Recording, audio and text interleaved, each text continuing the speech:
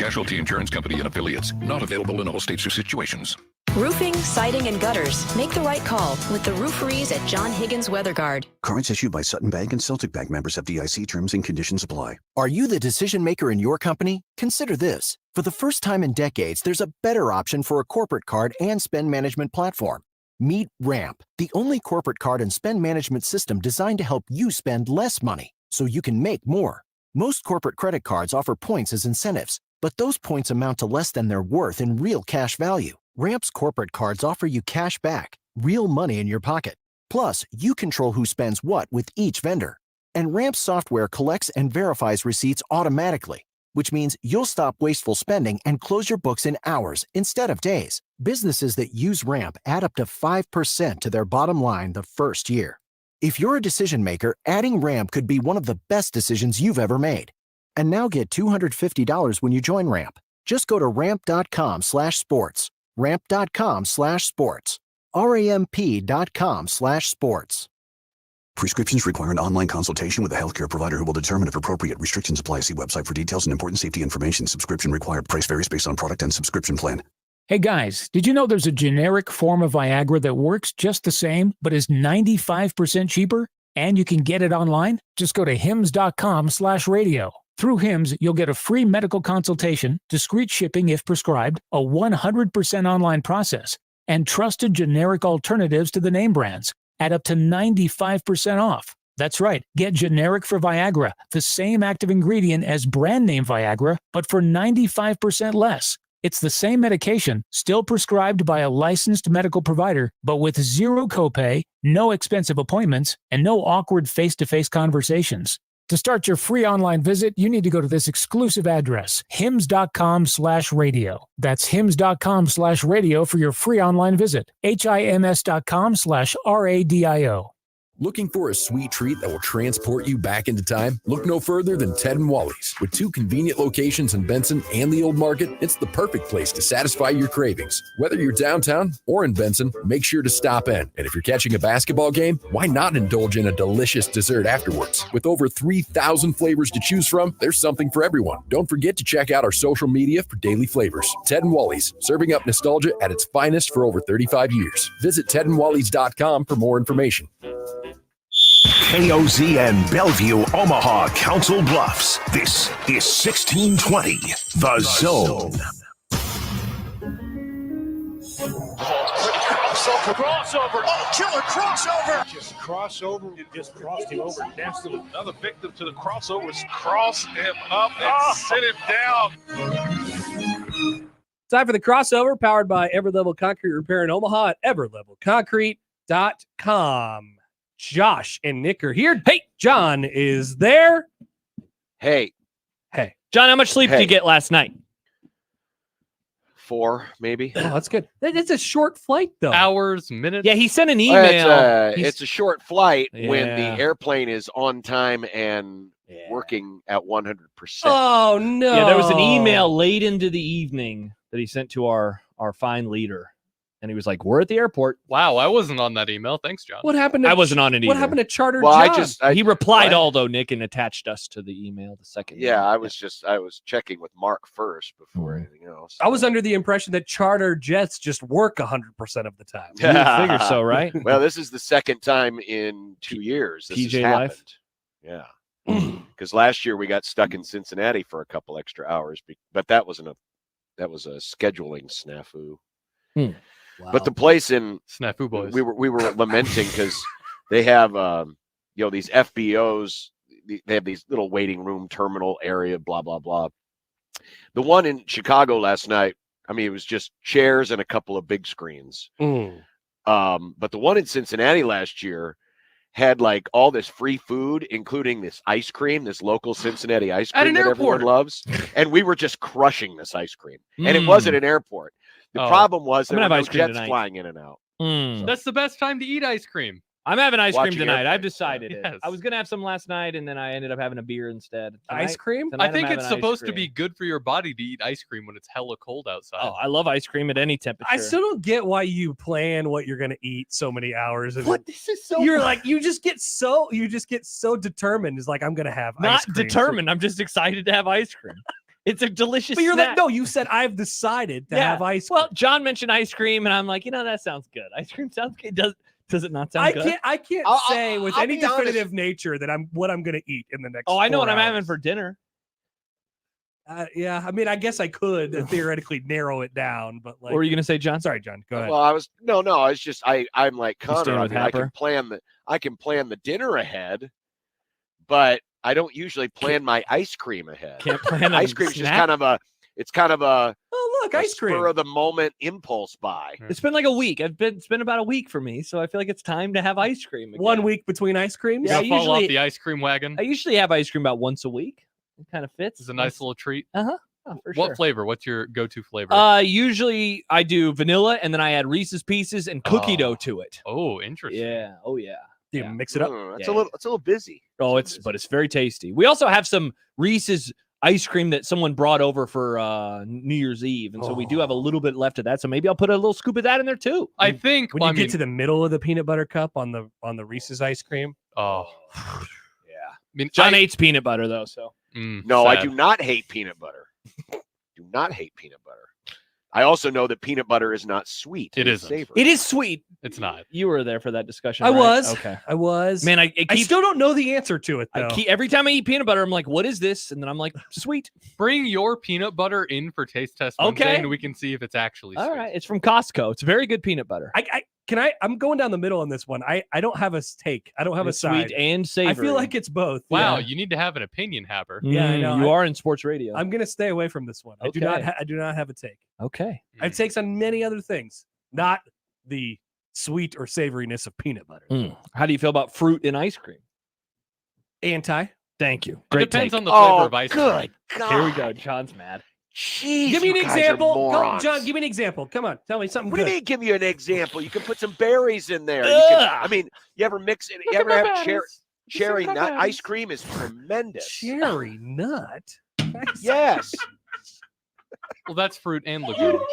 You two. I mean, seriously, you two are so.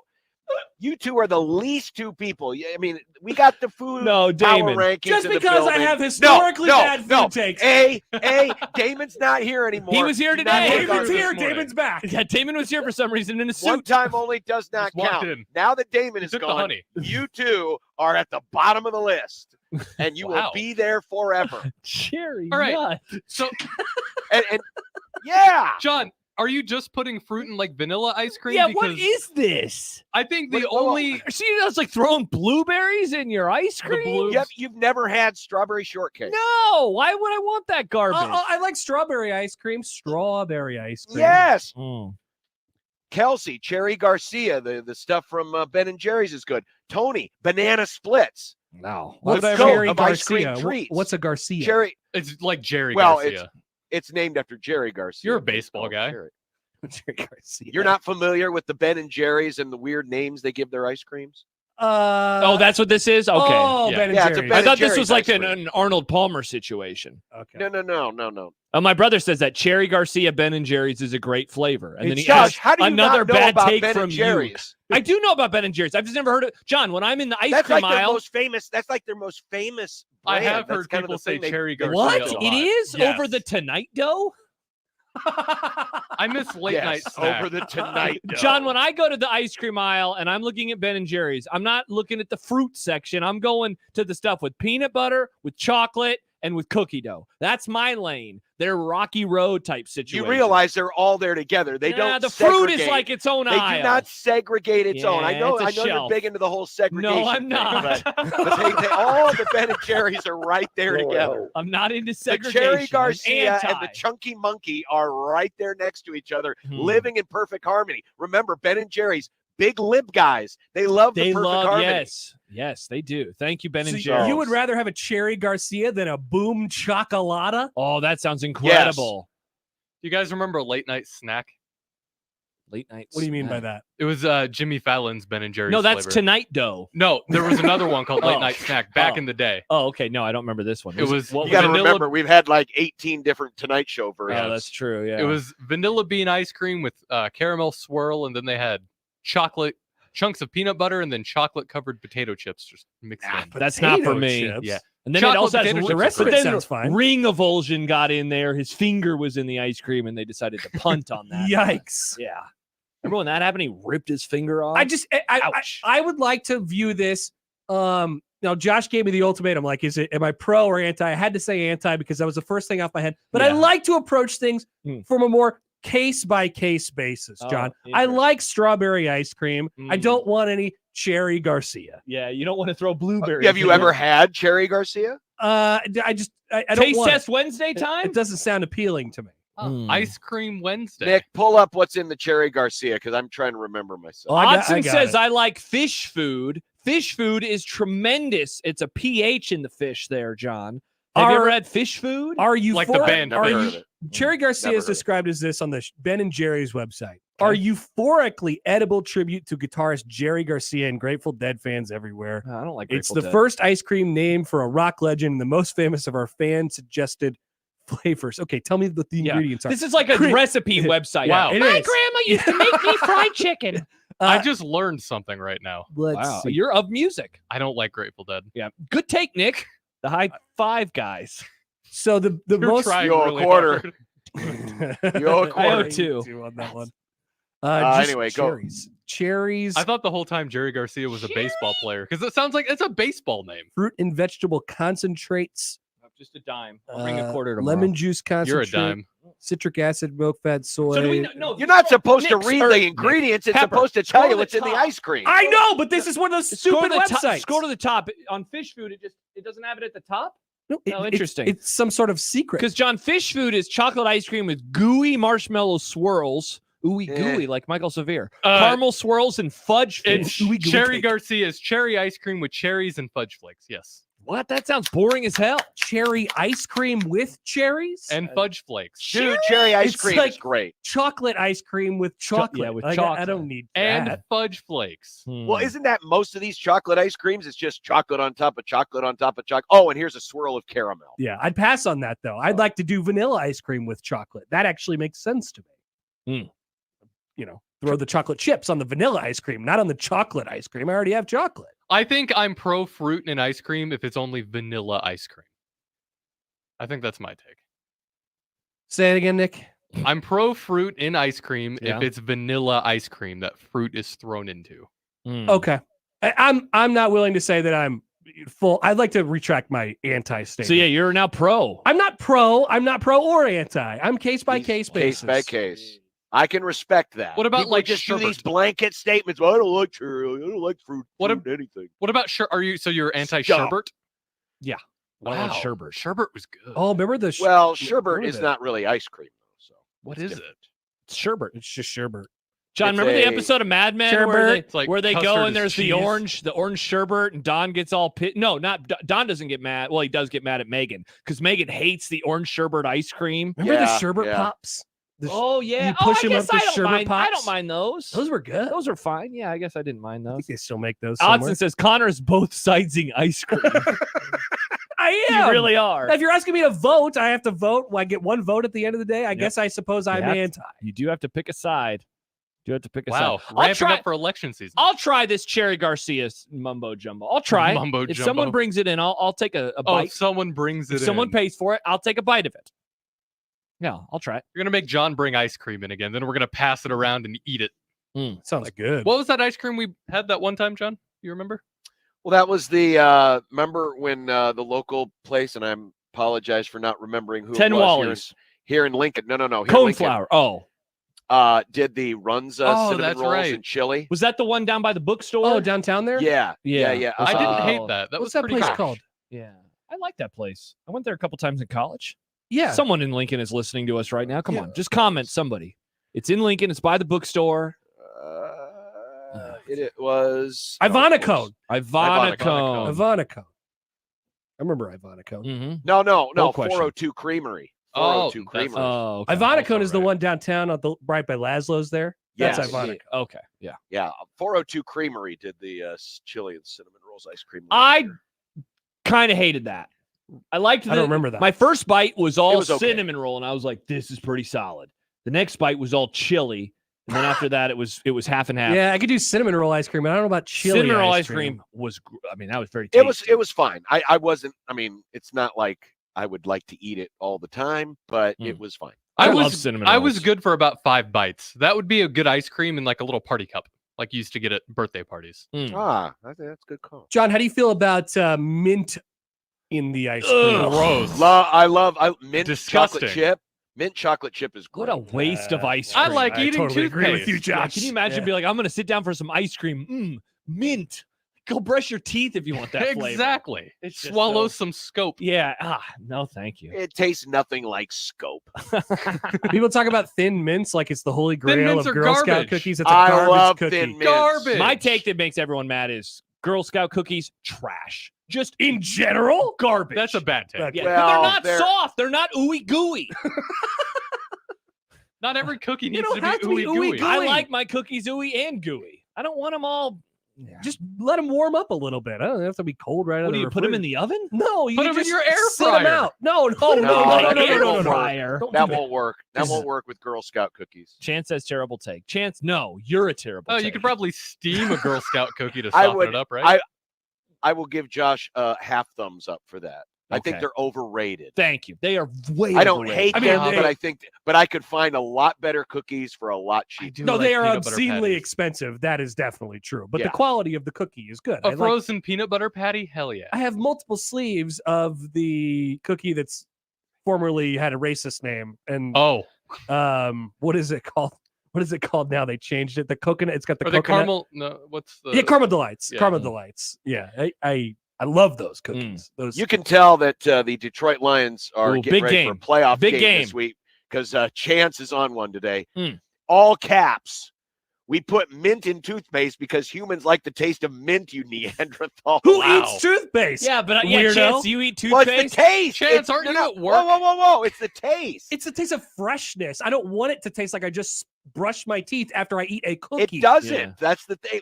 It's not just straight mint ice cream. It's mint chocolate chip ice cream. But then it It's just tastes chocolate chip. gross because then it's like No, it doesn't. Yeah. It's the coolness of the mint with the warmth of the chocolate. chocolate isn't. I wouldn't describe Yes. chocolate as warm. What? I would. Chocolate's very warm. Chocolate's a warm feeling. Definitely a warm Not if flavor. it's cold. Not Even if it's cold, frozen. it's warm. Mm. Wow. I guess Still I've AM never, radio. I've never eaten chocolate and been like, I feel warm. Really? Aaron, my Yeah. dear friend Aaron texts in. You'll figure out which team he is a fan of very quickly. Fruit ice cream is awesome. God, I hope Jordan Love throws for 5 touchdowns and gets a Bluebell banana split to celebrate the victory. Happy your food takes are somehow worse than Josh. No. So you got caught in there too. Jeez. I hope Micah Parsons sacks him like 8 times this weekend. That'd be sweet. Where do you guys stand on custard? Don't even know the Custard's last great. time Frozen I had custard? Yeah, Yeah, it's good. whatever cold. How do we feel about Froyo? I've never gotten. I don't know why people Froyo's hate fine. Froyo. I'm okay It's with fine. froyo. It's Yeah, okay. if I go have Froyo, Doesn't I'm like, bother me. this doesn't. Yeah, this is. What solid. happened to that industry of froyo It places? was very popular for a couple of years. It was when Yeah, I was in you know what? college. Just There was a stopped. froyo place I everywhere. Is it think- orange leaf? Yes, I Yeah. think it's because they made fun of it on The Good Place, and then everyone realized it's not as good as ice cream. I like frozen yogurt. Well, okay. Now remember, Josh and Nick, you'll know this. Will They I? made fun of Froyo on Seinfeld. Remember when they were all just eating the fat free, and then they all started gaining John, weight? I love that episode. Great episode. It is so Great episode. funny. Oh my gosh! And then when Kramer, Bunsen burner, yow. Oh yeah. Aaron, you're listening. You'll get that joke. I don't think I talked He'll get about there this on the soon. show. Yeah. So, Yeah. John, do you know about this? So, in a fantasy football league, and don't worry, we're not going to talk about fantasy football scores for very long. But That's good. there's one person in our group who wants to do punishments. No one has cared, and so this year he was the one who finished in last. So then there was a little planning that went into it because he's the one who always is like, we have to do stuff. We have to do stuff. So Which he's right about, by the way. In theory, I mean that's a good. Yeah, but thought. nobody cares. That's not how any of us are in our friend group, except for him. He's like the one person who's like old school message board poster. We'll talk all the trash, but Nice. nobody cares. Good for Aaron. We love Aaron. Anyway, so Aaron finished last. Aaron hates Seinfeld. So my friend who won says that Aaron has to watch every episode of Seinfeld, even the one that's not available on Netflix anymore because they took it off of in 2020. Oh, yeah. So he's going to have to borrow my DVD set to watch that episode. Just in all time. And John, he has to give us updates when he watches an episode. He has to do like a notes app post. He hasn't done it in a while, so he's getting behind. Why on did these they episodes. take an episode off of Netflix? There were some themes. Oh, Yeah. your favorite show that you think is super funny is actually They pulled an problematic? episode from Community too, Nick. We all overreacted to Well, a lot of what was things the in episode they- 2020. Well, what was the thing they threw up? It's I think, John, it's the penultimate episode of the whole show. I'll see what it is. It's the one where Kramer had the what was the Native American? Wasn't it that one? Where he has like the big I don't remember what the theme was. don't it's either. Puerto Rican Day, John. Puerto Rican Day. They pulled that. I don't even remember what was problematic about it, but they pulled it from Which Community Chances episode are got there pulled was again? probably not any. Which Community episode got pulled again? I remember. the Dungeons and Dragons one because yeah, that's right. he wasn't. Oh, because the nerds got offended? No, there was a character that people thought was in blackface, but he wasn't. He wasn't in blackface. I loved that episode. He was an too. elf. I'm pretty sure they pulled an episode of like Boy Meets World too. What? Yeah, When like the Boy Meets World? on Boy Meets I World. loved that show. It So was a good Nick, show. Nick, there's Yes. a possibility that we're just like Yeah. pulling episodes Just for- randomly. Yeah. Yeah. Anyway. Bring back the D&D episode. Mm-hmm. Yeah. Aaron has responded. I don't even have a DVD player anymore. This is crap. Aaron, come on over. We can watch together. You don't have an friend. Xbox, Aaron? Don't have. Yeah, he's very bad at video games. He's like my I'm hand-eye also coordination bad at is video bad. games. Yeah, he's the best golfer of the group. I suggested for my fantasy league that we should relegate the person who finishes last. Oh, And guess who finished last this year? was it you? Me. So what are you relegated to? I would like to relegate myself from fantasy football. I think I'm done. Yeah. I was Yeah. going to say, are you going to relegate yourself to the NRG Media League? Oh, That no. you're not allowed to draft No, because they I set think- it at 3 a.m.? I think You I'll can set just a draft board. I think I'll just retire. Yeah, I got but, the players I wanted. yeah, but that's not the fun of drafting. Every time Nick updated us about his team in the NRG fantasy league, I thought, what are you doing, Nick? Yeah. Yeah. What kind of league is this? Yeah. What's going on? It was a bad league. Just rather not play. Anyway, that's your fantasy football segment. There you It's go. good until everybody got hurt. Mm-hmm. First fantasy football segment on these airwaves in years. Yeah. The worst segment ever. Dude, The I worst I segment beg ever. you. I beg you to bring us You this need segment to. this football season. Do it for basketball. They got fantasy basketball. Oh, that would really be the worst segment ever. Exactly. Is Josh even gambling right now? Well, Josh is probably betting against Nebraska basketball in varieties of different ways. That's true. The first segment of the show today, he was in rare form. He would not apologize whatsoever. He's never going to. Wow. Yeah. Yeah. He's, Well, I guess if you're going to go down with the ship, go down with the He's ship. going, Mhm. John. He's going. Yeah. If it ends up that he's right somehow, we're never gonna hear the end of it. If it ends up like Nebraska just tanks the rest of the season, they win, they end up 500 or something like that, Josh will never shut up. It'll just be Says he over. has bets placed. Odson. Awesome. He's still gambling. Well, I guess there is the playoffs. Nice. Yep. That's a reminder.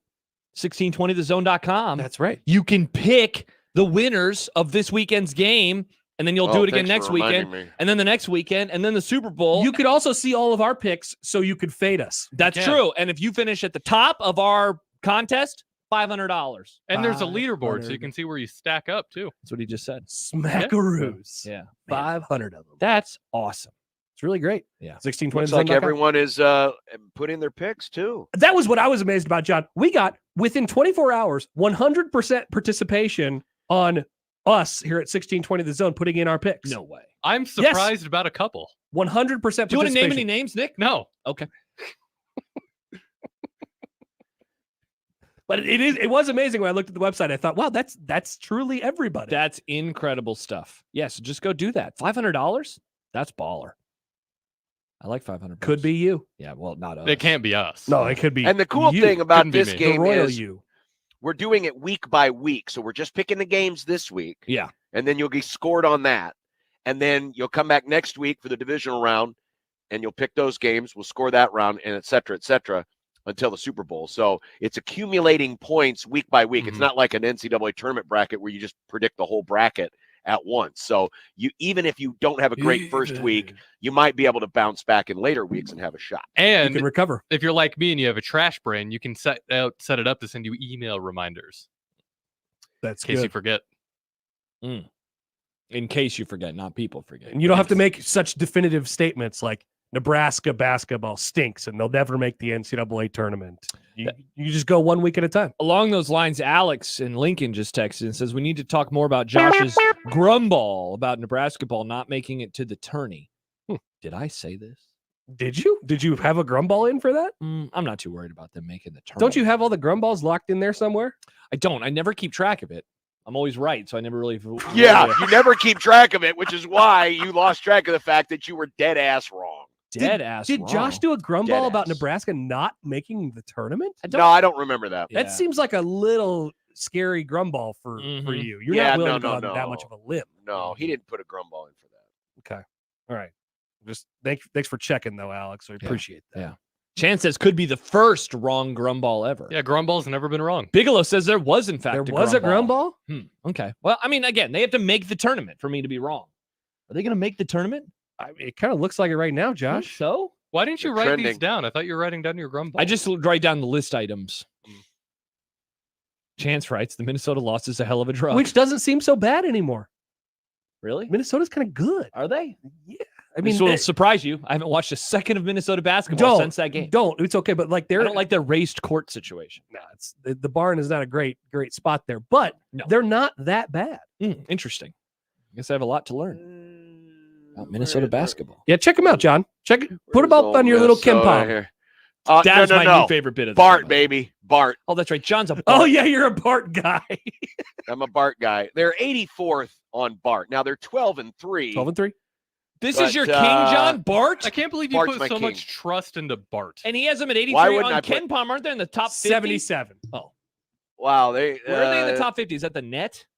Probably the net. I think in the net they're in the mid-40s.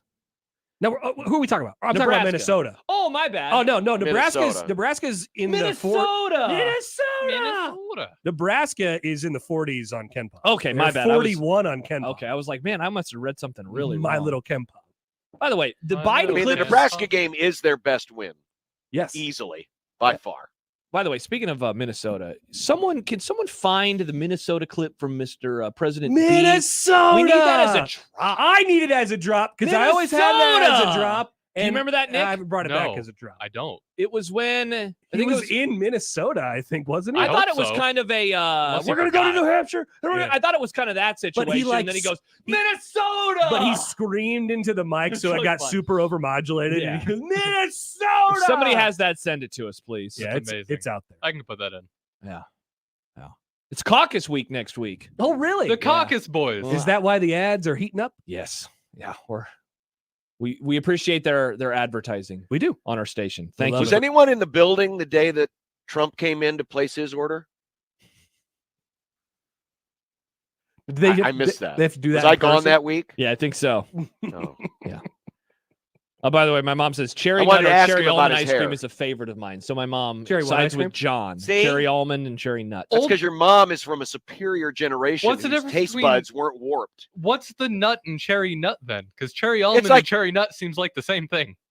Well, I think it depends on who makes it, but the Blue Bunny cherry nut, it's just like might be some crushed walnuts. They're very small. They're not like huge, but it just adds a nice very little normal degree size. of texture. What's the bean in vanilla bean? Vanilla bean.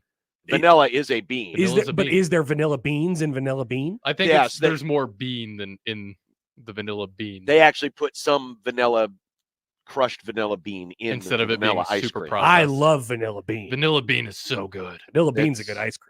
It's fine. By the way, real quick before we say goodbye to the crossover, Nick, I'm sending you right now the clip of President B, and I'll send it to you, Happer, as well. So, I mean, and we can all just put it into our system. That'd be so great. we I can- love drops. Josh now has it as well.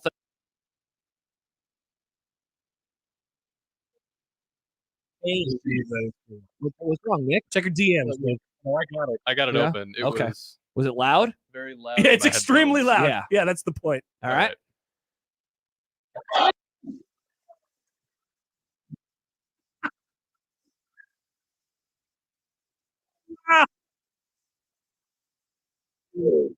Oh, thank you, President B.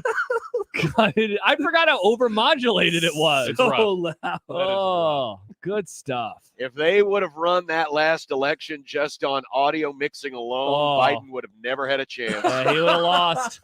He would have I lost. have the best. Audio. Production value. Oh, give him a podcast. Oh, yeah. Kelsey says, does Nick owe a quarter for saying the caucus boys? No, that's me, Kelsey, who would have to. Unfortunately, he's just commandeered the bit now. Yeah, he has completely taken over. It's mine now. Yeah, it really is. By the time we get to 2025, I don't even know if I'll ever say it again. Probably not. At that point, it'll just be bad because Nick will overdo it. Yeah. I don't even really say it in real life as much anymore. It's very, very sad. That is sad. Yeah. End of an era. Yeah, really I think you just got to suck it up and put the quarters in there. It's a lot of quarters, though. You if I did this every day, one time during the week for the show, it'd be $1.25 a week. I mean, that'd be over $50, $60 by the time we get to the end. Up until yesterday, I think I had put in a quarter every day this year. You keep talking about the Royals? Really? Oh, wait, what's yours? No, mine is People Forget. People forget. That one you're doesn't allowed count. to say. You're allowed to say. No, You're we allowed won't to count say that it. one. One doesn't count. You're allowed to say. But I got quarters. I got quarters on deck. Mm. I'm gonna be poor. Did you just grab a roll of quarters for this purpose? No, I'm an old guy, so I like to have cash on me. I have a bunch of cash right now, so I kind of just keep spending. And then I got a huge quarter jar. I have or a coin change jar. Yeah, the change jar. little cup in my car. It's useful in these times. In times like these. I need to go Uncertain back. times. I need to go back home at my dad's house in my old room. I have a glass Planters Peanuts thing with a bunch of change in it. Oh, Nick, that could buy you a concert T-shirt. Maybe. Did you ever never know. Did you ever fill up the giant water jug of coins? No, we have a growler though at home. Okay. An old growler that's where we put our coins. When I was a kid, we had a giant water jug, like the water jug that we put in the Culligan out here. But Oh, that bigger. reminds me. Yeah. What's that? It's a coin drop. Oh wow. Coin drop? Is that for when people owe a quarter? Yeah. Cool. Nice. I thought he was going to have the noise of a water jug falling and spilling all over the station because he got raw audio of it a couple weeks ago. It did happen. The breasts. The breasts. My godmother gave me one of these. Two hot coffees. Oh, is that a piggy bank, John? That is a. Oh, that's cool. It's wooden. It's a Husker helmet piggy bank. How much is in there? Shake it up. Is that one of those that you have to break to get all the coins out? No, but I got to get a screwdriver. Oh wow! To take the bottom off. Have to work for it. All right, that'll be my assignment today on today's Grum is to see how much is in here. I haven't added to the. I mean, it sits down here more as a decorative thing in the man cave. I haven't really added to it in a long time. People forget it's a coin purse. Piggy bank.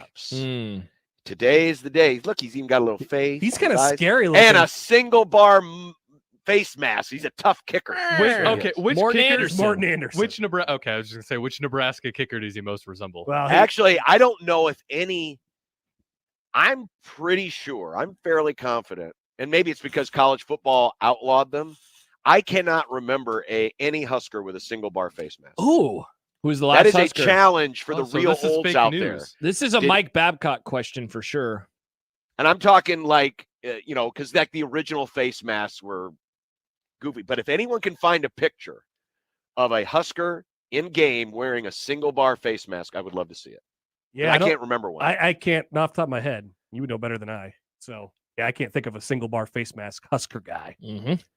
All right, got to get to Phillips head and break this thing open. All right, let's do it. Good That's luck. evil, by the way. The piggy banks where you had to break to open, they always made them look like cute little pigs. It's sick. Oh, interesting. Disgusting. Interesting. Just put a cork in them. Big piggy bank wants you to spend money. Does On get you to piggy buy banks. another one, yeah. All right. Okay. I had a good time, I thought it was good. I thought it was pretty good. but It's pretty good. just okay. I had a good time. Yeah. There were some evergreen topics in there, Talked like about ice ice cream cream. Yeah, flavors. we You barely- learned about Cherry Garcia? Yeah, we barely mentioned the news of the day. The Nebraska basketball. Oh, yeah. Gunther Steiner leaving Haas? Don't know what that means. It's a Formula One. Pete Carroll getting fired? Pete Carroll getting fired, yeah. Carroll getting The fired. final- Relegated. 4 more games for Dan Quinn as Dallas's defensive coordinator. Yeah. Can't believe you. Oh, are they gonna?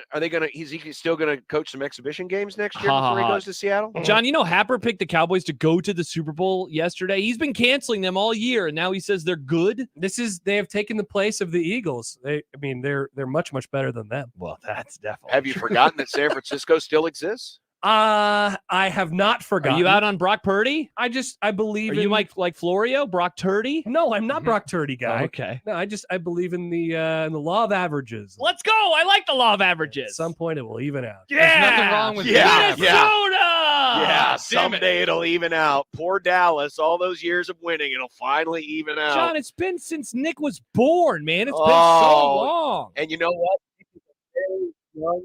A very young man. Why'd you say man like that? Because he was going to Young say, man. he was going to say millennial, and then he realized you're Gen I was going to Z. say something else. Nice. Odson says Connor's preseason prediction with Cowboys in the Super Bowl. That's Well, true. okay. I had So was Cowboys John's. Bengals for the record. So was mine, but that was more like John had Cowboys Dolphins. That's still alive. Mm. Kind of. I don't feel good about it.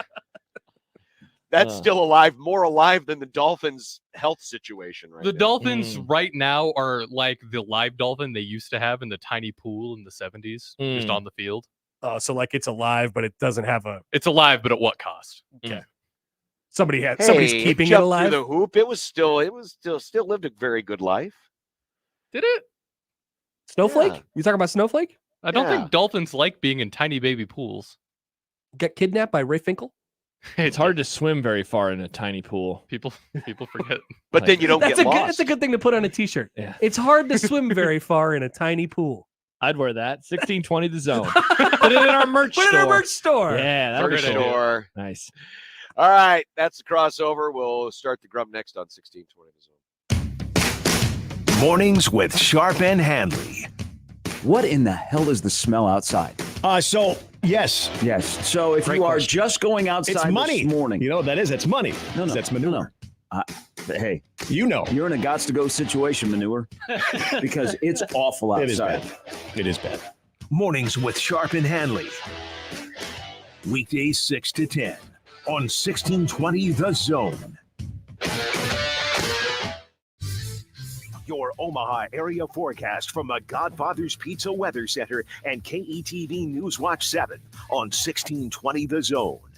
Cloudy skies working their way back in this afternoon, and maybe some light snow as well, especially during 5 to 7 p.m. hours, hitting a high temperature around 31 degrees today. Tomorrow, waking up to a temperature in the teens, mostly cloudy skies working their way in again with a higher chance of snow during the middle and late parts of tomorrow. I'm meteorologist Luke Vickery, KETV Newswatch 7. 1620 The Zone's Unsportsmanlike Conduct, brought to you by a great friend of the program, Union Bank and Trust. I never thought I'd struggle to afford groceries at my age. This isn't how I want to live. If you're facing food insecurity, there's a place to turn. Visit foodbankheartland.org today to find food near you or to make a donation. Hi, this is Doug Nodgard with Equitable Bank. Great service never goes out of style. When the digital age dawned, many said computers would be able to handle many of the interactions that used to take a person. Boy, were they wrong. How many times have you called your bank and gotten a recording to press 1 or 2? Not at Equitable. Not only does Equitable answer your call in the first ring, it's answered by a human being. That's because Equitable Bank values its customers. Equitable Bank, we take banking personally. Member FDIC. The world's on fire. Attacks in the Middle East. Ukraine and Russia at war. And right here, Joe Biden has created a dangerous threat to every American. Biden's open border policies have opened the floodgates to a record number streaming in, 12,000 in one day alone. This means increased terrorist threats and even more deadly fentanyl being delivered to our neighborhoods. President Trump will change that. He'll secure our borders by building even more wall. He'll end visitors from terrorist countries being allowed to enter. And Trump will treat the drug cartels the same as he treated terrorists who kill Americans. President Trump, the strength to protect our borders and our families. I'm Donald Trump, candidate for president, and I approve this message. Paid for by Donald J. Trump for President 2024, Inc. Prescriptions require an online consultation with a healthcare provider who will determine if appropriate. Restrictions apply. See website for details and important safety information. Subscription required. Price varies based on product and subscription plan. Hey guys, did you know there's a generic form of Viagra that works just the same, but is 95% cheaper? And you can get it online? Just go to hims.com/radio. Through Hims, you'll get a free medical consultation, discreet shipping if prescribed, a 100% online process, and trusted generic alternatives to the name brands at up to 95% off. That's right. Get generic for Viagra, the same active ingredient as brand name Viagra, but for 95% less. It's the same medication, still prescribed by a licensed medical provider, but with zero copay, no expensive appointments, and no awkward face-to-face conversations. To start your free online visit, you need to go to this exclusive address, hims.com/radio. That's hims.com/radio for your free online visit. HIMS.com/RADIO. Your neighborhood is more than blocks of buildings. It's the people who live there that make it special. At Union Bank and Trust, we're not just creating home loans, we're making neighbors. We're not just small business lenders, we're small business shoppers. We don't just live in your community, we help you build it. Because our people are your people. Visit ubt.com/neighbor to learn more. Union Bank and Trust, member FDIC. How much do you worry about your debt? With over 15,000 I owe, constantly it keeps me awake at night. Accelerated debt settlement can cut your debt by up to 85% and in as little as 7 to 12 months. I could be free of debt in no time? That's right. Other debt settlement companies can take years to negotiate down your debt, but accelerated debt settlement moves fast. The sooner I don't have to stress about my debt, the better. Exactly. In just months, Accelerated Debt Settlement's legal team will negotiate your unsecured debt down 60, 80, even 100%. Your debt from credit cards, student loans, timeshares, medical expenses, and more cut down 60, 80, even 100%. And you'll save thousands of dollars in interest payments. Finally, there's a light at the end of the tunnel. And a good night's sleep. Now get free of debt in a year or less with Accelerated Debt Settlement. Just call 1-888-508-8051 and we'll get to work for you. That's 1-888-508-8051. 1-888-508-8051. The Zone Hotline is powered by 42 Degrees, The Source, by your mom's house. This edition of Unsportsmanlike Conduct on 1620 The Zone is proudly presented by Union Bank and Trust. The program starts now. KOZN. Unsportsmanlike Conduct on 1620 The Zone. Husker Athletics, Creighton, and yes, UNO.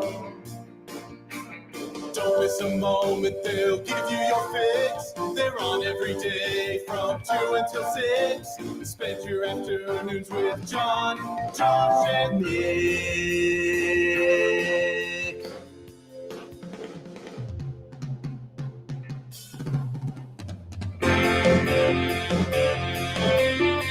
John, Josh, and Nick. They'll show you what sports talk really is. I think I found a gold mine. Oh, how much money you got in there, John?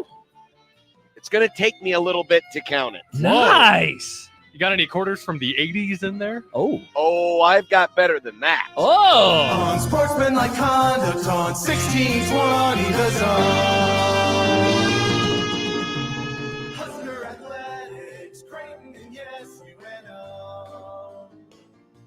You got some JFK 50-cent pieces in there, John? I got better than that. Silver dollars? I wish. The but close, getting closer, getting closer. 10 pennies from World War II? No, the steel penny? I do not have the steel pennies from World War II. I've got a bunch of those. So I don't know if you're going to be able to see this very well. Oh, I've got a few of those. That is the Susan B. Anthony dollar. Oh, when were those from? Those were from the late 70s. This one's minted 1979. You got any Sacagaweas in there? Yes, I do. Hell yeah. I remember that when Sacagawea ones came out, everyone was like, we're getting rid of paper money. It's all about coins. Because that was like, I think when the euros started coming out. Oh, yeah. And then we never really got into the whole dollars. Hell yeah. Nice, old John. Sacagawea. Nice. I So used to collect there's coins. there's 1, 2, 3, 4, 5. There's 8 Sacagaweas in there, and 2 of the Susan B. Anthony's, and then just a bunch of other stuff. And then I don't know what dumbass did this. There was a freaking paper dollar in there too. That was probably you, John. You're the dumbass. What year's the paper dollar, John? Yeah, how old is it? Maybe it's a specific one. 1999. Nebraska's last conference championship. See, Nick, it's in funny football. because before Y2K. It is before I thought Y2K. I had stopped filling that thing when I was like in college. Guess not. But like I said, it's just been sitting down here more as a decorative item. Yep. But I might be able to retire. Hey, no, John, don't leave us. Oh I no, might be John able to can get his retire. soapbox out as much as he wants this year now. He can Yeah, afford that's it. true. He's got plenty of money. Well, I will have some I definitely have some quarters that I can donate to the cause if I make any errors. But yeah, that was an interesting little gold mine. Yeah. Or gold-ish mine. These aren't gold coins, by the way. The Sacagawea, these were was that late 90s, early aughts? That was 2000 to 2008. Oh wow, lasted longer than I would have expected. It was the first dollar made with an outer layer of manganese brass, giving it its golden color. The obverse design features Sacagawea, and the reverse depicts a soaring eagle. In 2009, the dollar transitioned to the Native American $1 coin program, using the Sacagawea obverse paired with a different reverse design each year. Yeah, because that eagle ended up going up against the Giants and everything fell apart. Very By the sad. way, those of you not familiar with Sacagawea, she was the Shoshone Indian who assisted the historic Lewis and Clark expedition, which, of course, Nebraska was a part of back in the early 1800s. And Council Bluffs. That's why it's called Council Bluffs. Exactly. So that's, History. That's where it comes from. There But you go. I found 8 of them in there. See, coin collecting's cool. It's a very cool hobby. Yes, it is. You know, his dad is huge into coin collecting. My dad's dad been is a doing very it smart guy. for 60 plus years. My grandpa got me into it. By the way, Nick, I just sent you something into the group DM, another video that we are going to have to play. I think it's sent. Let me know if you got it. But John, Nope. Alex, you got it? Nope. Alex, John, has found me. You should have it now. It just went through a couple times. It sounds like we have audio proof of me discussing Grumballs and Nebraska basketball. And as Alex writes, sad Grumballs on the ropes. Nick, do we have the audio? Well, the Grumball, No, it's Grumball not on got the its ropes. ass knocked out. No, here The we have the audio. Grumball got Apollo Creed in Rocky 4. Wow. That's what happened to Grumball. Better than getting Apollo 1. Wow, Nick, wow. I mean, honestly, there were death in both situations. So, all right, Nick, let's hear what I had to say. Yeah, let's hear it.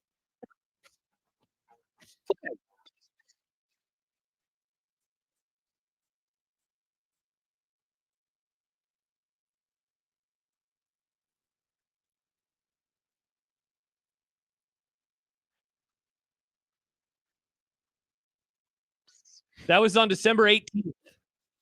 Okay, well, He did it. He said it. they're not gonna. Are they gonna make it, John? Am I gonna be wrong on this? There's still a lot of time left, right? Of course, there's a lot of time There's left. 2 months but left this season. Let's just say this: you're trending Mm. in the wrong direction. I mean, that'd be fun. It'd be great content if Nebraska basketball made it to the NCAA tournament. It'd be great content. Let me, as we welcome you in, by the way, to the Grum, brought to Hello. you by our friends at Union Bank and Trust, and as always, the wonderful and educational Grum Down, presented by the Rooferees at John Higgins Weather Guard. Down goes Purdue. Yeah, on Peacock, no less. Choo-choo. Affordable and intuitive Peacock. Mm. All right, well, you said it, Nick. Bring up my audio. Mm. Putting on a whole new face, dressing up with lots of style, putting on a special look, gonna spread our wings and show off all that we've got. NBC proud as a peacock. Yep. If you are standing on principle, no, I'm not paying my $5.99. You missed out on history. And now, do you believe in Nebraska ball? Mike Schaefer of Husker 24/7 does. Creighton wins last night at DePaul. We didn't really get much into this yesterday, but we will today. The 70%, I'm calling them. The Michigan title does not change anything for Nebraska. Haters. Speaking of the next great moment on Peacock, yeah, Mitch Holtis, the voice of the Chiefs. Nice. Yeah, if you're not happy, if you're triggered by the game being on a streaming service, don't worry. You can listen to Mitch right here on 1620 The Zone. Is this no? Oh, it is? Yeah. It's on the Zone. John, is this the last or the second to last time that the friends of the Grum will get to listen to Mitch? Because remember, the further the Chiefs go into the playoffs, there's that rule. the championship, and the Super Bowl. So don't we worry, get Chiefs the fans, you're wild not making card it and that the far divisional. this year anyway. So you'll get to hear the last of the Mitch Hell Holtis yeah. broadcast. Disrespect the Chiefs. Not after. I was talking about after next weekend, Nick. They'll win this. Disrespect the Chiefs. Nice. Yeah. So there you go. You get to hear all the Chiefs games this year. That's pretty cool. We're going to ask Stephen M. Simple why he skipped leg day yesterday. Oh, baby.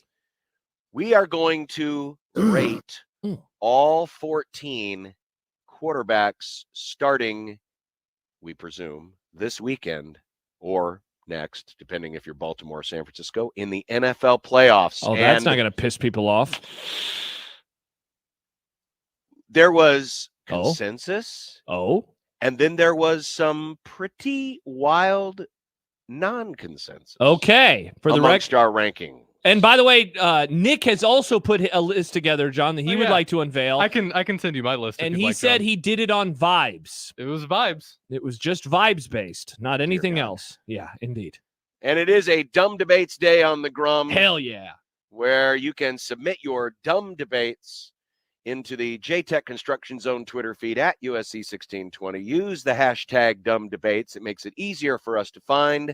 You can also email your dumb debates to the Equitable Bank inbox, John at 1620thezone.com, Josh at 1620thezone.com. At Equitable, we take banking personally and answer the phone. Or there is the 42 Degrees The Source hotline.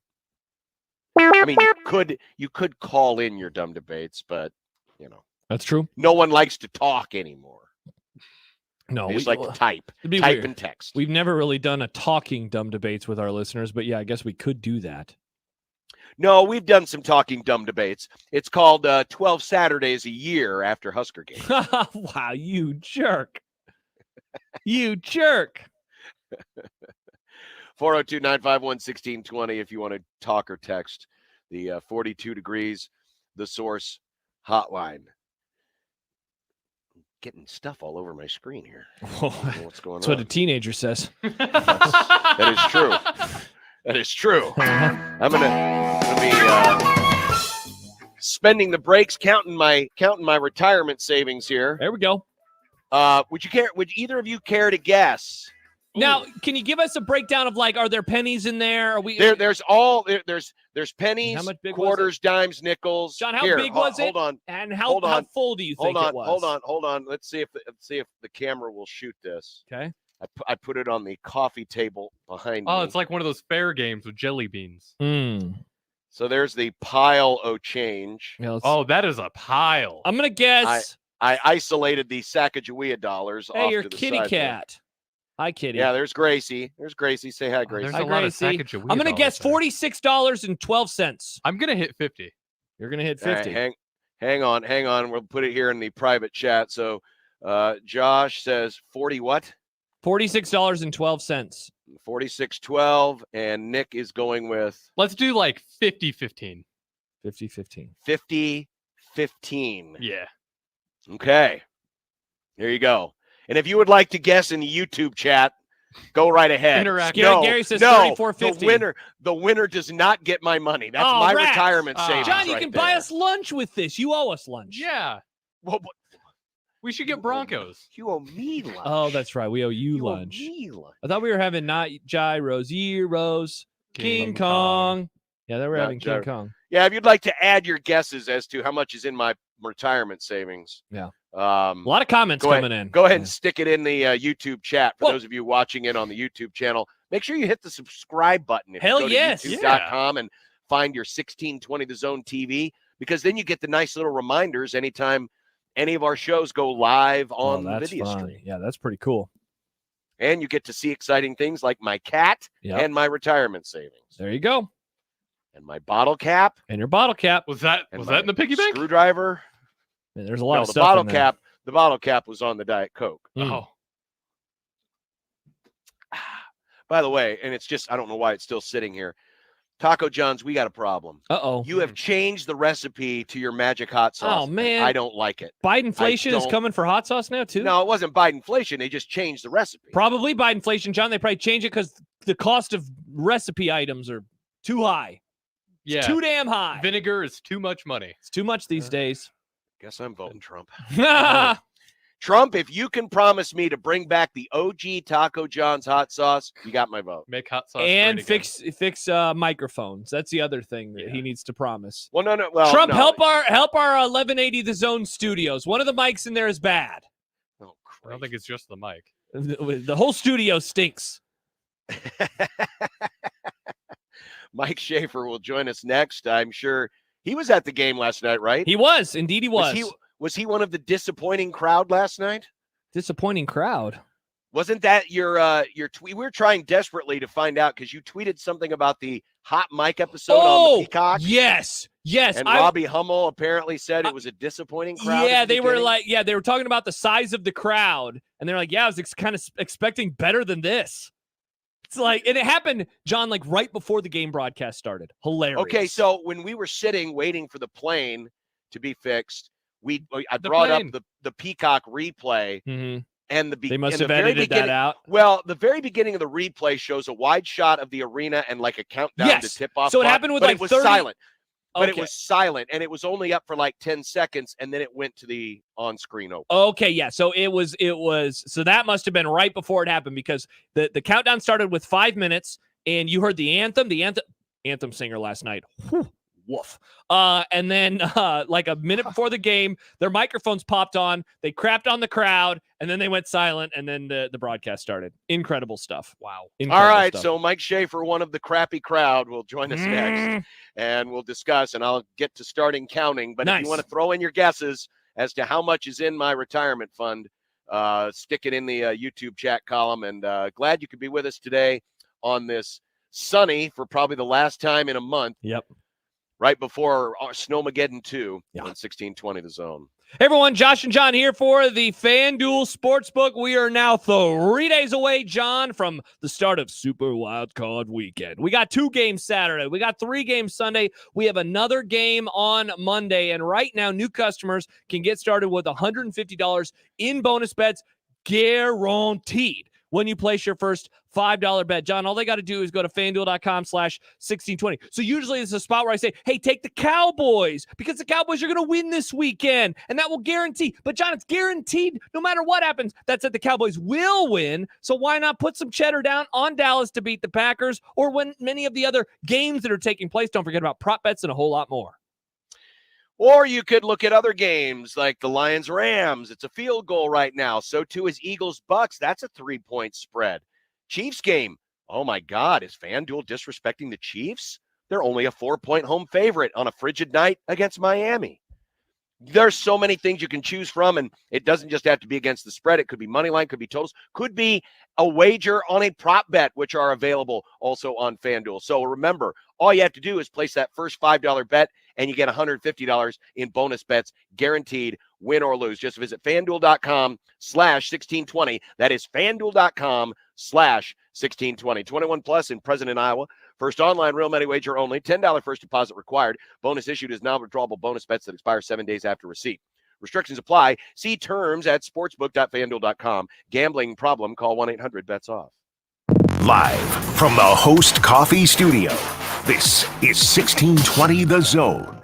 At Big Brothers Big Sisters of the Midlands, one youth, one mentor, plus one moment could unlock limitless potential. When you sign up to become a mentor, you're matched up 1-to-1 with a child in the Omaha community. Sign up today at mentoromaha.org. Take your home to the next level with Level countertops, cabinets, and flooring. If you have a kitchen, bath, or closet that is completely dysfunctional, now is the time to make them functional. Level countertops, cabinets, and flooring is your expert for taking your home to the next level. The staff will listen to your needs and dreams and create a unique space specifically for you and your family. Visit the showroom at 192nd and West Maple or online at levelomaha.com. That's levelomaha.com. Prescriptions require an online consultation with a healthcare provider who will determine if appropriate. Restrictions apply. See website for details and important safety information. Subscription required. Price varies based on product and subscription plan.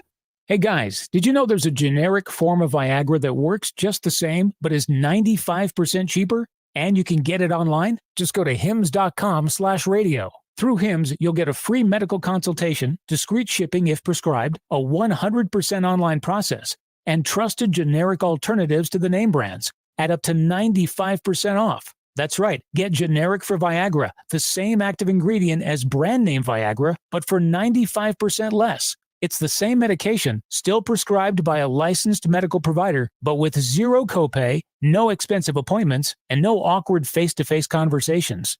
To start your free online visit, you need to go to this exclusive address, hims.com/radio. That's hims.com/radio for your free online visit. HIMS.com/RADIO.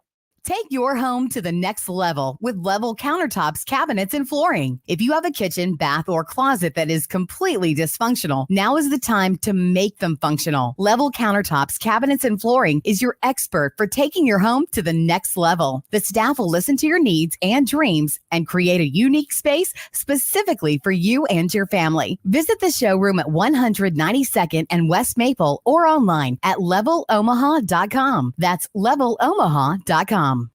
My passion for the unborn comes from my own unplanned pregnancy. Dan and I have been together for over 45 years. We have 3 of the most beautiful children. My name is Marlis Patma. I'm the former president of Iowa Right to Life, and I'm supporting Nikki Haley for president. I've heard Nikki's story. She speaks with such clarity about the importance of life because for her, it's personal. I am unapologetically pro-life, not because the Republican Party tells me to be, but because my husband was adopted and I had trouble having both of my children. Nikki's a sister in Christ. She's pro-life. She has compassion and strength. I want a president with moral clarity who can restore our country, our pride, and our purpose. For my children and yours, please support Nikki Haley for president. I'm Nikki Haley, candidate for president, and I approve this message. Paid for by Nikki Haley for president. My dad has a cold, but also has high blood pressure.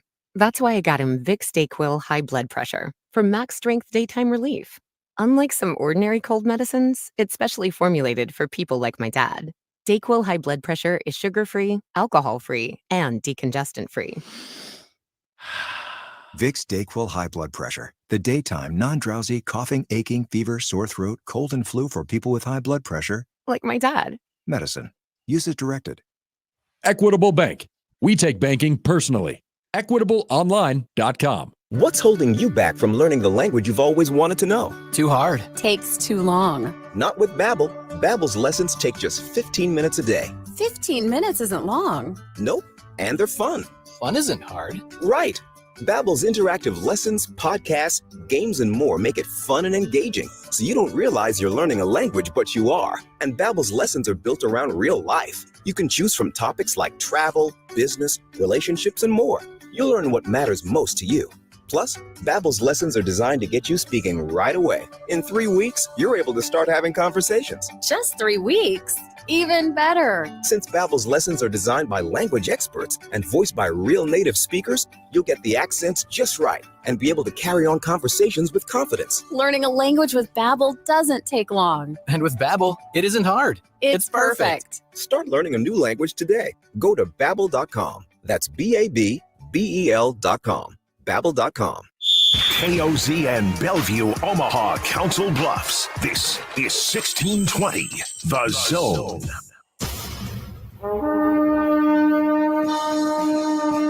Mike Schaefer. There's a part of me that really thinks that there's a Sasquatch. Like, yeah, terrible teams always go 13-4. Mike Schaefer. Never feel remotely anything other than just this is awesome with a playoff.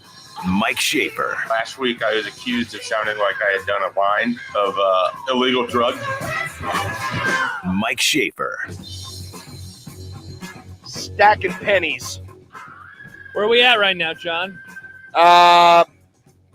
So far, we're at $1.40 in just the pennies. Oh. So I'm going to face an issue because the cat now thinks that this is its change, and I have a feeling we're going to get into a fight here at some point during this show. Is your cat a dragon? Like most cats, they got kind of a sinister streak in them. Yep. Typical cat move. Where it's just like, I mean, she was boy. like reaching for a quarter, and I'm like, stay away. That's my retirement. Mm. She's like, ing, ing, ing. Hi, Mike Schaefer. Hey, Mike. I really have no idea how to follow any of that up. Not a cat person. Nice. We got into the subject of piggy banks. Gotcha. And I have this old wooden Husker helmet piggy bank, and I emptied it. Yeah. Oh, very nice. So we have a challenge as to how much is in my retirement savings. So I'm spending my commercial breaks counting my change. Since we talk about my unborn child on this this show a fair amount. Congrats again, by the way. Yeah, thank you. Some people gifted. You're expecting? What was that? You're expecting? Yes, I am. The news was broken on this show right around the beginning of the year, I believe. A lot of people in Omaha finding out. It was your last appearance before Christmas. Yeah, real quick, Shane, did a lot of people learn from the broadcast? No, a lot of people had a lot of fun with that whole exchange. The photos, all of it. It was good. I like to think of it as we don't do Christmas cards. So it was basically like a verbal Christmas card for us that 1620 helped put together. The Schaefer family had a pin the tail on the jackass game, and I was the jackass.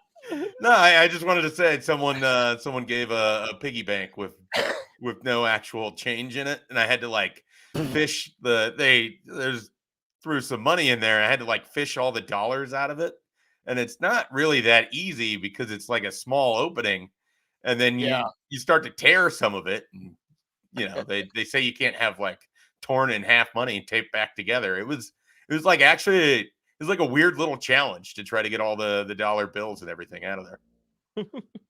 Yeah. Shave, excuse me. What was it like to be a part of a very disappointing crowd last night, according to Robbie Hummel? It was one of those things where you just look around and you just wonder where everybody is. No, I mean it was phenomenal last night, and I've long thought, and you guys have both been in that building for various games. I've long thought that as far as Nebraska athletics go. When things are rolling, Pinnacle Bank Arena represents kind of the best that the Nebraska fan base can be in terms of building and creating an atmosphere. And it's always impressive, given just the general history of this program, that people keep showing up and they keep bringing it. And they brought it on Tuesday night again. And it was loud and it was fun. And it's also one of those things where I don't know what the exact official attendance was for the game, but you could have told me any number and I could have believed it. Because it was loud, and it was loud throughout. And the amount of text I got from people that are at home and they're like, is it that loud in the building? And it's like, yeah. And you sort of just get used to it. So it normalizes too, but great crowd last night, great game. And a lot of fun. I mean, I think as we well know, the Nebraska fan base is starved for success in basketball and, really, really hoping that this is the year, Shafe, I thought 14106, by the way, is listed on the, data monitor. I will take a little less than that. Shafe, I thought Happer had a really interesting view of this game, and it kind of did more of a big picture look at the program. And it's like, why did they do what they did in the first few years under Hoiberg? Because this has seemed like the obvious way to try to build a program. How have they, in your opinion, been able to improve to this level where, I mean, I don't want to say that last night was expected, but I also don't think that a whole lot of people are surprised that this iteration of Nebraska basketball was able to do that against the number one team in the country. Yeah, I mean, I think it starts with the idea that Fred Hoiberg reset the program a couple years ago. I mean, they had some major staff changes. I think he had to come to terms with the idea that he could not just put someone in charge of going and getting players. He had to also be involved for what he wanted. It's amazing how that works, but I think he needed to have more direct involvement in the player acquisition in like, we need this and we need that. And we want this and we want that. And I think a lot of it is they also had to sort of work towards what it was that would work in the Big Ten versus what he had success with in the Big 12, the reality of the types of players that he could get at Nebraska versus what he was used to being able to recruit out of the portal at Iowa State. The shift in college basketball that occurred in the time that he was at the NBA. But a lot of it just comes down to he wanted to run an offensive system and he didn't have the pieces for. And so, you have to change the pieces. And they did every year, every offseason, and kept cycling through different iterations. And I think they arrived on kind of the main thing in Rink Mass that he's wanted for a long time, which is a big that can pass out of the post, that can score from anywhere on the court, that has the body type that he can move. I mean, one of the things that they were able to do against Edie last night, I mean, Rink Mass could move on him. I mean, he was able to, he ran spin moves on him. He ran, he had a sky hook that felt like a throwback from a different era. He was able to do different things because of the size and the quickness, but he didn't give up necessarily anything in terms of being able to defend him inside. And so I think Rink Mass represents a big part of what Fred Hoiberg didn't feel like he had in those previous teams. And he went out and identified Mass as someone that could sort of change what they want to do on offense. And the thing is, when you've got a guy who can shoot like that and you can pull the big away from the post, it opens up those backdoor cuts. As we've heard multiple coaches talk about over the years, Fred Hoiberg has a great eye and a great design for offense. The problem was Nebraska didn't have the pieces to make people respect it. Now, and I know that John Bishop would agree with this, any team that's shooting 61% from three seemingly can do whatever they want on offense. So, it starts with that too. Everyone looks good when you make shots. This is, the best sort of analysis I can provide on basketball. Really take you inside the sport. When you make your shots, you're going to look good. And they did on Tuesday night. And they were able to just sort of shoot Purdue out of the gym. But some of that comes from a lot of sort of bad starts with Hoiberg. I really think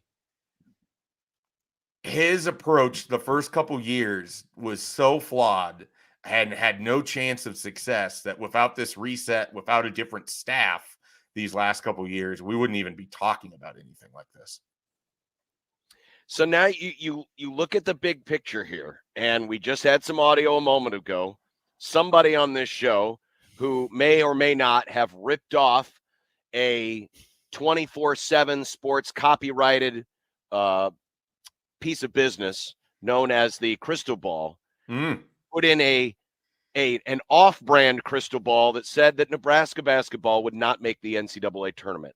Have we now reached that point where not making the tournament would be a disappointment? Yeah, I think we're right in that 2018, 2019 zone where, it was the middle of January that year. Nebraska had ripped off a couple wins. Michigan State came to town. They weren't able to get the win there. They gave a game away on the road to Rutgers. You lose Isaac Copeland in that Wisconsin game Ohio State game. And it just sort of felt like the walls kind of caved and crumbled and the foundation fell apart for that season. Nebraska's not a tournament team right now, obviously, because they got to go stack more wins. And I think that this win is going to stand up huge for any resume that they put forth. But ultimately what matters is they got to turn around and they got to go to Iowa City. They have to go out to Piscataway. They got to go win these games, and they have to win a few on the road. They got to try to protect serve, if you will, at home. And if they can just get to 20, 21 wins, they're going to be right smack dab there because of this Purdue game and some of the other wins that they have. But it's not like they can rely on a non-conference schedule to get them in. If they go 17-14, they're out. So it's a matter of they have to go stack some wins. And we've been in this situation before. Not often, certainly not often, but they still got to go and do it. Like the season didn't just end and you don't get an advance to the tournament because you won last night. And they know that. And I think one of the things that will tell us a lot about this team is how they show up on Friday for a tricky game against an Iowa team that, yes, they don't play defense, but they can absolutely score. And Nebraska might be able to go put up 90 points and they could lose by 12 because that's what Iowa can do. And so I think how they respond these next two games after this colossal win, that'll tell us if this is a veteran team that's ready to take a big step forward as a program or if they just had a great night in Lincoln. Either one is great for a basketball program starved for anything, but one represents a long-term change. The other represents, a really nice short blip in an otherwise bad history for basketball. Yeah, Shape, before the season, I know some made comparison to the season actually before the one you just mentioned, and that was 17-18, and like how, hey, maybe this is a year in a down Big Ten where Nebraska is able to finish, not just in the upper half, but maybe even higher. And of course, the difference right at this moment for this team versus that one is that they already have the best pelt on the wall. That one missed out on the chance to beat Kansas, of course. The Creighton game was one that was back and forth, and they ended up losing that, I think, by like 10, but it went down to the wire. And so they were never able to get one of those nice wins in their back pocket. So at the very least, this one has that. And now it's, like you said, holding serve, whether it's at home or I think you're right, man. The next game after this, I mean, this is a very tricky spot coming off of the emotions of what happened last night. Yeah, and I think it challenges guys like Rink Mast and others that are leaders on this team to make sure that they continue to pull together. And then one of the interesting things about this group, you have Mast, you have Bryce Williams, and they played at Bradley and Charlotte respectively. You have a lot of your guys that have been at Nebraska now for a little bit. They haven't been in this situation where you sort of go from like getting to be the spoiler to all of a sudden you're a little bit the hunted. Like Nebraska is going to be on everyone's radar in a different way. How do they respond to that? How do they know that they're more likely to get the team's best shot versus an off night sometimes with some of these Big Ten teams when they come to Lincoln? Like I'm fascinated to know how they handle the psychology of all of this because we haven't seen Fred Hoiberg have to coach through it. And the nice thing is you got a head coach with a ton of experience in that regard. Having coached at the highest level in NBA, having coached at Iowa State, having played through it as a player. So I think having him at the helm is helpful because he got these guys up and ready to play on Tuesday. I mean, I think it would have been very easy for an old Nebraska team to come in after that loss to Wisconsin and, you play around with Purdue. Maybe you get the lead for a little bit, but ultimately you give it away. That's not what they did. And so there is a feeling that this is a different version of Nebraska, but that feeling can be incredibly fleeting if they can't make it hold up. Friday against Iowa or Tuesday against Rutgers next week. Shafe, we did get some news today on the transfer front that Nebraska's picked up an experienced offensive lineman from Florida, Micah Mazkua. I believe that's what I always say. I think it's Micah Mazuka. It is, yeah, Micah Mazuka. Mazuka. I think we went through all of this last year when it looked like he was going to end up at Nebraska before going to Florida.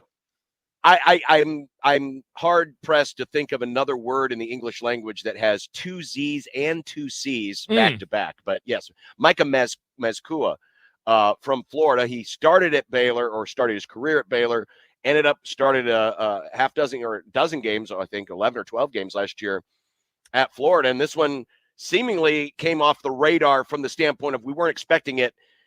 At least I don't believe I was expecting it, but as you said, Nebraska had been in on him before. Yeah, I mean, this is a guy that he visited last year. His brother's on Nebraska's team as a walk-on. He's familiar with Nebraska. His situation was a little unique at Florida where I don't think he was he had put in for a draft grade. It didn't come back the way that he wanted. I think Florida had expected that he was moving on, so I don't know that there was an expectation that he was going to be coming back. And I think it sort of was found money for Nebraska in a way. I don't think this was a thing that they were necessarily setting out to go and do as part of their offseason, but this was someone that they had a good relationship with prior that had shown interest in Nebraska. At one point, it was expected he was going to be part of last year's class, and then they ended up with, I believe, Walter Rouse, and then that kind of changed things a little bit. And so it's even though they don't play the same position. So it's a guy that comes in, gives you interior experience right away, having started at multiple Power 5 schools, certainly gives you depth up there, up front, and then you kind of build it across. And it sure feels like Justin Evans-Jenkins and Sam Sledge and Turner Corcoran are going to be Henry Lutovsky. They're all going to be battling with this addition here for two of those guard spots. And again, we saw with Ben Scott, adding a veteran offensive lineman was a big thing for Nebraska to take a step forward. If this is a continuation of that, it sure feels like the offensive line got a little bit better today. If nothing else, because everyone's going to have to compete a lot harder and a lot more to try to win a spot or take a spot. Shape, what kind of timetable do you think we're looking at with Dana Holgorsen? I don't know. It's also one of those things where if he's not an on-the-field assistant, is it like worthy of a big announcement? Is it, like there's a whole trend of coaches that are analysts that it's never announced that they're analysts. Like they have involvements as consultants and everything else with programs where it maybe gets buried a little bit. But the fact that he was at that wrestling meet and he was in Lincoln makes it seem like he's going to be a lot more public of an individual and would be more hands-on. I continue to wonder if it isn't all going to be announced at once. I think there's other staff changes coming, not necessarily the on-field football staff, but just other things in the works. And so it could just be one of those where they're just going to announce everything at one time. I don't know that there's like a specific day or, anything like that. What will be interesting, they have a junior day coming up. I believe January 20th is the date, 2 Saturdays from now.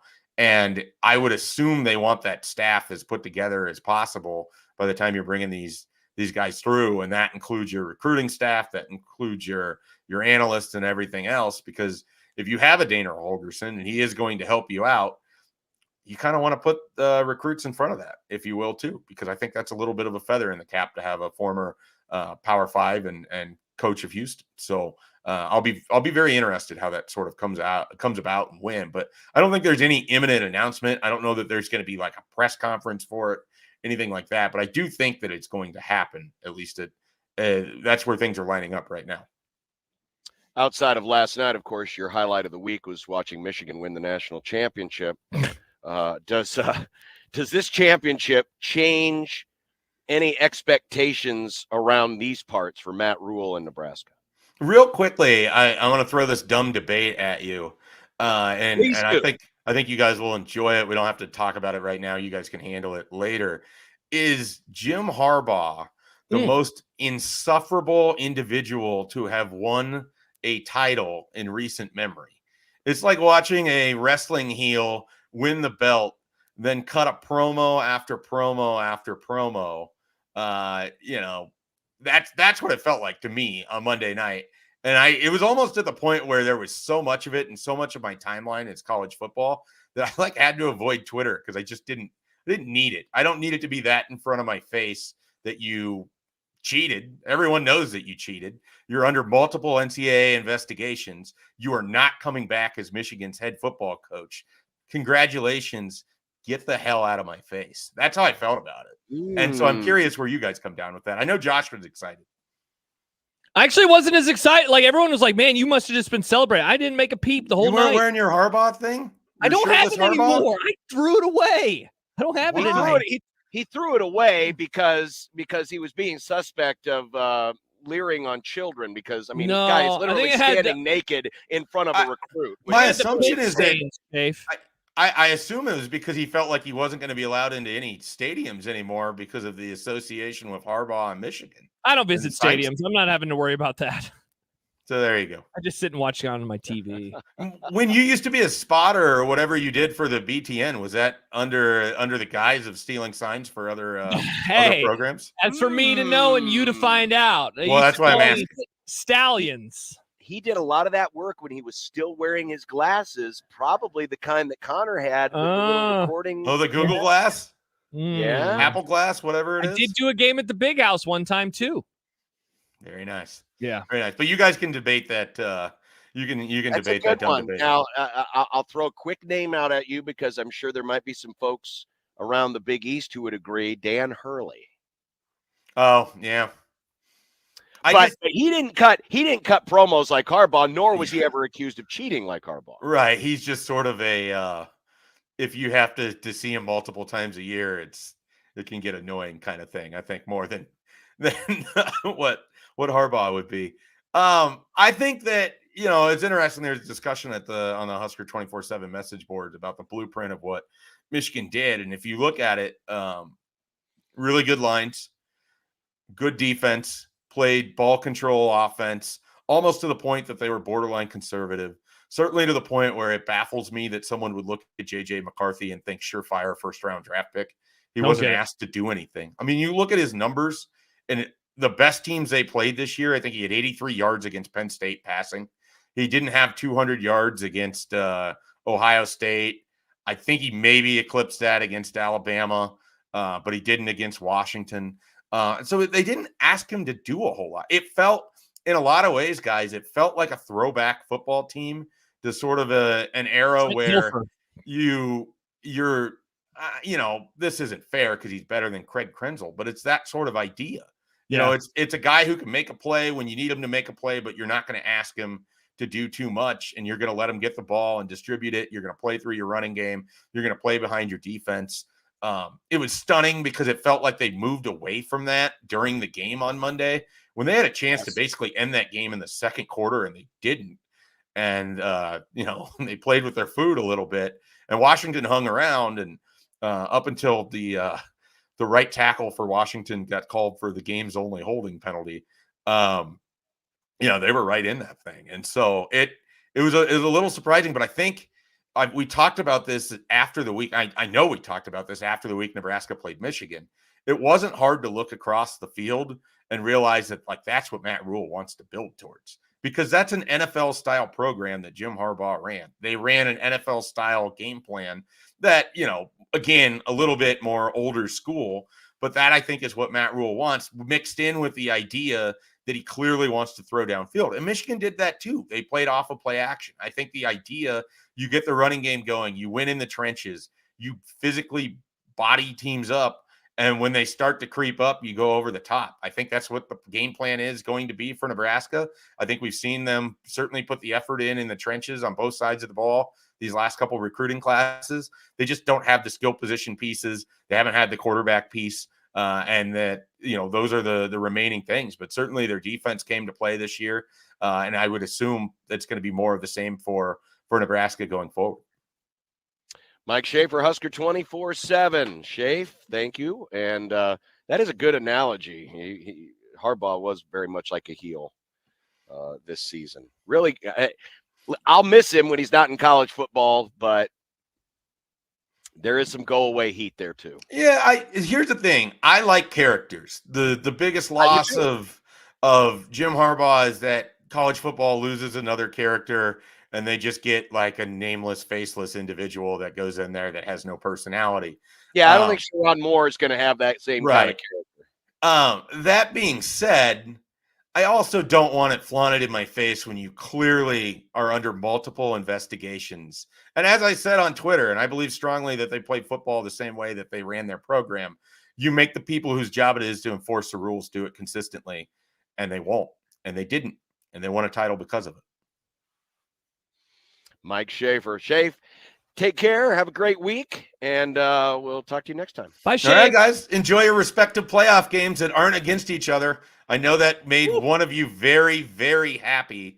Well, the other one probably was indifferent one way or the other. Yeah, John now has a chance to win his first playoff game. It's very exciting for John. Congratulations, John. He is scared. He is running scared. Of what? Hey, John, I'm just telling you. Running scared. If you aren't complimentary all the time about the Lions, all 12 of their fans on Twitter are going to come after you and tell you that you throw jabs at them all the time and that you point out that they're not as good as they think that they are, or that when they played good teams, they've gotten smacked several times this year. Things that are, factual in nature, they don't love. Not big fans of it. Noted Lions fan Chance chimes in. Hey, what did you say? Yeah, there they are. They'll be in my mentions here in about 25 minutes. Yeah. I'm a little torn here because the Lions are my pick. If the Rams can't win it, I would like to see the Lions. You're torn? What kind of crappy ass Rams fan are you? Not, what are you, Natalie and Bruglia? I'm only torn in that the team that I would root for if my team doesn't advance, I have to eliminate. So you can root for them next week against the Cowboys, John. The only tearing that's going to happen is Matthew Stafford tearing up that terrible secondary in Detroit. Ooh, it's rough. It's rough. I mean, if Nick Mullins can throw for 800 yards. So rough. Yeah. It was so rough that the officials had to screw Detroit out of a win. You think that secondary in Detroit is good, John? I'm just pointing out facts. How many Me points too. did the mighty Cowboys score on that Lions secondary? They wanted to make 21. The game interesting. They wanted the TV Oh, ratings. they made it interesting, all right. Jared got out the $100 bills. While I'm counting my change down here, Again, Jared's counting out $100 800 bills. yards for Nick Mullins. I think Matthew Stafford will be able to find it through the air. We're giving our best shot. Bye, all right, Shane. Shane, take care. Hey, guys. Bye, Shane. Chance is on one today. He is mad. Shut the hell up. Why aren't you at work, Chance? Snow day. No, that's tomorrow and Friday. Oh, dear God. Yeah, I don't think I'm ever going to see you this week, John. This winter has chosen violence, and I am not here for it. Yeah, I don't think I'm ever going to see you, But John. the Farmer's Almanac said it was going to be a chill winter. No, they didn't. Didn't they say this? They did said they? this exact thing was going to happen. Yeah. So, yeah. Yeah, the Farmer's Almanac also, says you should, Poo-poo. You should poo? You should. Yeah. Regularly. You should poop in a hole out in the backyard and light it on fire for warmth. SIP's going to be coming up in a few, and we'll be back with more. I'm going to get back to counting my change here on 1620 The Zone. The Connor Happer Show. Had a bad experience, Josh. Would you like to talk about it? In high school, I had a girlfriend who was trying to change my appearance to be more like Harry Potter. I don't know what tipped me off. You were like, are you trying to Harry Potterize me? I don't know if those were the exact words, but that was pretty much the beginning of the end for that. Wow, what a time. The Connor Happer Show, weekdays from 10 to 2 on 1620 The Zone. Your Omaha area forecast from the Godfather's Pizza Weather Center and KETV News Watch 7 on 1620 The Zone. Cloudy skies working their way back in this afternoon, and maybe some light snow as well, especially during 5 to 7 p.m. hours, hitting a high temperature around 31 degrees today. Tomorrow, waking up to a temperature in the teens, mostly cloudy skies working their way in again with a higher chance of snow during the middle and late parts of tomorrow. I'm meteorologist Luke Vickery, KETV Newswatch 7. 1620 The Zone's Unsportsmanlike Conduct, brought to you by a great friend of the program, Union Bank and Trust. The following is a test of the KOZN emergency system equipment.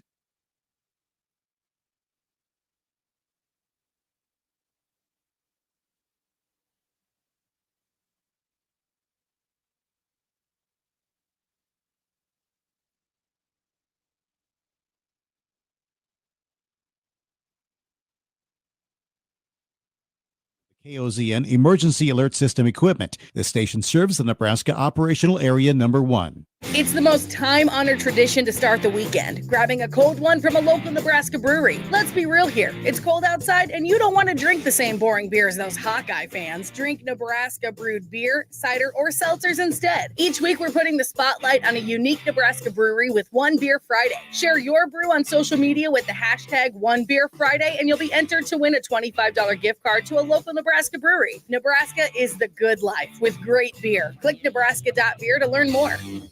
Take your home to the next level with Level countertops, cabinets, and flooring. If you have a kitchen, bath, or closet that is completely dysfunctional, now is the time to make them functional. Level countertops, cabinets, and flooring is your expert for taking your home to the next level. The staff will listen to your needs and dreams and create a unique space specifically for you and your family. Visit the showroom at 192nd and West Maple or online at levelomaha.com. That's levelomaha.com.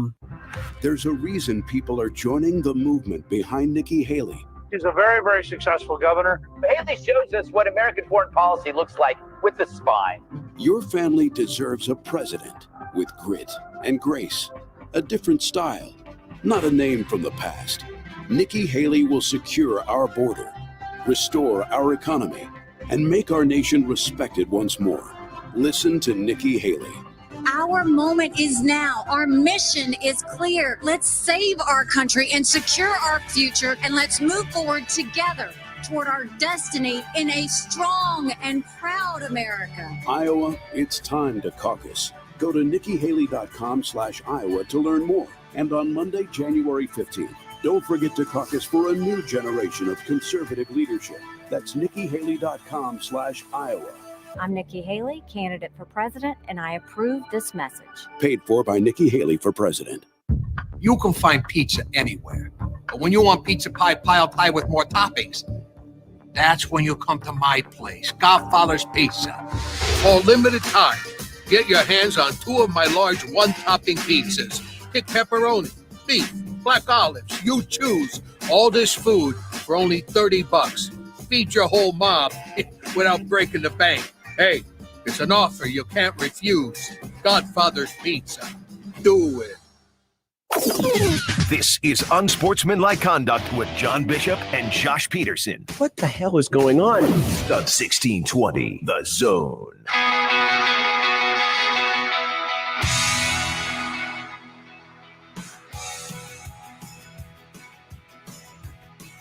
You know, what sucks about counting pennies is it looks like you're almost done, but you're not.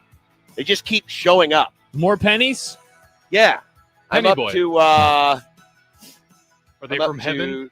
to $2.60 in pennies so far. Interesting that you started with the pennies. I always Well, save them because for those- last. Well, see, I'm different. I get can the tell. busy work out of the way first. Fair. Yeah, Yeah, that's worst fair. for first.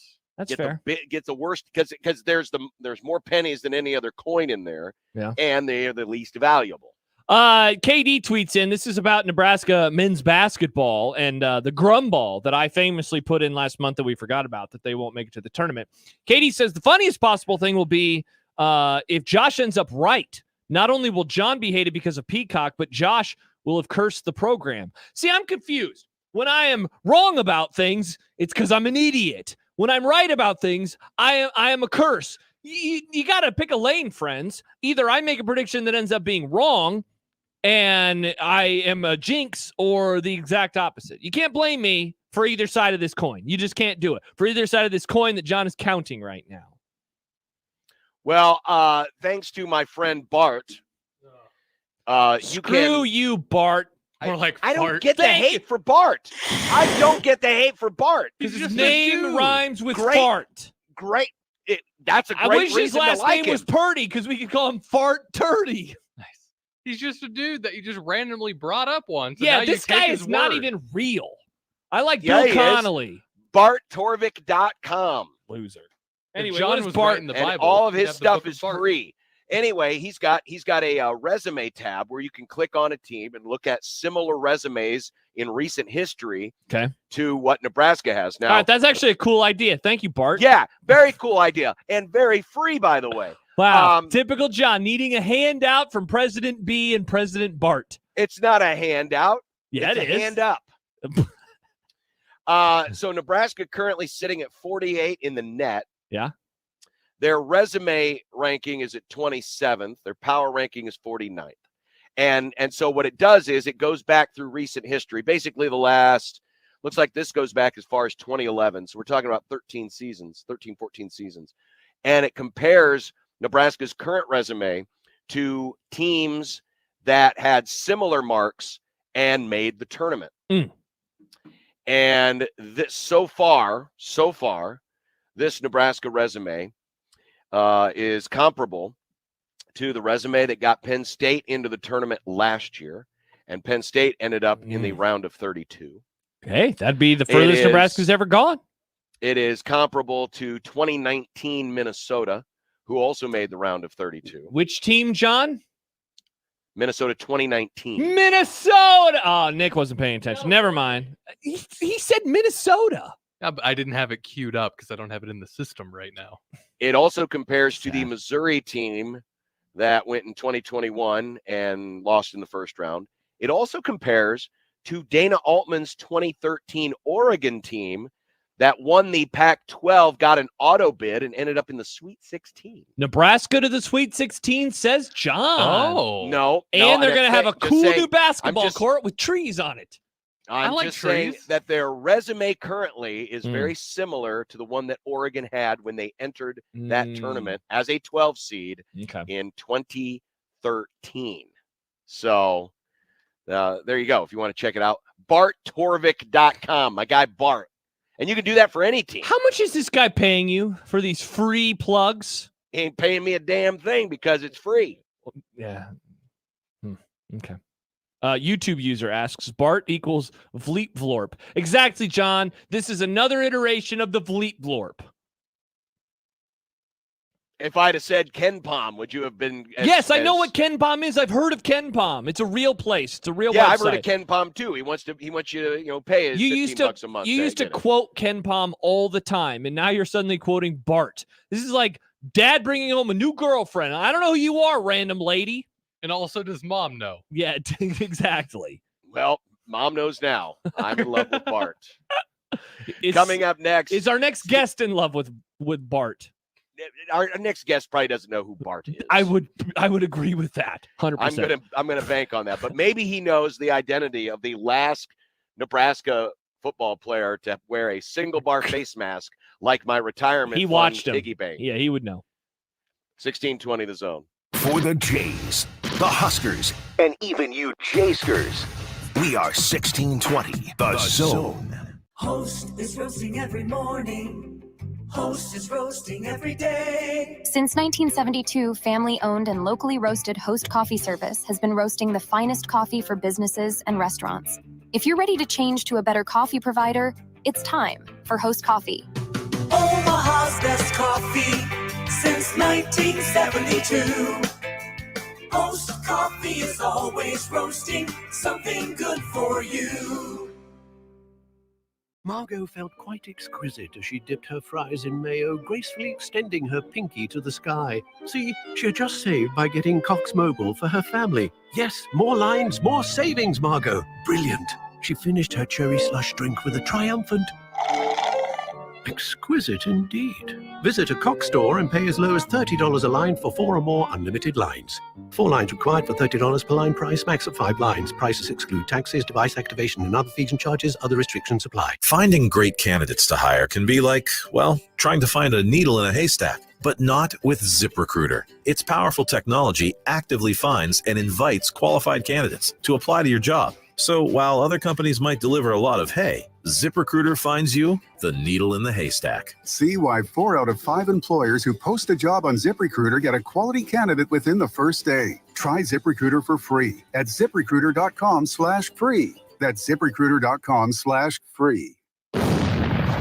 The world's on fire. Attacks in the Middle East, Ukraine and Russia at war. And right here, Joe Biden has created a dangerous threat to every American. Biden's open border policies have opened the floodgates to a record number streaming in, 12,000 in one day alone. This means increased terrorist threats and even more deadly fentanyl being delivered to our neighborhoods. President Trump will change that. He'll secure our borders by building even more wall.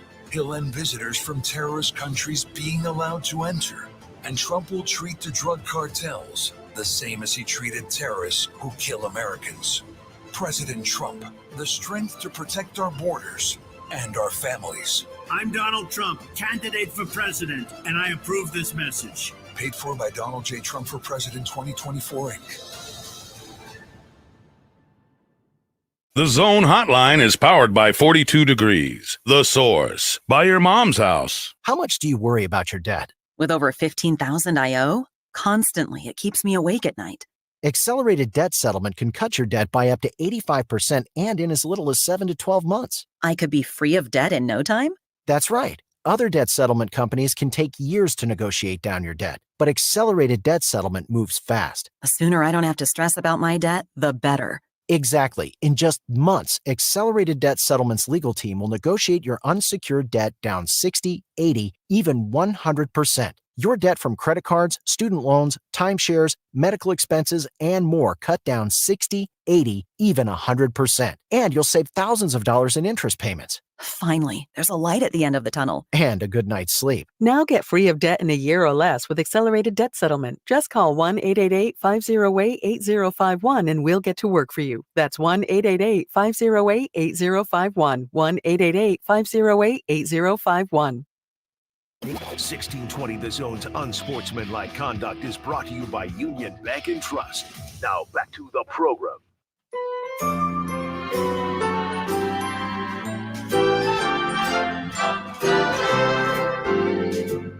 Sipple the snowflake is one old triggered soul with reading glasses sitting on his nose and takes that really blow. Sipple the snowflake deserves a mouthpiece to the face. He says LeBron's the GOAT and Steph will choke. Then he runs to his safe space. Hey, we gotta be careful here. He tells us when we speak, but when 10 games air in a day, he thinks that's too many. Oh, Sipple the snowflake says words like mature. He's a blogger now and an honor too, and also really old.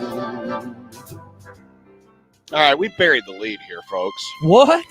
Well, of course, for some of you, the highlight of the night last night was Nebraska scoring the upset over number 1 Purdue. Yeah. At Pinnacle Bank Arena.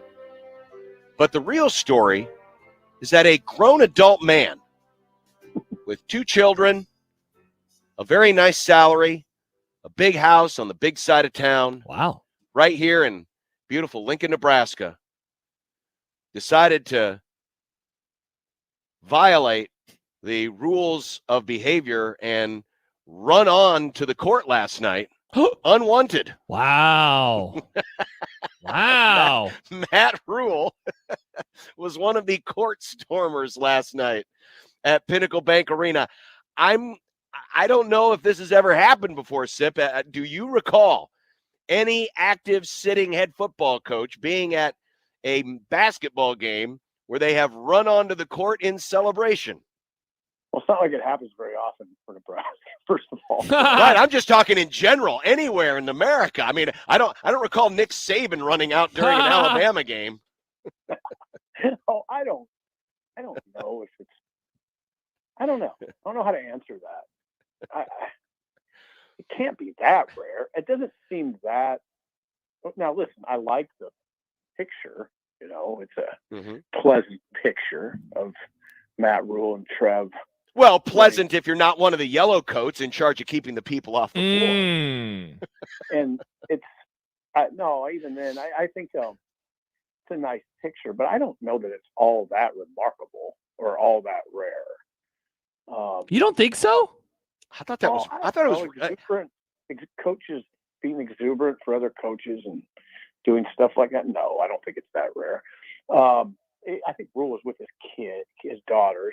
I don't know who the hell he was with, but he just some random fan he picked up. Hey, you want to run on the court with me? I think it's a nice picture. I didn't view it from the standpoint of, oh my God, this is remarkable. I've never seen it. I honestly haven't. That's why I've I never asked the seen it question. before. Because I saw it last night as I was after the game. I'm like, is that Matt Rule? That's Matt Rule. Matt Rule's Matt Rule's storming the court. I was like, this was weird to me. Pouring cold water on it, but it's nice. It's beautiful. It's a nice picture. Nice picture. Hey, Sip, do you know what Bart Torvik is? I'm sorry? Do you know what Bart Torvik is? I told you didn't. Is this a trick question? No, it's just I'm asking you. I hadn't heard of it until a couple of months ago, and now John won't stop bringing up Bart Torvik's basketball rankings. No, I've never heard of that. Yeah, it's analytics. You'd probably hate it. I've drifted pretty far away from the basketball realm in my new role. And in fact, in my old role, at the Journal-Star, it became very football oriented. I've said this to a few people recently, even at the Journal-Star, going back, the only time I would jump in on hoops was if I needed to weigh in on a coach. Should he be fired or shouldn't he? And then there'd be a series of uncomfortable columns. It happened with Danny Nee. It happened with Barry Collier. It happened with Doc Sadler. It happened with Tim Miles. Now I haven't had to jump in. But that's always the circumstance. I cover football. It's time to fire a coach. Get Simple on it. He's got to write about it. That's what it is. I'm telling you, that's what it's been. I can count on one hand the number of columns I've written on basketball that didn't involve that topic. It's always that, you know. Go to the Big 12 tournament, Sipple, if Danny's in trouble or whoever.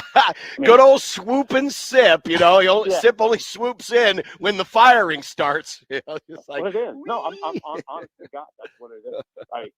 I'm you know, Tim Miles, I probably wrote 14 columns on whether he should be fired or not.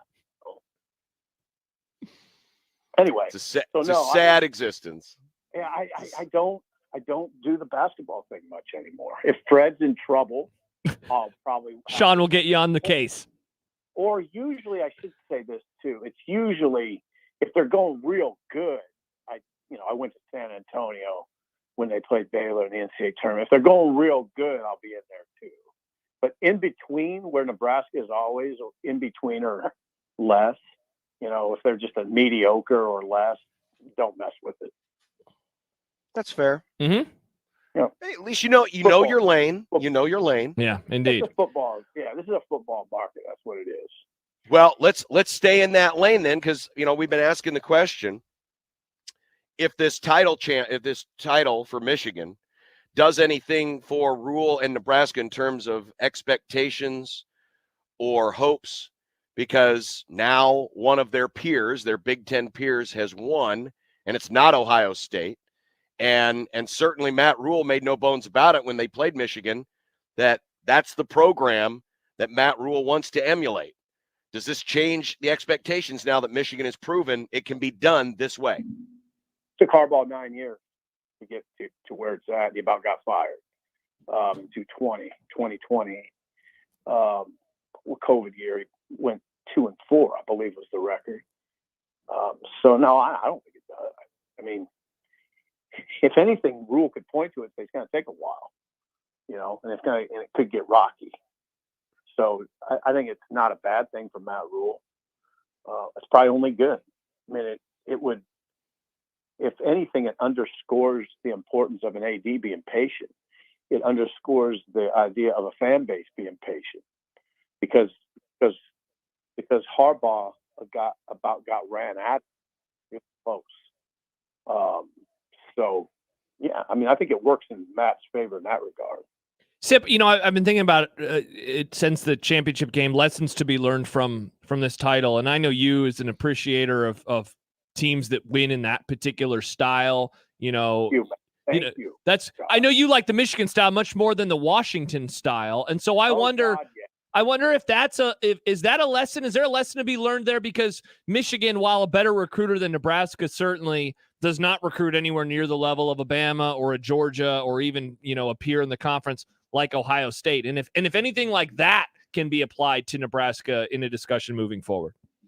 I think it can. And I think Nebraska has a coach that is inclined to run a organization like Michigan's, be a heavy downhill run team, a brutally physical team if you get the right guys.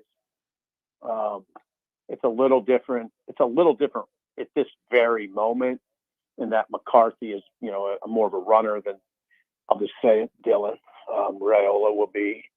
But, Satterfield, Rule, versus, I mean, they have a certain versatility in that they can make it. Well, trust me when I tell you, they would make J.J. McCarthy work in their offense, as Harbaugh did. So I do think Matt Rule, it's informative. What Michigan, the way it plays, and Rule saying what he did is informative, and pertaining to your original notion. Yeah, I don't know if I want to live in a world where the national champion has the 97th ranked defense and can't run the ball against a good defense. Has the 97th ranked defense, Michigan. I don't want to live in that world where Michigan has the number one defense and Washington has the 97th ranked defense, but Washington wins. I like the world where the top ranked defense beats the 97th ranked defense. And I like the world where the more physical team wins. Although, listen, I hate to say that stuff because Washington is a tough team. They are tough. I mean, but man, it was interesting to me seeing Michigan's interior defensive lineman blow up the Joe Moore Award winner, the offensive line.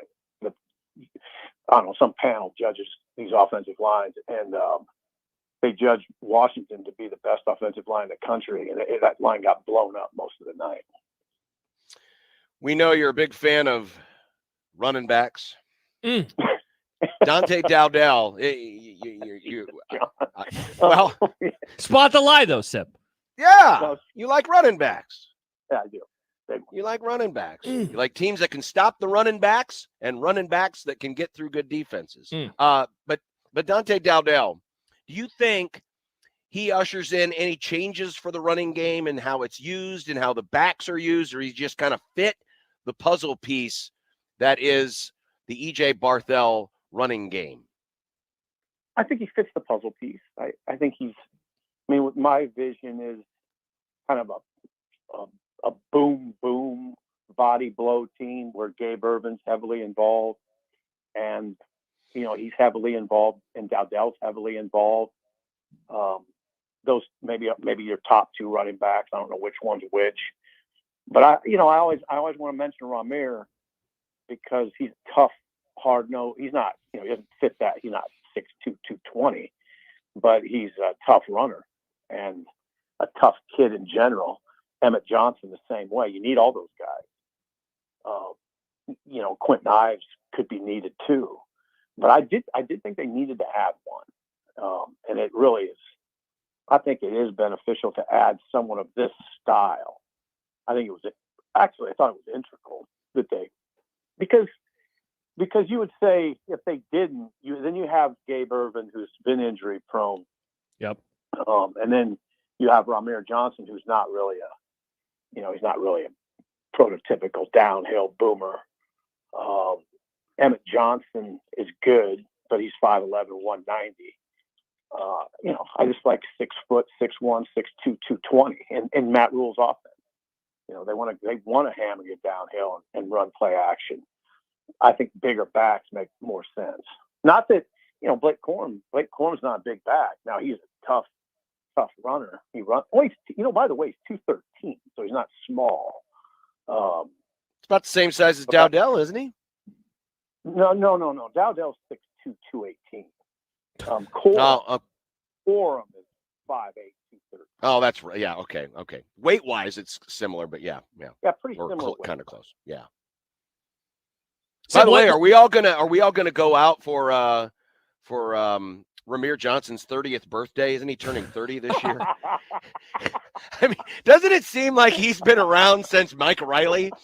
It does seem like it's been forever. Poor Ramir, man. I wish we could get him through a full season. There's a lot of that in college football. It's amazing. I mean, some guys that keep turning up. Yeah. We're in a strange time. It's the, residual COVID effects, and it's going to wear off here eventually, I imagine. Hey, Sip, going back to Dowdell and his addition, you mentioned, that you thought they needed to add someone like this. Was that more important than getting a wide receiver, which they were also able to do over the weekend? Oh, that's a good question. More important. No. Actually, no. I think it was important, but I would place more importance on getting a receiver, a veteran receiver, preferably a bigger body. Go figure. And now, hey, I think they're getting two. I think they're going to get Banks. I think we'll hear that pretty soon.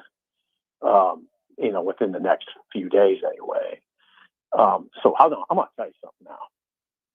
If I'm right about that, they get Nayor, 6'3", 215, and can fly. You just watch the film. He's not just a burner. I don't want to intimate that. He's a well-rounded receiver, but he's 6'3", 218 that can separate. Banks isn't really a separator, but he's a big body, big, tough, strong, 6'4", 210 pound, proven entity. That room is going to look really good. Coming out of the gate now, you have those two veteran players, and you couple it with some real promising young players, Malachi Coleman and Jalen Lloyd and Jaden Doss. Now they're talking about Demetrius Bell. Well, you got something now. But it was integral to add at least one. And the fact they got two, you go from thinking, okay, maybe they have something at receiver to, okay, this is kind of exciting. And I think you got to give Rayola some credit. You're also bringing in Carter Nelson, who I think he can get ready. So now it's that's serious. Now it's serious business. Not that you have all conference level guys in Nayor and Jamal Banks, but they're proven, especially Banks, because he hasn't been, he's played the last two seasons and has been very good the last two seasons. So yeah, I was really taken by their film, and I think they'll be great additions. Sip would be remiss if we didn't wrap things up by at least mentioning Frank Solich getting into the College Football Hall of Fame. It's kind of interesting. We obviously we look at certain people and their careers based on our point of view, where we're from, what they did when they were here, and don't often step back and take the bigger picture. Frank, obviously, huge influence over Nebraska football during the Tom Osborne years. But people forget around here what he meant to Ohio football, and making that program respectable when it had never really been respectable. And, I was thinking about, Frank being in the Hall of Fame, and thought, on just his Ohio credentials alone, probably doesn't get in. On his Nebraska credentials alone, doesn't get in. But you put them together, changes the story. And I think that's really cool for Frank. And I think that says a lot about Frank and his ability to change and morph with the times without changing the core of what he was as a coach and as a mentor. And what a column you just wrote for me. I'm glad I gave you the idea. That was strong. That was really, I couldn't have said it any better than that, or wrote it any better. Check out the radio replay, Sip, on 1620thezone.com, and you can subscribe get to our newsletter. Actually, if you go to our YouTube channel and you turn on the captions, I think it'll type it out for you too, so you can just copy and paste. Well, I don't know. Just use my ghost name, Carl Yastrzemski. That's all I ask. That was really well put. I mean, I didn't think of it that way, but you're right. Taken by themselves, I don't know if he'd get in it, just Ohio or just what he did at Nebraska. But yeah, combine them, yes. And I like to throw in what he did as a running backs coach. I don't know that it matters, but that picture was really good. I mean, he was an amazing running. I mean, a lot of people disregarded him as the standard for running backs coaches, if there is such a thing. I would. Yeah. And keep in mind, the guy that he took over for, Mike Corrigan, was a really good running backs coach. Yeah, they had freakishly good running backs coaches for 20 plus years. I mean, 40. Yeah, okay. Yeah, a long time. Because Corrigan came with Devaney. Okay. Yeah, it was amazing. But yeah. Frank, just line of running backs, Rozier, on Green, Lawrence Phillips, Calvin Jones, Keith Jones, Ken Clark. I mean, think about it. I mean, it was sort of ridiculous. Doug DeBose. Thank you. Yeah. So, and we missed a few. So, yeah. I mean, what he did there was always kind of the way I always thought of Frank. This sort of freakishly good running backs coach that produced an ungodly line of runners. So, but yeah, I mean, and then I always thought about it that Nebraska he just weathered a hell of a storm. Like I don't know, it was a rugged ride for Frank, really rugged. And I think, he took a year off after Nebraska. I think if Frank would have had an agent, he would have probably maybe gotten a better job than he got. Not that Ohio's bad, but I think he maybe with his record, he probably maybe, if he's a little more aggressive, probably could have gotten a better job. He never had an agent, but he operated. I mean, Ohio just played its fifth straight bowl game. Two of them, the last two, were with Tim Albin as the head coach, whom Frank named. I mean, basically named as his successor. Tim was with Frank in Ohio for the duration, I think. So, he did a remarkable job at Ohio. I'd say remarkable. I mean, he's the all-time winningest coach in the Mid-American Conference. Pretty good. Yeah, it is. That's the cradle of coaches, by the way, too. Steve Sipple, Husker Online. All right, Sip. Well, I guess your Nebraska ball coach getting fired DEFCON is back to 5. So you don't have to worry about It's tournament watch now, so you'll be writing columns when they're playing in the NCAA tournament in a couple months. Right. I mean, it's flipped. Like I said. Yep. Maybe it'll be just like 2014, where Nebraska and Creighton get sent to the same pod. And, all you media goobers would love that, wouldn't you, John? You and me can hang out at some random bar. don't call us media goobers. You are a media goober too. Yeah, but I don't get to travel, Sip. I'm not like the TV guys. Hey, look, it's me, Andy Kindy. I don't get to cover both teams at the same location. Jealous. That'd be incredible. Yeah. Yeah, one of the places you could go is Memphis, which that's kind of what I'm hoping. Oh. To the pyramid. Sip, if this happens, you and me are getting together at a Chevy's Fresh Mex. If they have one. I forgot about Chevy. Yeah, that would be incredible. If they have one. Oh my God, I missed that place. I knew it. All right, Sip. Have a good one, buddy. See you later.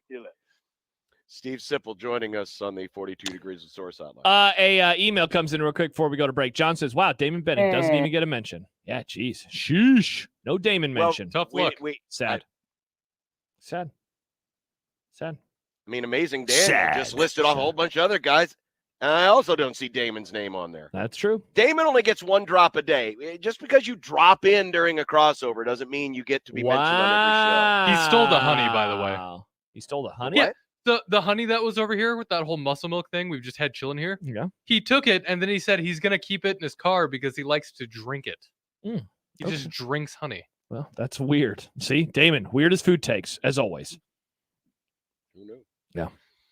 Coming up next, we are going to rank the quarterbacks. This won't in piss the anyone NFL off. Playoffs. Oh boy. Yeah, and Nick sent me his list too. Yeah, how's Nick's? Oh, awesome. Can't wait for this. Back after this, 1620 The Zone. Live from the Host Coffee Studio, this is 1620 The Zone. 1620 The Zone. Traffic. From the Zoom Drain Time-Saving Traffic Center, heads up, a crash has the exit ramp blocked from westbound I-80 to 42nd, so avoid that area if you can. A stall has the right lane blocked on southbound 72nd at Dodge. Also a stall blocking the right lane on westbound Center at 72nd. And then delays for both directions on L Street around 90th and delays on L Street for both directions around the JFK. I'm Mike Neville. This time-saving traffic is brought to you by Zoom Drain.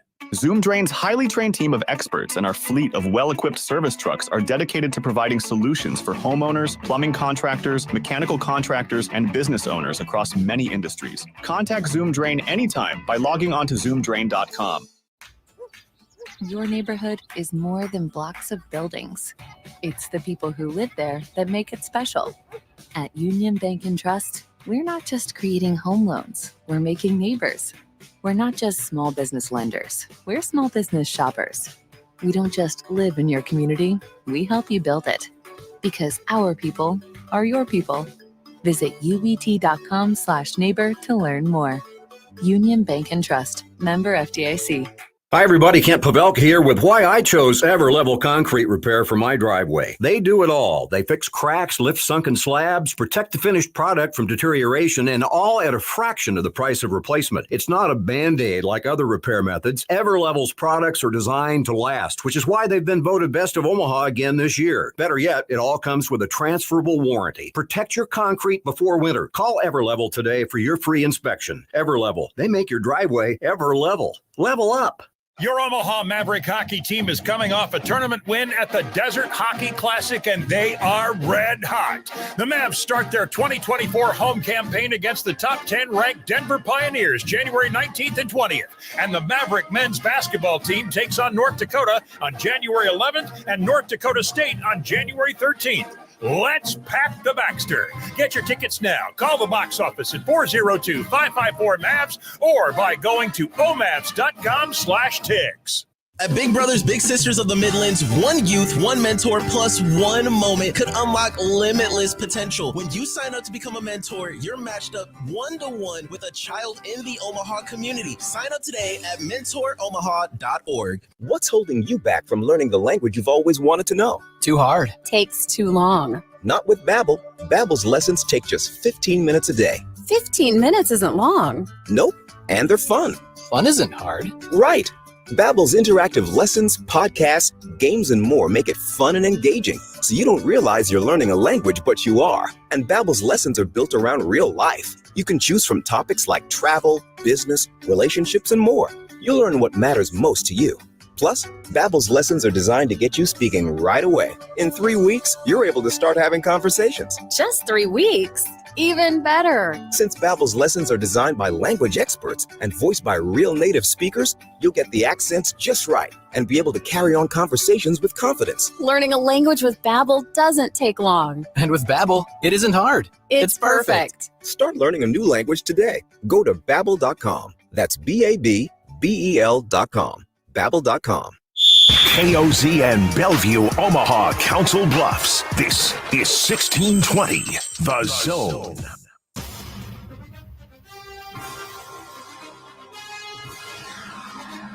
We are nearing an official count on the piggy bank.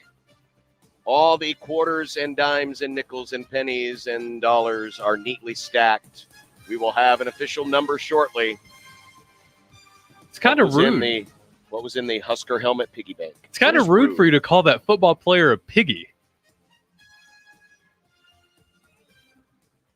Wow. I actually made him speechless. I've had worse. No, your quarterback rankings are coming up. Hey-o! So we have ranked the 14 quarterbacks that are scheduled to play this weekend. Yeah. And or next, depending on if you're a Ravens or a Brock Purdy 49ers or yeah. Lamar Jackson. Yeah. In the NFL playoffs. And we will start because the bottom half. Yeah. There's some good players in there, man. There's good players, but we generally have consensus. Okay. We generally have consensus. Let's get the graphic out of the way. There we go. There we go. So. Oh, wow. Oh, my gosh. The bottom 5, Josh and I, are almost. No, we are. Actually, we are. We are identical. Wow. We are identical. Let's go. So Mason Rudolph. Sorry, Mace. The Steelers. Yeah. Is last. Yeah. Originally, when I went through it the first time, you had Mahomes last, probably. I had Flacco. Disrespect. I had Flacco below Mayfield. Interesting. They call him But January as you Joe. will find out. Yes. So here's how I came up with my rankings. Okay. I looked at playoff experience, Super Bowl experience. I looked at their season as a whole. Yep. I also looked at how they played in the back half of the season as teams were making their drive for the postseason. So I really kind of dang, John's gonna have Dak number 1 then. I got a lot of different factors at play here. And so the thing that moved Flacco ahead of Baker for me was he does have Super Bowl experience. Now it's been a while, been a long time. Been a while. Yeah, over a decade now. But he does have it. Yeah, he does have it. Yeah, and by the way, mine it's very similar. You know, it's looking at numbers, but also how I feel about them going into the postseason. Kind of a combination of who I trust and who has given me reason to trust them. And mine is exactly like Josh's, but without the stats. Okay, well, just vibes. I can't wait to see how Nick's. I feel. I can't wait to see Nick's. All right, so then the next group. Okay. And by the way, well, before we get to that, yeah. Jordan Love at 10. Yeah. Jordan Love had a great second half. Yeah. I mean, him, Lamar, Stafford, all had excellent second halves of the season. In fact, as I'm looking at the at ESPN's QBR, Jordan Love was 9th this season in QBR. Yeah. And a lot of that especially was in the back. A lot of Hurts. Yeah, a lot of that was in the back half of the season, especially. I think it's their last 8 games is where that run really began for him. Right. So when you look at just QBR, which is ESPN's own quarterback rating which system, takes into account running as well. Yes. Jordan Love was 9th. So top 10 quarterback. Yeah. Jordan Love. And by the way, I don't know if we said it. We had Jordan Love at 10, Jalen Hurts at number 11, Joe Flacco 12, Baker 13, and Rudolph 14. Right. Yeah. Yeah, Jalen Hurts off year, at least compared to last year. Maybe the beginning of a trend, though, from Mr. Jalen Hurts. That'd be Hurts hilarious. Was 11th. Hurts was 11th in QB. And you want to talk about back half of the season? Woof. Plus, he's injured. By the way, Hurts' numbers better than Goff, better than Stroud in terms of QBR. Yeah, a lot of turnovers, though, this season. A lot of turnovers. All right, so this next group, we also pretty much have agreement. We just have a difference in the order. So this is 7, 8, 9. Mm-hmm. So I have Tua, Stroud, and Goff. And 7, 8, 9. I have Goff, Tua, Stroud. And it's funny, John, you know what? I switched Goff and Stroud around at one point in time. So I actually had Stroud at 7, and then I flipped it. And maybe this is dumb to do this, but I was like, you know what? Goff is going to have at least one home playoff game. And he plays very, very well at home. If they win, if they win, they're either playing in Dallas or they're hosting a playoff game. So that means the second game would be in a dome, and he performs much better in domes. Not to mention, Tua is going on the road, and he has struggled mightily lately. And I guess I just didn't feel totally comfortable putting Stroud above that many players, given that he has never started a playoff game before. I did not factor in the matchup or their path in my rankings. Yeah. Certainly, we all have our differences in terms of how we want to rate these guys. But I thought overall, Goff,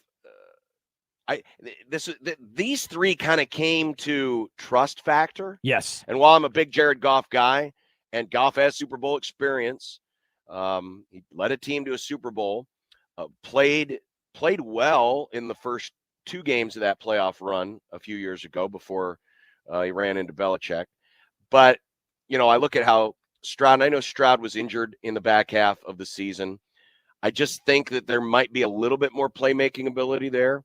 And certainly with Tua, I think there's more playmaking ability there than with Jared Goff. But honestly, I could have mixed and matched all these three of these guys, yes. And I felt, I probably wouldn't have felt strongly anyway. So that's where they are. Okay. So now we get to the top 6. So we still have the same top 6, but apparently there's going to be a lot of differing. We have some violent differences, including who's number 1. Oh. Oops. Oh, I was like, wow, that's a good tease. I took it off. Nice. Who's number 1? And who's number 6? Good Lord. What the hell? What is wrong with you? All right, now, before anyone accuses me of being a homer, let's be serious for a minute. Remember what I said. How are we gonna be serious Remember like this? what I said. Yeah. I took Super Bowl experience into play here. He's been to playoff 1. experience. Yeah, 2 years ago. Mahomes has been to 3. He's playing better. No, okay, but that's not the only thing. The other thing is, how did you play this season? How did you play in the back half of this season? Right now, Matthew Stafford's one of the best quarterbacks in the NFL, and he's got Super Bowl experience. He is healthier right now than he was 2 years ago when he won the Super Bowl. That's why I put him where I did, because it matters. You can't say it doesn't matter. This is not an MVP vote.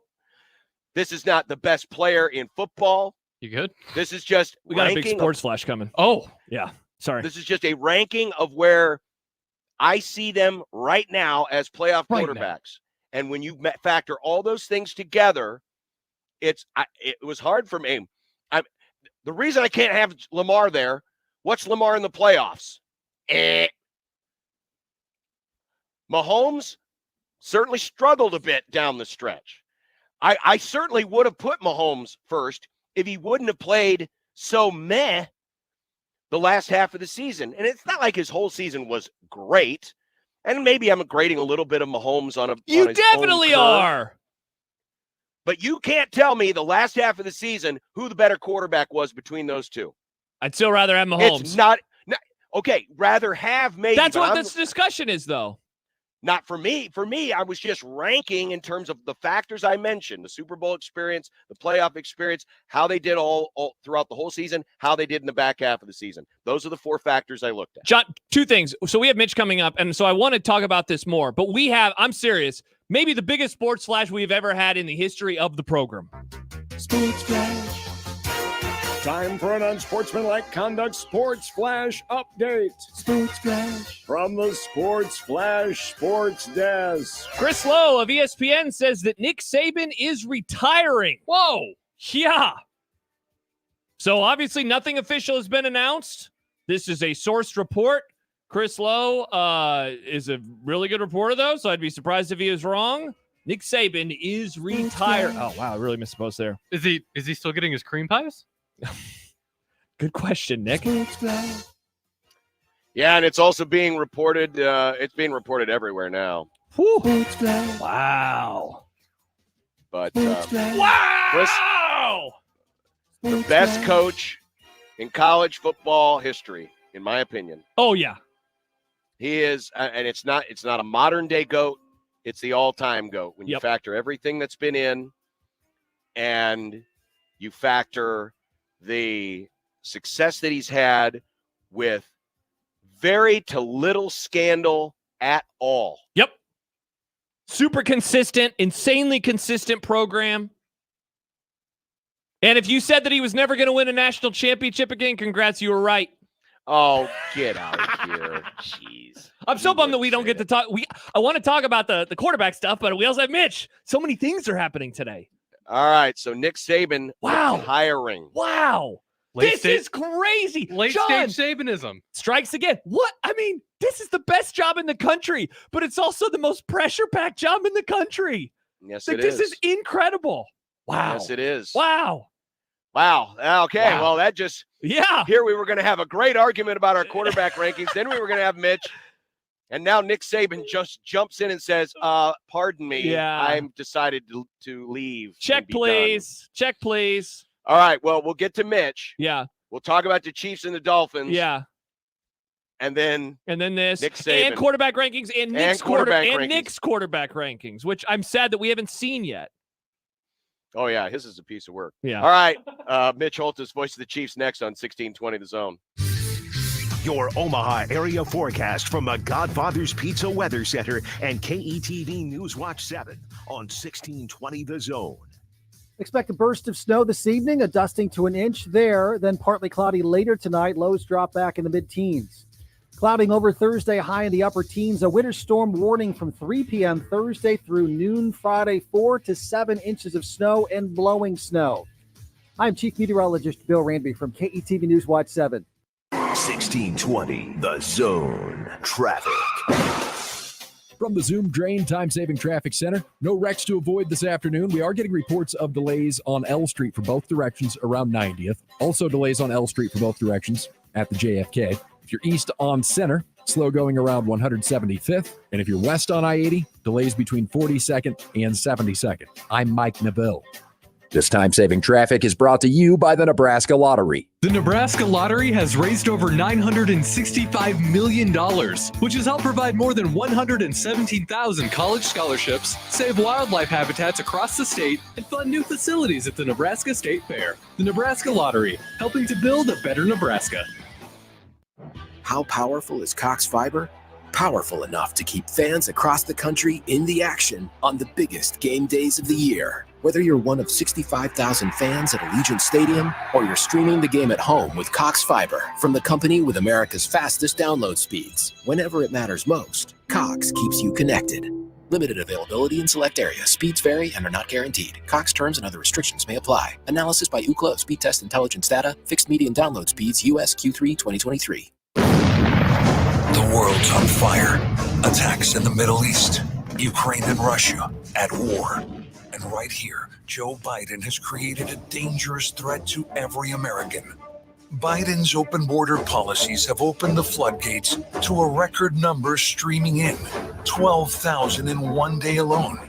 This means increased terrorist threats and even more deadly fentanyl being delivered to our neighborhoods. President Trump will change that. He'll secure our borders by building even more wall. He'll end visitors from terrorist countries being allowed to enter. And Trump will treat the drug cartels the same as he treated terrorists who kill Americans. President Trump, the strength to protect our borders and our families. I'm Donald Trump, candidate for president, and I approve this message. Paid for by Donald J. Trump for President 2024 Inc. The Zone Inbox is brought to you by Equitable Bank. We take banking personally. Email me, Connor Happer, with the Connor Happer Show at Connor, CONNOR, at 1620thezone.com. Send me your love, your hate, and maybe a few hot takes. The Zone Inbox, presented by Equitable Bank. Prescriptions require an online consultation with a healthcare provider who will determine if appropriate. Restrictions apply. See website for details and important safety information. Subscription required. Price varies based on product and subscription plan. Hey guys, did you know there's a generic form of Viagra that works just the same, but is 95% cheaper? And you can get it online? Just go to hims.com/radio. Through Hims, you'll get a free medical consultation, discreet shipping if prescribed, a 100% online process, and trusted generic alternatives to the name brands at up to 95% off. That's right, get generic for Viagra, the same active ingredient as brand name Viagra, but for 95% less. It's the same medication, still prescribed by a licensed medical provider, but with zero copay, no expensive appointments, and no awkward face-to-face conversations. To start your free online visit, you need to go to this exclusive address, hims.com/radio. That's hims.com/radio for your free online visit. HIMS.com/RADIO. 1620 The Zone's Unsportsmanlike Conduct, brought to you by a great friend of the program, Union Bank and Trust. Roofing, siding, and gutters. Make the right call with the rooferys at John Higgins Weather Guard. It's unsportsmanlike conduct. The 1620 The Zone. You ready? The most exciting announcer in professional football. Picked off at the goal line. 20, 15, 10, 5. Jalen Watson. Welcome to the... Nobody can paint a picture with words quite like he can. They might just be gargling at the nectar by that game. I think the rectal buzz that you get from the seat, maybe, The man. Touchdown! Kansas City! The myth. And the Chiefs Kingdom has firmly planted its flag on top of football's highest summit. The legend of the Hy-Vee salad bar. You want a chocolate? Guess what? Right now, in the parking lot of the St. Joe Hy-Vee. Mitch Holtis. The Chiefs are champions of Super Bowl 57. The earth-shattering sports flash of a moment ago. Nick Saban is retiring, reports Chris Lowe of ESPN. We will have more on this enormous story in college football in just a moment. But, of course, this weekend we have Chiefs-Dolphins. Saturday night, Mitch Holtis, the voice of the Chiefs, with his velvet jacket, reading the fairy tale. I saw the video yesterday, Mitch. Very nicely done by the video department. Well, it's a blitz. I said either it's going to be a sack and work, or it'll be a touchdown and ruin my career. So the reaction, as you might guess, has been varied throughout the social cyberspace. Some think it's charming and they love the coat. Others think it's like the stupidest thing they've ever seen, but that's what we've got, and that's what our world has become. So now Creighton has the idea, John. So when you get to the NCAA tournament, you'll be in front of a fireplace reading out of a book. Hey, kids, let me tell you about a story of the Blue Jays in the postseason. Mine will be a coloring book, however, because that's kind of my education level right there. Well, you didn't see the book. They had like big font and like don't read too much and screw it up. So but it was kind of fun. And now we've got this like Hallmark movie out that came out today. That'll be something for you to watch when you get off the show. We're doing all kinds of stuff here in the kingdom. Mitch, earlier today, NFL Network was replaying the first matchup between these two teams back in early November in Germany. Obviously, Miami has changed a little bit since then with some of the personnel because of injuries. Injuries aside, where do you think this Dolphins team has changed the most since you last saw them?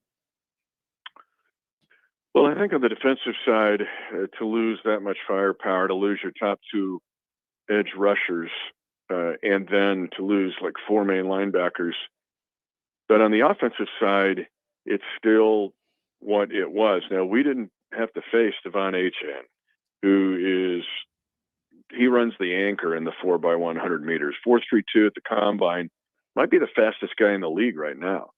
So we were fortunate not to face him in Frankfurt, but he'll be there on Saturday night in one of the colder playoff games in NFL history. But they still are a quick strike team. Here's your stat of the night. The Dolphins have 108 quick strike drive points, meaning 4 snaps or less. They have 108. The second closest team is John's second favorite team, the San Francisco 49ers, who have 77. This is a team, the Dolphins, that love to play downhill. They have led at halftime in 12 of their 17 games. They're 11-1 in those games, 0-5 when they trail at half. So the first snap has to have the urgency of the last snap. And that some teams that's accentuated in this team right now more than any team in the NFL is a start fast, hit you fast, hang on team. Mitch, speaking of the injuries that Josh just talked about a moment ago, it's really affected the edge rush position because you've lost two guys who were regulars in Chubb and Phillips, and then Andrew Van Ginkel, who's kind of this pass rush specialist, out. And I have to expect that part of the plan this weekend against Mahomes, because unlike in the past when the Dolphins were able to rush 4 in many cases and play 7 deep behind it, now they may have to bring extra pressure. How do you think Andy Reid best exploits this possibility on Saturday? Well, everything that we discussed tonight has got to start with the elements. When you're looking at a kickoff temperature of 11 degrees and the wind chill expected to be like minus 17, and then the real temperature will drop to single digits in the second half, and you can see where the wind chills go from there, that some of that predicates the answer here. But it's also a matter of recognition. Now, they do not usually blitz. Remember, this is a Vic Fangio team, and because of the injury situation, they may be different. But only 4 teams blitz less than the Dolphins, and they still were third in sacks and third in pressure rate. But how much of that was Chubb and Ben Ginkel, who's very underrated, by the way, as a player, and Jalen Phillips.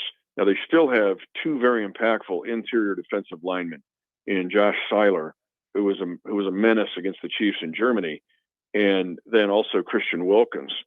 So you've still got a stuff to contend with here, but not as much as you faced in Germany. Mitch, you just mentioned underrated player. I was going to ask you, who are players that maybe are not on the tip of our tongues whenever we're talking about the Chiefs on either side of the ball that you think we should keep an eye out for, in terms of if that guy performs well, the Chiefs are going to have a chance to win? Honestly, McCole Hardman enters this picture. That's why the game last week to beat the Chargers 13-12 with the JVs is maybe more significant than people think. I told you guys that last week. But the fact that McCole was the guy, I mean, they were only throwing the ball to 3 guys in that game, and they only played the game with 37 guys. But the fact that McCole became the WR1, if you will, I thought was significant. When you look at McCole Hardman's history in the playoffs, he's 8-2 in the playoffs. He has a 42, a 41, and a 44-yard reception, a 50-yard run, a 25-yard touchdown run against the Bills, a 58-yard kickoff return, which started everything in the run to the Super Bowl in 2019, and a 48-yard punt return against Pittsburgh in 2021. Those are all Hardman plays, all in the postseason. So he could be underrated. Not that he's going to get 100 yards, but he could be the guy that gets the sneaky 35 to 40-yard play that people weren't either thinking about or accounting for. So I think on that side, on the offensive side of the ball. On the defensive side of the ball, it'd be Charles Omenihu. And the fact that he's only played, he missed 6 games to start the season. I'm telling you guys, he is such a force, and he can play both inside and outside, and he's an awesome complement to Chris Jones inside. But he makes the play of the game last week, where he gets the Omaha Creighton Prep alum Easton Stick separated from the ball at the end of an 18-play drive, and Mike Edwards runs it for 97 yards. But because that was the play made by Omenihu. His burst, his wingspan is very important against a guy like Tua Tagovailoa. Mitch, fill in the blank. If the Chiefs don't do blank better in the playoffs than they did in the regular season, they will not advance far. It's really obvious, and I'd like to give you a sexier answer, but is take care of the ball. Yeah. And you got to get ahead of these guys. You can't get down to the Dolphins 17-0. That's the way they love to play. It's like those old Bronco teams. This is a matter of taking care of the ball. The Chiefs were on the verge of drubbing these guys in Germany at 21-0 in a sack strip, cause the game to be close. And so, and with the conditions as they are, it's even more paramount to concentrate. And I'll tell you another one, guys, is special teams. When the conditions are this cold, a 15-yard snap on a punt, an 8-yard snap on a placement kick, a punt return, a kick return, covering those kicks, everything gets magnified in special teams when it's this cold. So for the Chiefs, the answer would be to be near pristine when they have the ball in their hands in both special teams and offense. Nick, the Mitch broadcast is right here on the mothership, correct? Yep. 1620 The Zone, Saturday night, baby. Guys, it'll be one of our biggest audiences in network history. Now, we just got the word. We're the number one rated radio network in men's 25 to 54 with a 60 share, which is kind of fun. But because it's on Peacock and only available on linear, over-the-air television in Kansas City, I go, you know what? I'm just not going to do Peacock. And I mean, you can get great programming on Netflix. What do you get on Peacock? Like Parks and Recreation? Oh, don't rip on Parks and Rec, Mitch. Mitch, come on. I don't know if you heard about this, but Nebraska upset number 1 ranked Purdue last night exclusively on Peacock, and you can watch replays unlimited for no extra charge. Wow. Sign me up. Even if I want to cancel it 30 days, I'll forget about doing it, and it'll be stuck with like 4 more months of it because I forgot to cancel it. Hey, did you cancel Peacock? No. Dadgummit. Give him another $6.95 or whatever. Royal Rumble, WrestleMania. I mean, there's a lot of things on the Peacock. To me, this is their attempt to try to make Peacock viable. And where people are going, what else do I get if let me buy Peacock? No, I don't want to watch The Office. Wow. And old episodes. So, Josh, you wash your mouth out with soap. Well, if you're going to stand on that principle, we'll be on the air. Yes. So if you're going to stand on that principle, you can listen right here on 1620 The Zone for Mitch Holtis's call. Of Chiefs Dolphins Saturday night. Mitch, we always appreciate it. Thanks for joining us. Stay warm. We're all in this frigid hellscape together. Yeah, honestly, we joke around, but be safe. I mean, we're gonna have a ton of fans coming down 29 again. Be safe. If you're going to the game, really take precaution. And everybody driving around, this is gonna be a little nasty here this weekend. Absolutely. Mitch Holtis, voice of the Chiefs, brought to you by Hy-Vee, Thank you, Mitch. Grocery partner of the Kansas City Chiefs. Stand by. We have more. Nick Saban has retired, according to ESPN's Chris Lowe. He informed the team of that decision this afternoon. Perhaps, in some people's estimation, in my estimation, he is the greatest college football coach of all time. This creates a massive vacuum in the sport and now reduces, for now, the number of national championship winning coaches to 4. Depending on what Harbaugh does, we might be down to just 3 active coaches. Dabo, Kirby, and Mac Brown, who have won a national championship in FBS. But Nick Saban retiring. Mac Brown. Whew. More on this, your thoughts, your comments, what this means for college football next. 402-951-1620, 42 degrees, the Source hotline. Hit us up, JTech Construction Zone Twitter feed at USC 1620 or the Equitable Bank inbox, John at 1620thezone.com or Josh at 1620thezone.com. Back with more after this on 1620 The Zone. Hey everyone, Josh Peterson here for my friends at Kugler Vision. The weather this week, well, let's be frank, it has sucked, and it's only going to get worse over the next few days. Man, how nice is it when you leave the comfort of your own home, when you leave the office, and you know that you're going to be able to see everything that's going on the road, whether it is snowing or not, whether you have contacts right now and you're worried about that dry air and those scratchy eyes. Kugler Vision can change your life in mere minutes. They did so for me 6 years ago. I went in for the consultation process in June of 2018. I had a lot of questions. They had all of the answers for me. Dr. Kugler and his team at Kugler Vision, they perform all 7 FDA-approved forms of modern vision correction. You're not going to find that anywhere else in the state of Nebraska. Whether you struggle with seeing something close, something far away, you have readers. They are able to help you out. They likely have a procedure that can help you. Give them a call today at 402-558-2211 or visit their website, KuglerVision.com. Schedule a consultation, and don't forget to ask about their special New Year savings on modern LASIK. It's KuglerVision.com. Now live on Twitch, YouTube, and 1620thezone.com. Creighton Sports Update. Creighton men's basketball returns to the CHI Health Center Omaha this weekend. The Blue Jays will face St. John Saturday at noon for a Big East showdown. Fans can arrive early to take part in the Big East Road Trip Fan Festival. This free event kicks off at 9:30 a.m. in the Convention Center, where pregame pop-ups like mascot appearances and photo opportunities with the Big East Championship Trophy will be available. 1620 The Zone proudly supports Creighton Athletics. I'm Rick Betker from Omaha Car Care. We want to thank all our friends and clients who made 2023 a great year. And we hope you can help us spread joy to others. From now through January, we're hosting a boot drive for the kids of the Q school system. At this time of year, they could really use some warm boots. So if you could bring your new or gently used boots to any of our 4 locations, we'll make sure they get to kids in need. Thanks from Omaha Car Care. My passion for the unborn comes from my own unplanned pregnancy.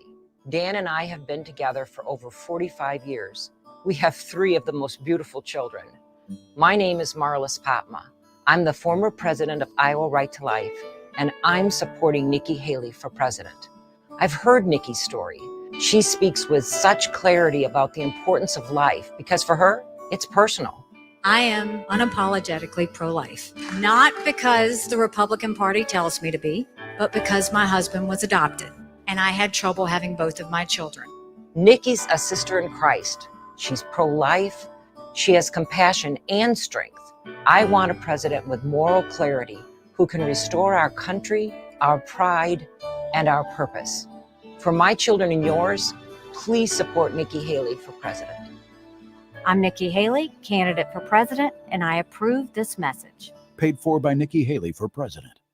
Your Omaha Maverick hockey team is coming off a tournament win at the Desert Hockey Classic, and they are red hot.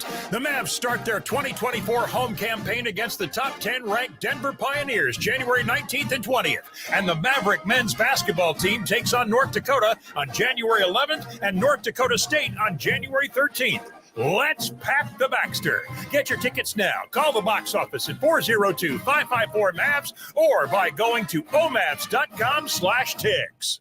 What's holding you back from learning the language you've always wanted to know? Too hard. Takes too long. Not with Babbel. Babbel's lessons take just 15 minutes a day. 15 minutes isn't long. Nope. And they're fun. Fun isn't hard. Right. Babbel's interactive lessons, podcasts, games, and more make it fun and engaging, so you don't realize you're learning a language, but you are. And Babbel's lessons are built around real life. You can choose from topics like travel, business, relationships, and more. You'll learn what matters most to you.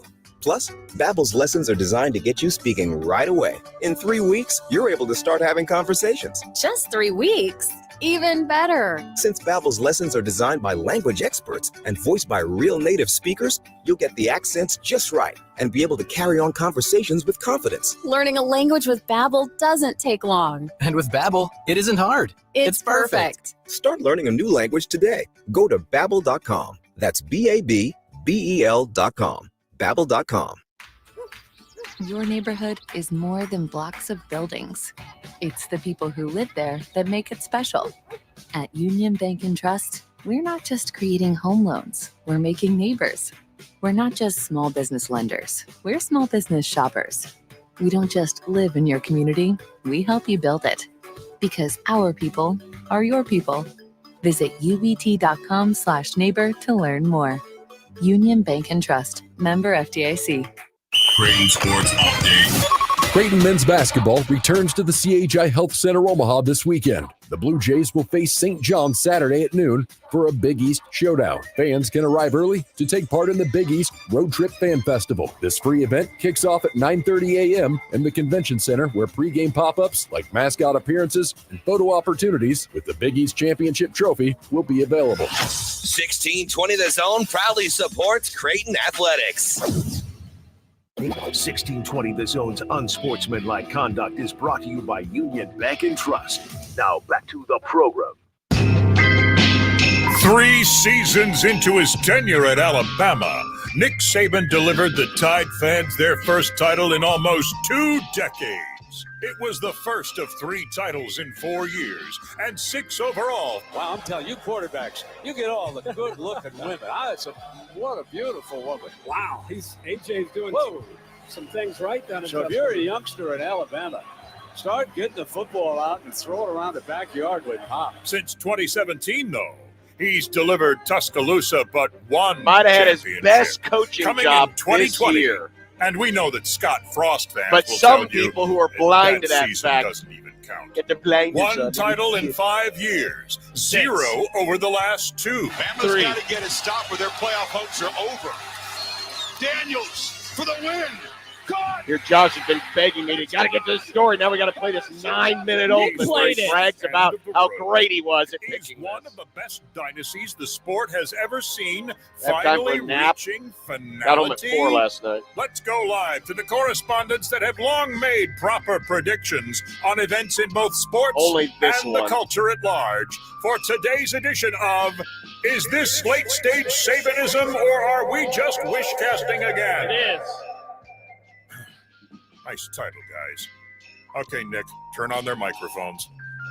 I wish people could have seen the reaction of John when Nick pressed play, because we could see him in the background. John, it's okay. Why are you so solemn? Yeah, smile because it happened. I'm not solemn, but claiming some kind of victory on this. Spot is the lie. I said he would Pyrrhic never win a victory. natty, and he never would win a natty again. But as many people have argued, he may have done his best coaching job this year. Oh, I think so. This was the team that in late September looked like that your prediction of 9 wins was going to be generous. Yeah. And after the South Florida game, they decided to go back to Milroe, and all of a sudden that team started to build momentum, and by the end of the season was playing as good as anybody. And quite frankly, they were this close to beating they Michigan. Were one stop away from knocking out Michigan and playing for another national championship. They were that close. Yeah. And Nick Saban is retiring. The numbers, of course, are staggering when you look at it. Oh, my gosh. 28 seasons. 292 wins, so he averages more than 10 wins a season. And I know that the last dozen-ish or so seasons, you had 13, 14, 15-game seasons. But still, when you average 10 wins a season, incredible. That's incredible, because remember, it's not like he was winning 10 games at Michigan State. No, he never won 10. The most he ever won there was 9, and then he went to LSU.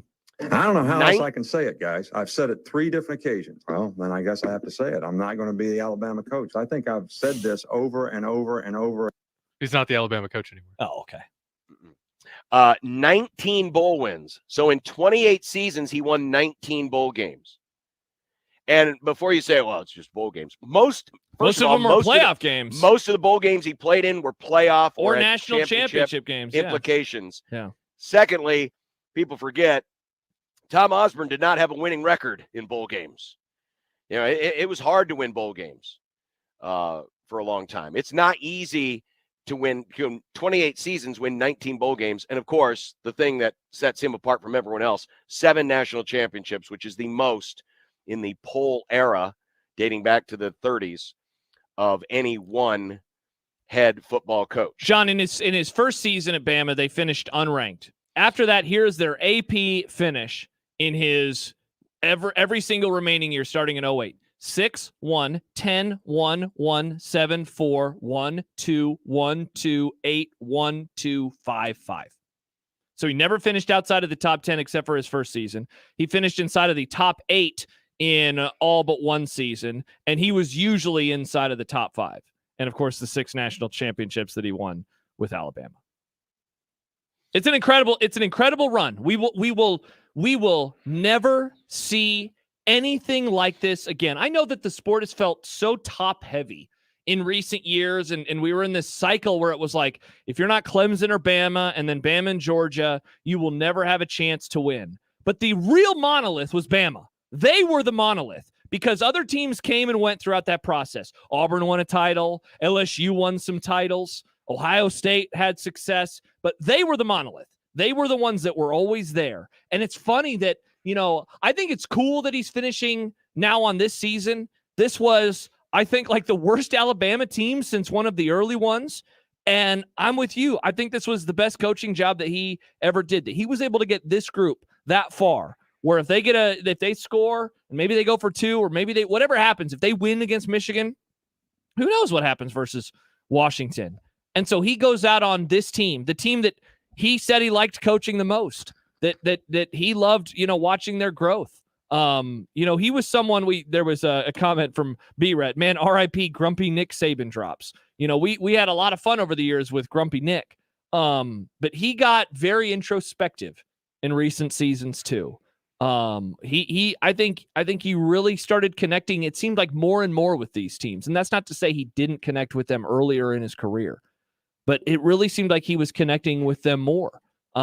Especially the last few seasons. And I think there's something about him where, the teams like 2020 that destroyed everyone in their path, I think he probably liked those teams a little bit less. I think he liked the teams that it was harder for. I think he liked a team like this year's more, because this is where, you could really kind of get down into the grime, into the muck, and you could coach and you could develop, and every week wasn't a given. And every week this year was not a given for them, unlike some past Alabama teams that we saw. And it's funny. I mean, there are so many obituaries of his career to write, but I think the thing that will stand with me for years and years is, like, go watch 2009 Alabama and how they won, and then watch like what they became with Tua. And it is night and day difference. They won in a completely different way.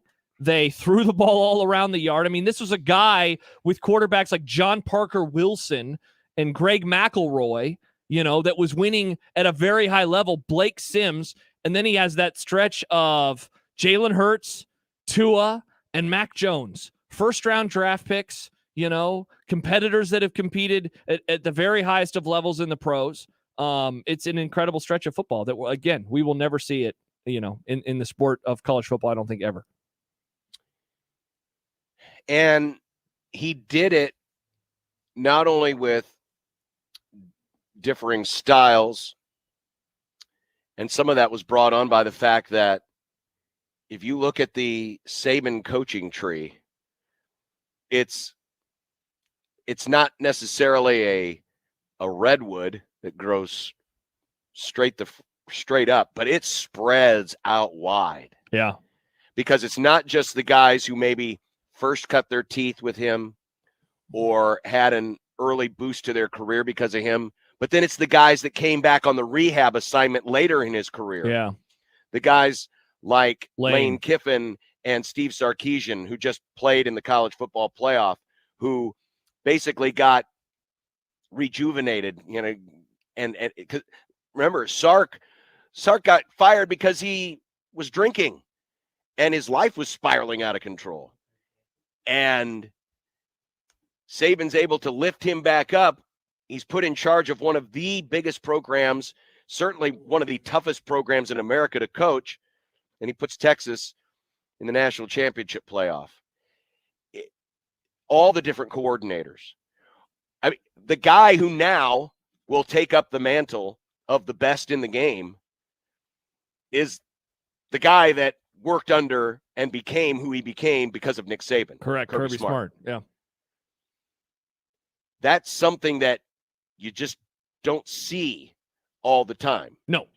Where the greatness begats more greatness. Sometimes, and we've talked about it before, and this isn't meant to do too much comparison between Osborne and Saban, but Osborne's coaching tree wasn't as vast, mainly because a lot of his guys stuck around with him for a very long time. Others just never were able to blossom away from the Osborne influence or the Nebraska sphere. But with Saban, it was a nonstop churn. Every year, it's a nonstop churn of different position coaches and analysts and certainly coordinators. And yet the train just kept rolling and rolling and rolling. And he's the one constant. In college sports, not that it doesn't matter elsewhere, but in college sports, the head coach is everything. The face of the program, the coach, the general manager, the president, all of it. How the program works and runs all goes back to the head coach. Certainly, you need great support in academics and athletics, as we've seen at Nebraska. That has gotten in the way at times. But it all boils down to who that guy is on the sidelines with the headset on. Yeah. And the way he was able to, and I know we look at it now and say, well, where did he win? He won at LSU and Alabama. They got all the advantages. LSU football was one of the biggest underachieving programs, especially when you consider the talent that's there, until Nick Saban got there. Again, go look at Alabama in the seasons before he arrived. Look at them from 1993 until 2006. Look at what that program Well, really, if did. you want to go back, if you really want to go back to post-Bear. Go back to 83, post-Bear. And yes, you had the Gene Stallings national championship season in the middle. Yeah. But look at that stretch of football. But it was, Alabama was just, they were just another team. They were just another name. They were a big name, but they were just another name. They were a former power. They are how youngsters view Nebraska now. Like, oh, they used to be good. That's how I viewed them growing up. And he arrived and he changed everything. And a lot of people have written over the years about the power that he had and how he wielded that to make that program as good as possible. And I've heard two stories over the years that have always stuck with me. One is when he first arrived, that was in the heyday of we got to have big locker rooms and televisions and all these things. And he walked in the locker room and I think he asked about the TVs and like, yeah, we have this and this and this. He said, take these out of the locker room. And like, that was one of the first things he did was like, or out of the weight room, get this out of the weight room. We're not going to have televisions in our weight room to watch stuff. We're going to work. And the other thing was apparently there was this ice cream shop in Tuscaloosa that all these players loved from Alabama. And they would go get it, and sometimes it would cause players to be late. And so Saban talked to somebody, and this ice cream shop, I think it was an on-campus ice cream shop, they moved it so it would be on the way from the classes to the football facility. So if players wanted to stop by this place, they weren't going to have to go out of their way. And that is the power that he had, where he could move an ice cream shop or whatever it was in Tuscaloosa from somewhere between the regular classes that they'd go to and the football facilities. That he got, man. We talk a lot about this program and that program and how they are unable to kind of work together and everything flows in one direction. That place is crazy. And we're about to see it, right? Like we're going to enter into a new era of Bama football now where they don't have him and things are going to change. And I would say they're going to change for the worse because that's what usually happens after legends. He got that place to work together, always moving forward. And they won 6 national championships. And I just, that doesn't happen. It doesn't happen. And so I think he squeezed every ounce of success out of that place as possible. 402-951-1620. Nick Saban retiring, first reported by ESPN's Chris Lowe. He reportedly told the Crimson Tide players today. And Saban's career ends with those 7 national championships, 1 at LSU, 6 at Alabama. Your thoughts on the 42 Degrees The Source hotline, where I believe we have Randy. Is that correct? Yep. Randy, go ahead. What's on your mind? Well, as you compare it to different eras, it's hard to compare, but it says, Osborne's winning percentage, was higher than Saban's was. So at a school that is, different, much more difficult to recruit to, I believe, at this even in this era. So. Oh, there's no argument So, Randy, about are that. you saying you disagree with us that he's the best ever? He's the best of this era. That says, you could go back into the 60s and 70s and find coaches that were probably, you could compare to him. It says, the Newt Rockeys of the world and people like that. It's hard judging one era versus another. So it is, but when you look at the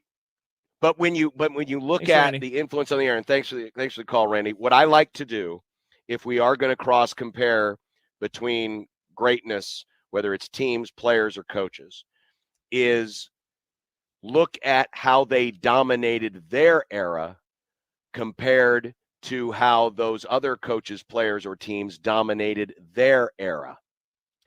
And honestly, there's only one other coach that compares to Nick Saban, and it's Bear Bryant, in terms of the power, the influence, the success that was sustained for many, many years. With Saban, it's more concentrated because he didn't coach as long as the Bear at Alabama.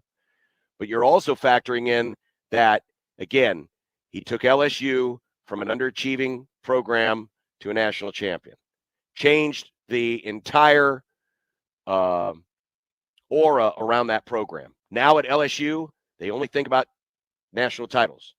Before that, they may have dreamed of it, but it really wasn't that way. With Alabama, I mean, to win 6 in the time that he had is incredible. Bryant didn't win that many, and he was there for damn near 30 years. The coach that I thought you were actually going to compare him to is Bud Wilkinson.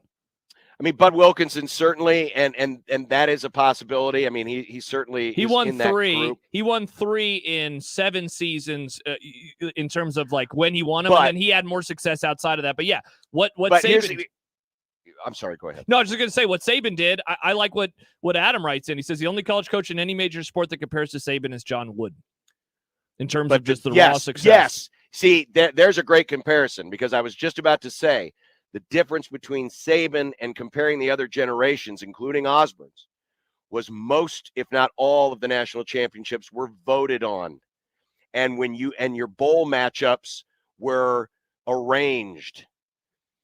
Nick Saban won in an era where you had to play the best teams at the end of the season because of the format that was in place.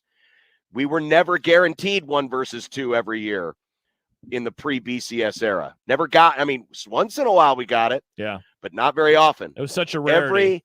Every national championship won by Nick Saban was won by the team that was perceived to be the next best team on the schedule. And that's the difference. That he won in the BCS era, he won in the playoff era. Yeah. Which meant you had to not just play 1 great game at the end of the season. Really, you had to play 3. You had to win the SEC title. Bingo. And he's the one that basically sent Urban Meyer packing from the SEC. Then he had to win the semifinal game. Then he had to win the national championship game. So when you look at the degree of difficulty, Bear Bryant won popularity contests. Tom Osborne, to some degree, won popularity contests, and all the John McKays, the Woody Hayeses, they all won. They had to win popularity contests, but they weren't matched up necessarily against the best possible teams in the postseason. Nick Saban's were, and that's why, in my opinion, that's one of many reasons why I believe he is the best of all time. Couldn't agree more. 402-951-1620. We'll take more of your calls, your thoughts, as Nick Saban retiring after a stellar career. This is one of the giants, not just in college football, but in American sports history. And the influence and the discussion we can have during the happy hour is what happens next, because there will be a domino effect. There's not really an internal candidate. There's not a Tom passing the baton to Frank or Bob passing the baton to Tom situation here. Alabama's going to be on the free agent market, and they've got the most attractive package to offer in all of college sports. Yep, I'll give you a name before we go to break that Brett McMurphy is reporting. He says Oregon's Dan Lanning expected to be the top target to replace Nick Saban, according to one of his sources. Get your thoughts, 402-951-1620, as we continue. The happy hour is next on 1620 The Zone. Live from the Host Coffee Studio, this is 1620 The Zone. 1620 The Zone. Traffic. From the Zoom Drain Time-Saving Traffic Center, heads up that crash on southbound 144th at Giles, still causing a few delays through there. Same goes with the stall blocking the right lane on L Street at 120th. Also, be ready for delays on L Street for both directions between 42nd and the JFK. And if you're west on I-80, delays from 42nd to 72nd, and delays on Dodge for both directions between 72nd and 90th. I'm Mike Neville. This time-saving traffic is brought to you by Saul's Jewelry and Loan. So with Saul's Jewelry and Loan dealing with designer bags, what is another option that our clients have if they don't want to actually sell their item? If you're looking to borrow some money, you don't necessarily want to get rid of it. We can hold on to it for safekeeping until you're ready to come pick it back up. Cards issued by Sutton Bank and Celtic Bank members. FDIC terms and conditions apply. Are you the decision maker in your company? Consider this. For the first time in decades, there's a better option for a corporate card and spend management platform. Meet Ramp, the only corporate card and spend management system designed to help you spend less money so you can make more. Most corporate credit cards offer points as incentives, but those points amount to less than their worth in real cash value. Ramp's corporate cards offer you cash back, real money in your pocket. Plus, you control who spends what with each vendor. And Ramp's software collects and verifies receipts automatically, which means you'll stop wasteful spending and close your books in hours instead of days. Businesses that use Ramp add up to 5% to their bottom line the first year. If you're a decision maker, adding Ramp could be one of the best decisions you've ever made. And now get $250 when you join Ramp. Just go to ramp.com/sports. Ramp.com/sports. ramp.com/sports. Lanahaw Nurseries has been your dependable full-service source for locally grown trees, plants, and landscape materials. Rooted in tradition, our products and services are consistently ranked best of Omaha in quality and value. From design to install, our experts are here to help bring your landscape vision to life. Start your next project this weekend. Visit us at 192nd and Center. Lanahaw Nurseries, your homegrown headquarters since 1974. The world's on fire. Attacks in the Middle East, Ukraine and Russia at war. And right here, Joe Biden has created a dangerous threat to every American. Biden's open border policies have opened the floodgates to a record number streaming in, 12,000 in one day alone. This means increased terrorist threats and even more deadly fentanyl being delivered to our neighborhoods. President Trump will change that. He'll secure our borders by building even more wall. He'll end visitors from terrorist countries being allowed to enter. And Trump will treat the drug cartels the same as he treated terrorists who kill Americans. President Trump, the strength to protect our borders and our families. I'm Donald Trump, candidate for president, and I approve this message. Paid for by Donald J. Trump for President 2024, Inc. Prescriptions require an online consultation with a healthcare provider who will determine if appropriate. Restrictions apply. See website for details and important safety information. Subscription required. Price varies based on product and subscription plan.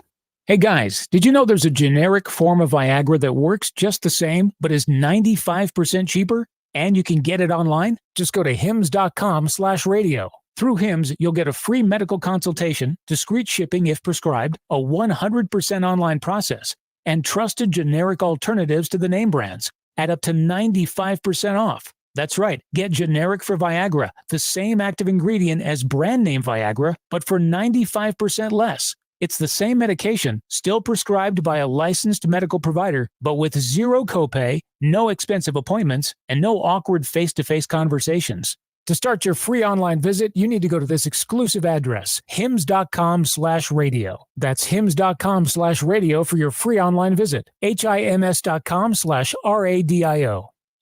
KOZ and Bellevue, Omaha, Council Bluffs. This is 1620, The Zone. It'd be nice to have a throw. It would be nice to have a throw. It would be nice to have a blow through. It would be nice to have a blow through. It would be nice to have a blow through. It would be nice to have a blow through. It would be nice to have a blow through. It would be nice to have a blow through from your mom. Happy hour is on the air.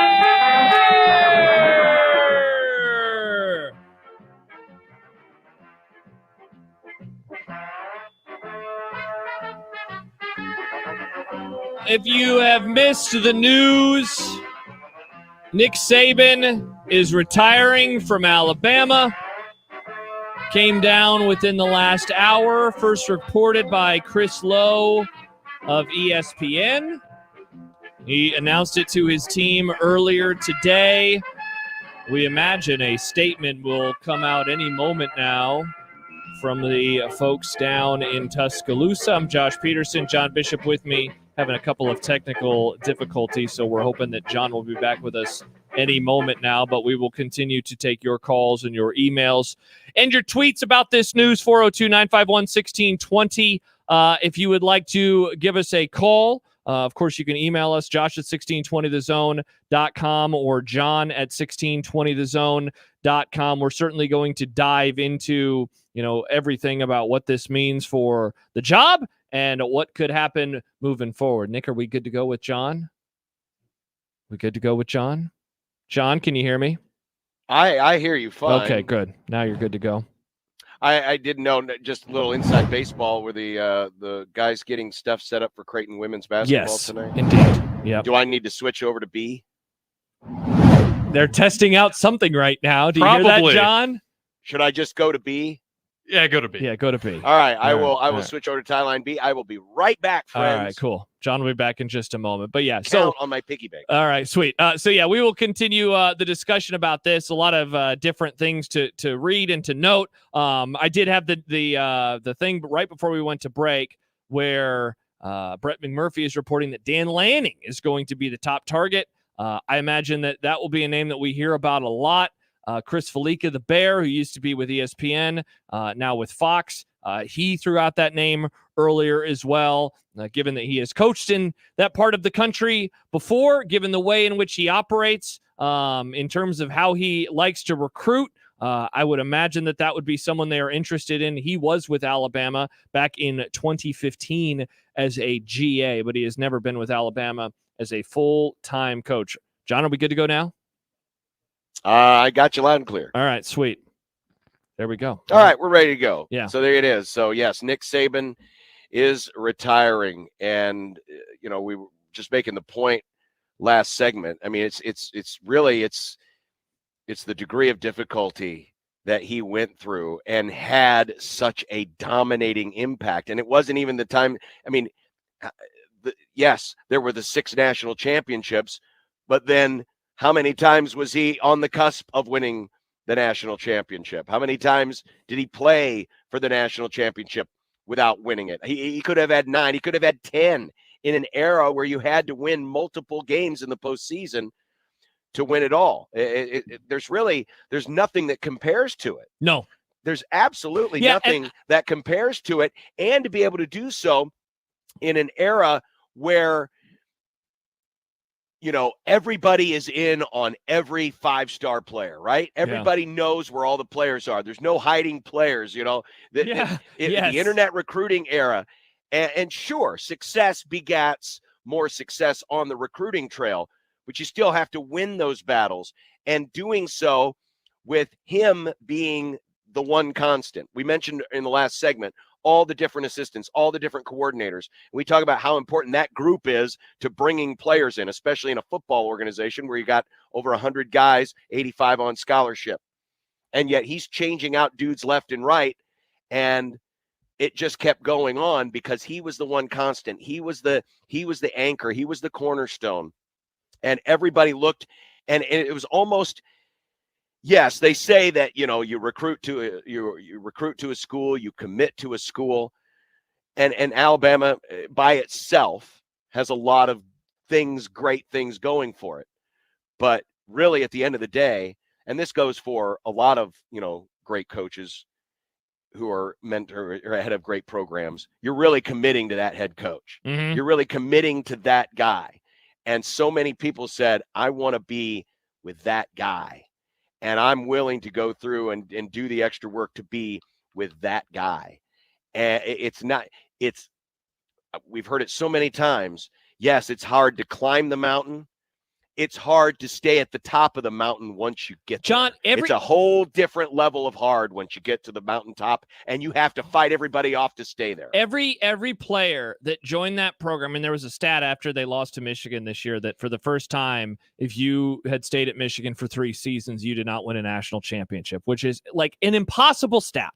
And again, something that I don't think will ever be replicated again. But there is something to be said about bringing in another class following a natty and their belief of like, well, I was a part of that, and having to then convince them, having to convince 5-star players to do the dirty work, to play on special teams, to sit on the bench. There was a tweet a few minutes ago from one of our listeners named Josh, who, and I've seen this as well. I don't know if this is the same Josh or different Josh, but the transfer portal for Bama's roster just reopened for 30 days because he is leaving. And the Josh on Twitter, though, pointed out their average player is ranked 75th in the country.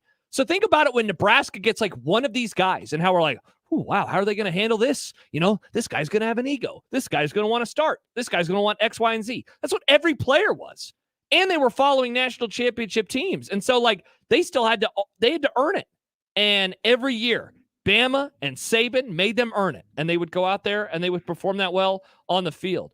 Another one of the random kind of stats or whatever, if you want to throw out that we're talking about with him, BJ says that another crazy stat about Saban is look how many SEC head coaches got fired during his reign because they couldn't beat him. And that was the other thing, right? Is these programs continued to chase after him. Look at Auburn. Auburn's always been a tire fire in terms of, coaching changes and things like that.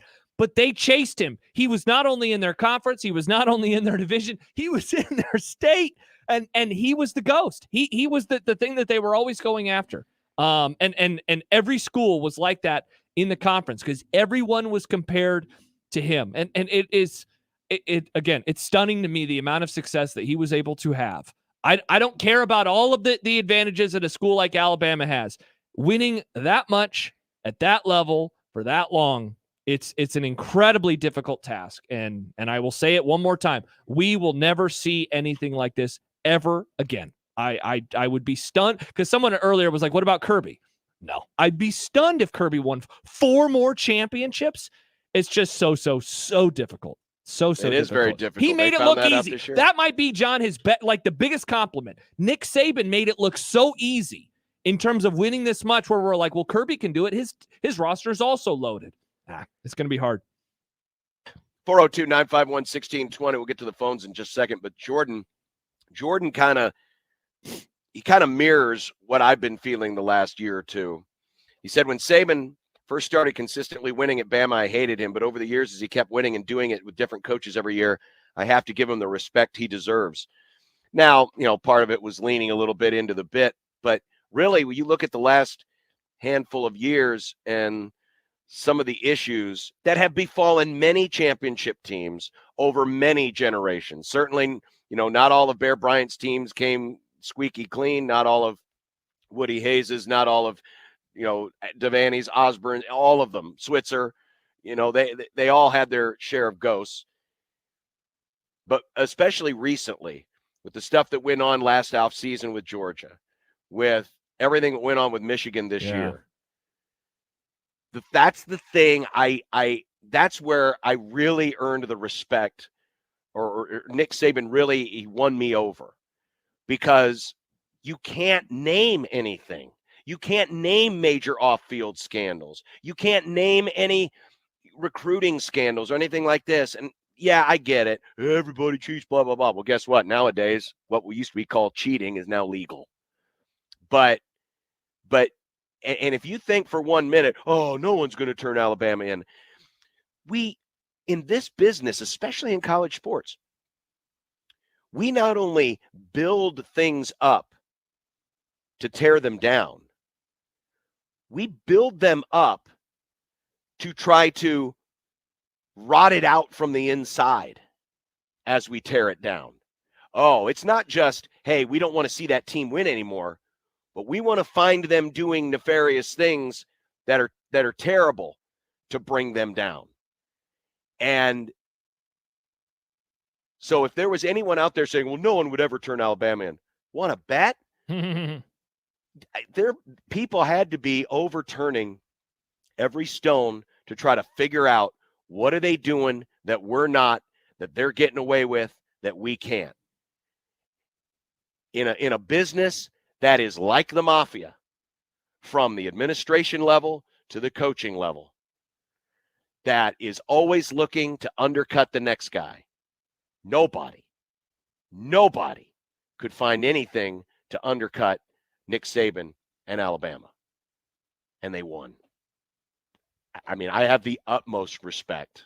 He's not just the greatest college football coach in history. He's on the pantheon of the greatest American sports coaches / managers in history. I like what Jordan says. Playing Bama was everyone's national championship. They got everyone's best shot. Yeah, every road game was the biggest game on the schedule for their opponent that year. Every time. The non-conference games, the conference games, certainly the conference championship, the playoff, they were the team that everyone dressed their best for, that everyone showed up early for, that everyone worked a little bit harder for, because they were Alabama. And yet they still were able to take so many teams' best shots and deliver time after time after time after time after time. Saban is Auerbach. Saban is Lombardi. He's one of the best to ever do it, period, regardless of sport. Let's head to the phones. 402-951-1620. Who do we got, Nick? Kyle is up next. Hello, Kyle. Hey, can you hear me? We got you. Yeah, nice. I'm in the Amazon truck delivering right now, and just thought I would touch in on Saban. I couldn't believe that one guy brought up Newt Rockne. I had to call in after that just because comparing Newt Rockne to anything in modern day football is hysterical. But I noticed a gentleman.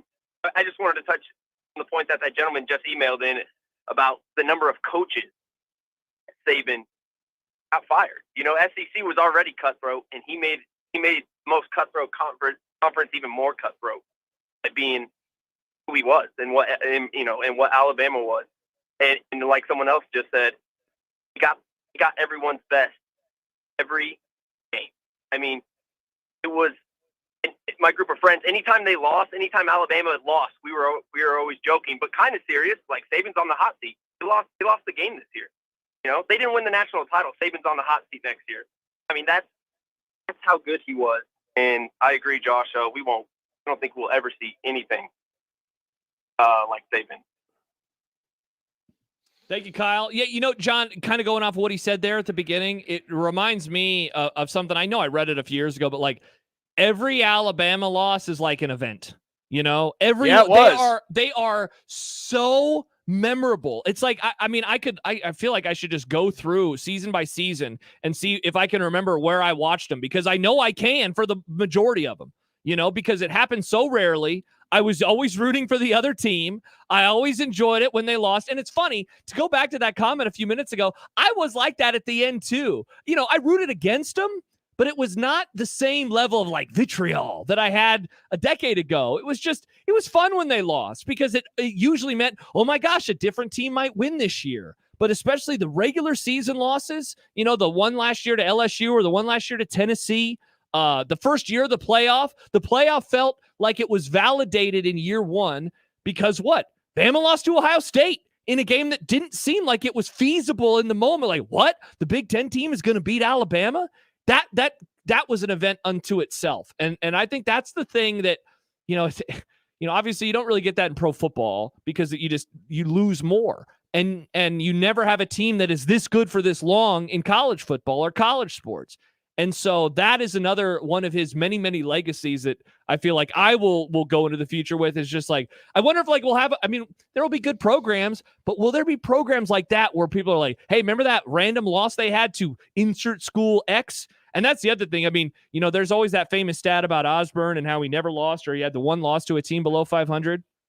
I mean, man, outside of outside of his first year at Alabama. Look at the teams that he lost to. You're going to find it's a lot of who's who, or, even a team with like an NFL quarterback on the roster or something like that. He wasn't going out there and losing, outside of year one to the Louisiana Monroes of the year. And again, that goes back to the comment earlier. He got everyone's best shot, and they always were able to win.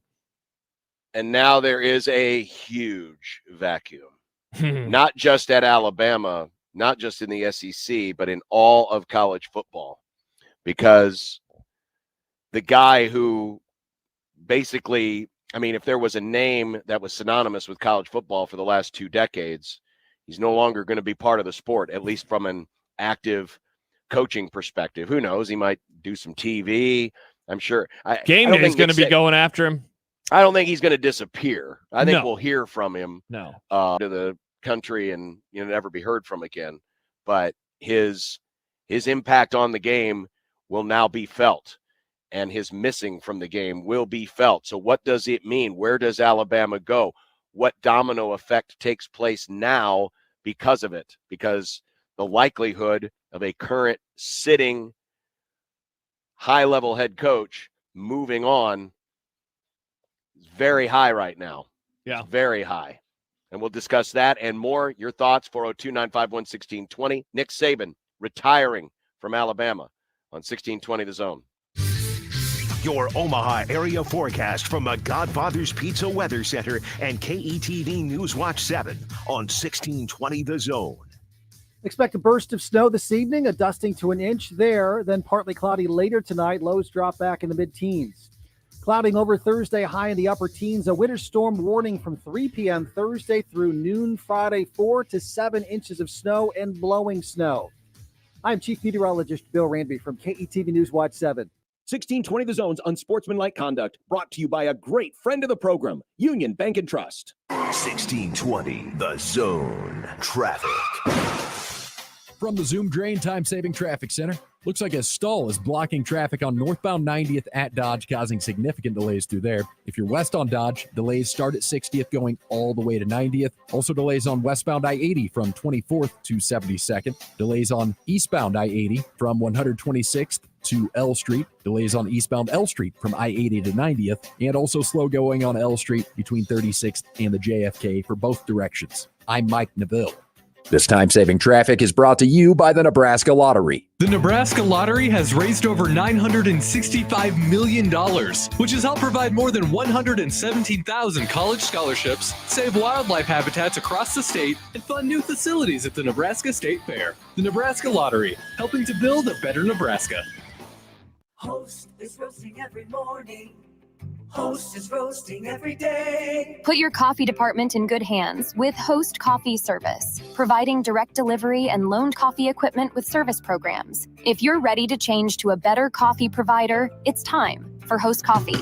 Omaha's best coffee since 1972. Host Coffee is always roasting something good for you. How powerful is Cox Fiber? Powerful enough to keep fans across the country in the action on the biggest game days of the year. Whether you're one of 65,000 fans at Allegiant Stadium or you're streaming the game at home with Cox Fiber from the company with America's fastest download speeds, whenever it matters most, Cox keeps you connected. Limited availability in select areas. Speeds vary and are not guaranteed. Cox terms and other restrictions may apply. Analysis by Ookla of Speed Test Intelligence Data. Fixed median download speeds. US Q3 2023. Make the right call. John Higgins Weather Car, the home of the roofery. When it's time to replace or repair storm damage, make the right call. John Higgins Weather Guard, the local, trusted, and proven choice. No one has installed more DaVinci roofs, and there's a reason why John Higgins Weather Guard is the nation's leader. Community member, community supporter. Make the right call. John Higgins Weather Car, the home of the roofery. Make the right call. Does eating at home have you singing the blues? Stop by Cobb's at the Shadow Lake Town Center, 180th and Center, or 72nd and Jones to grab a delicious pizza, burgers, fresh salad, and some tasty charred wings. They even offer keto crusts and an extensive variety of shareable appetizers. Dine in, carry out, or delivery. Cobb's, now with 3 convenient locations to serve you. Shadow Lake Town Center, 180th and Center, and 72nd and Jones. Click cobbspizza.com to see the menu, pizza, and so much more. Finding great candidates to hire can be like, well, trying to find a needle in a haystack, but not with ZipRecruiter. Its powerful technology actively finds and invites qualified candidates to apply to your job. So while other companies might deliver a lot of hay, ZipRecruiter finds you the needle in the haystack. See why 4 out of 5 employers who post a job on ZipRecruiter get a quality candidate within the first day. Try ZipRecruiter for free at ZipRecruiter.com/free. That's ZipRecruiter.com/free. Stop being a dumbass! This is unsportsmanlike conduct on 1620 The Zone. The reactions continue to come in hot and heavy. Rusty, the sicko in me hopes that James Franklin isn't on the short list of replacements in Bama. Don't worry. They're not going to hire James Franklin. This one from Jay. SEC just ended. Why would Harbaugh leave now? He will run everything. Don't forget, Georgia's still really good. Georgia's still really good. Brian Kelly's really good, as John often says. Harbaugh is, I don't think this is going to create a great ripple effect. I am not going to believe that Jim Harbaugh will be part of that ripple. Jim Harbaugh works in his own stream. He will cause another ripple, but that I think will be handled very quickly and internally, and they'll promote from within. Exactly. So yeah, and to think that the SEC is definitely not over. Yeah, I want to read this tweet from, well, 2 of them, actually. One is from friend of the Grum, Todd Furman, and one is from friend of the Grum, Flounder, who listens to the show. Todd will join us tomorrow, and he says, Bama will have their pick of a top-profile coach for the vacancy created by Saban's retirement. If you're already at a top 10 program with the resources, infrastructure, and culture for long-term success, is being the guy to follow an all-time legend a great career move. TBD. And Flounder, kind of along those lines, says the question about the next Alabama head coach should be, who the hell would want to follow in Saban's footsteps? Scary proposition for those who are interviewed. And, you know, on one hand, I look at that job and I say, resources, check. Support, check. Money, which is a part of resources. Talent, John, it has so many things that I would want. If you are a competitor, that, in theory, would be the best job for you because it has everything. They will offer you everything. And as long as you give them a reason to keep bringing you back, they're going to do that. On the other hand, you're following the greatest to ever do it. And that is an impossible proposition. We can name a lot of coaches. I know that Tom Osborne's name has already been mentioned multiple times today. You could bring up Tom Osborne. You could bring up, guys who followed Woody Hayes. You could bring up, a variety of basketball coaches and who was able to follow, a Dean Smith, for example. Let's see what happens with Duke following Mike Krzyzewski. Bear Bryant, we already mentioned him earlier too. It is incredibly, Barry Switzer, it is incredibly difficult to follow the guy. And so on one hand, people say, oh man, but that job is great. It has so much money. It has all the resources. It has all the talent. If you can come in and keep this roster together, you'd be set for years. And it's like, yeah, you would be, but you will also be compared to him. You are going to be held to an impossible standard because that's what he was. He was an impossible standard. 6 national championships. He won one by year 3. So if you make it to year 4 without a natty, you're already worse than Saban. You're already worse than Saban. If you don't have 3 championships within 5 or 6 years, you're already worse than Saban. Good luck. It's an impossible standard. Sports betting AG. I'm going to obliterate Nick here, but nice. Here's the top list on the odds board according to sportsbetting.ag on Alabama next head coach Dan Lanning at 3-1 from Oregon. Dabo, who has been long considered one of those very top candidates. Dabo, of course, has Bama in his blood. but has fallen on not as successful hard times. And one of the very few coaches that was a foil to Nick Saban, winning a couple of titles out from underneath him, 4-1. Lane Kiffin, one of those guys who worked under Saban, 5-1. Oh, look, Coach Prime weaseling his way in. Weaseling. 6-1.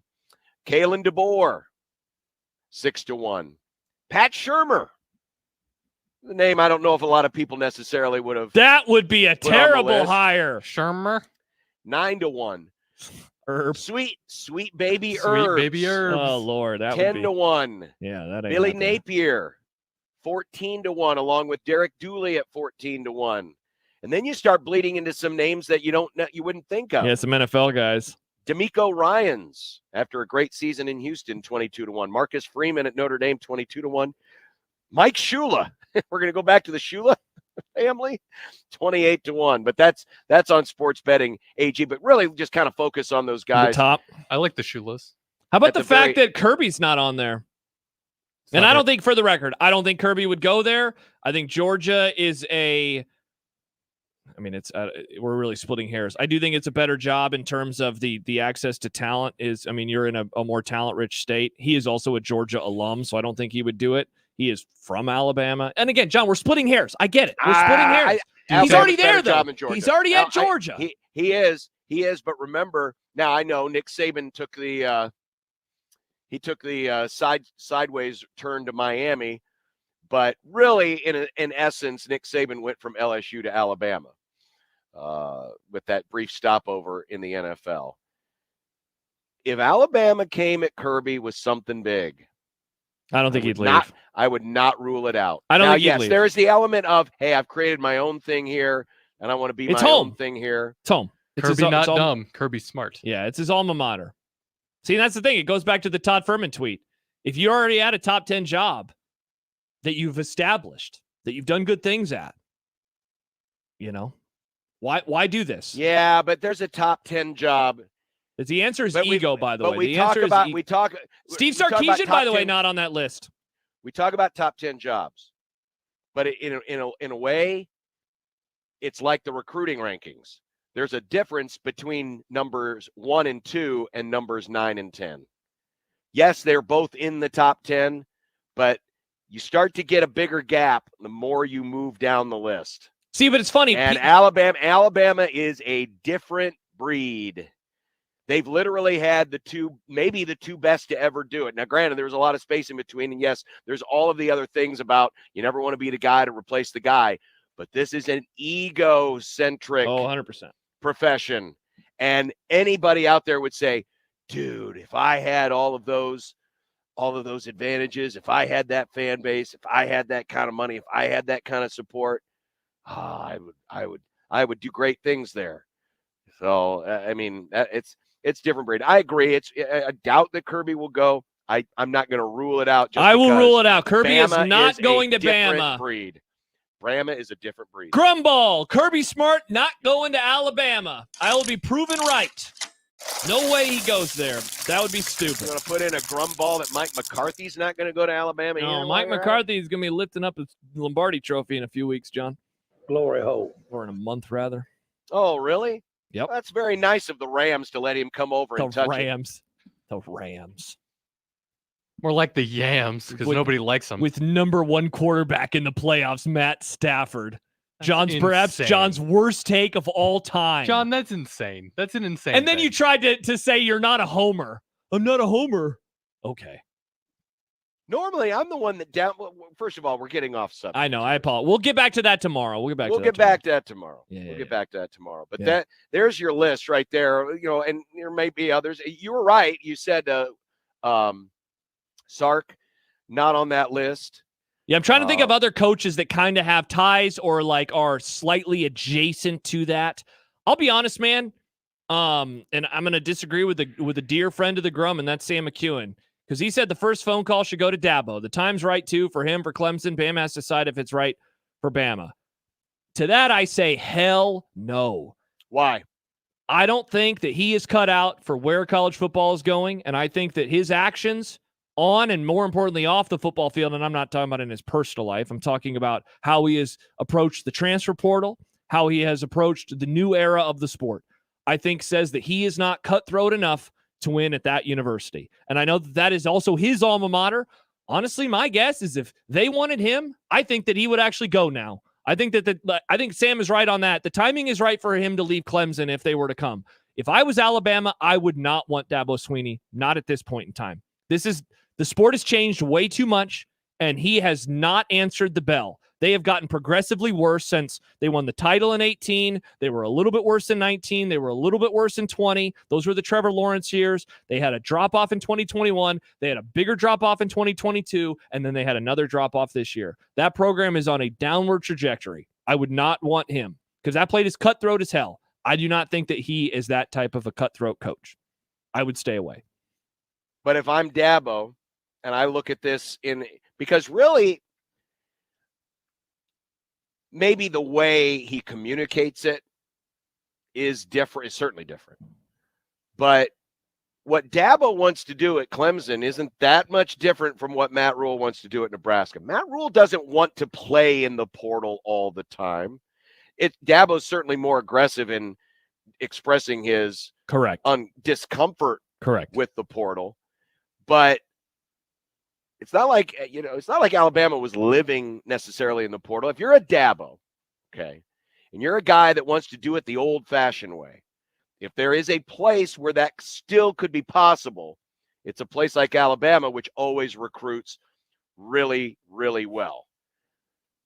I agree with you. I think, there might be a little bit too much.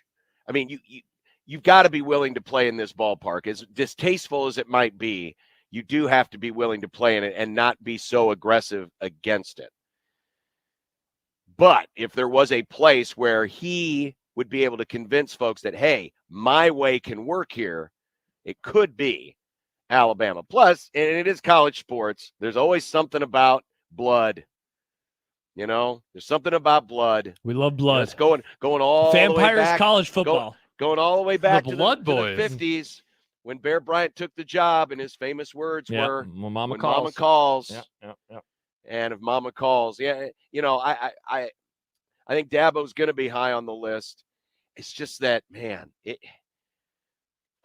honestly, when I look at that top, let's just look at the top 7 or 8. Yeah.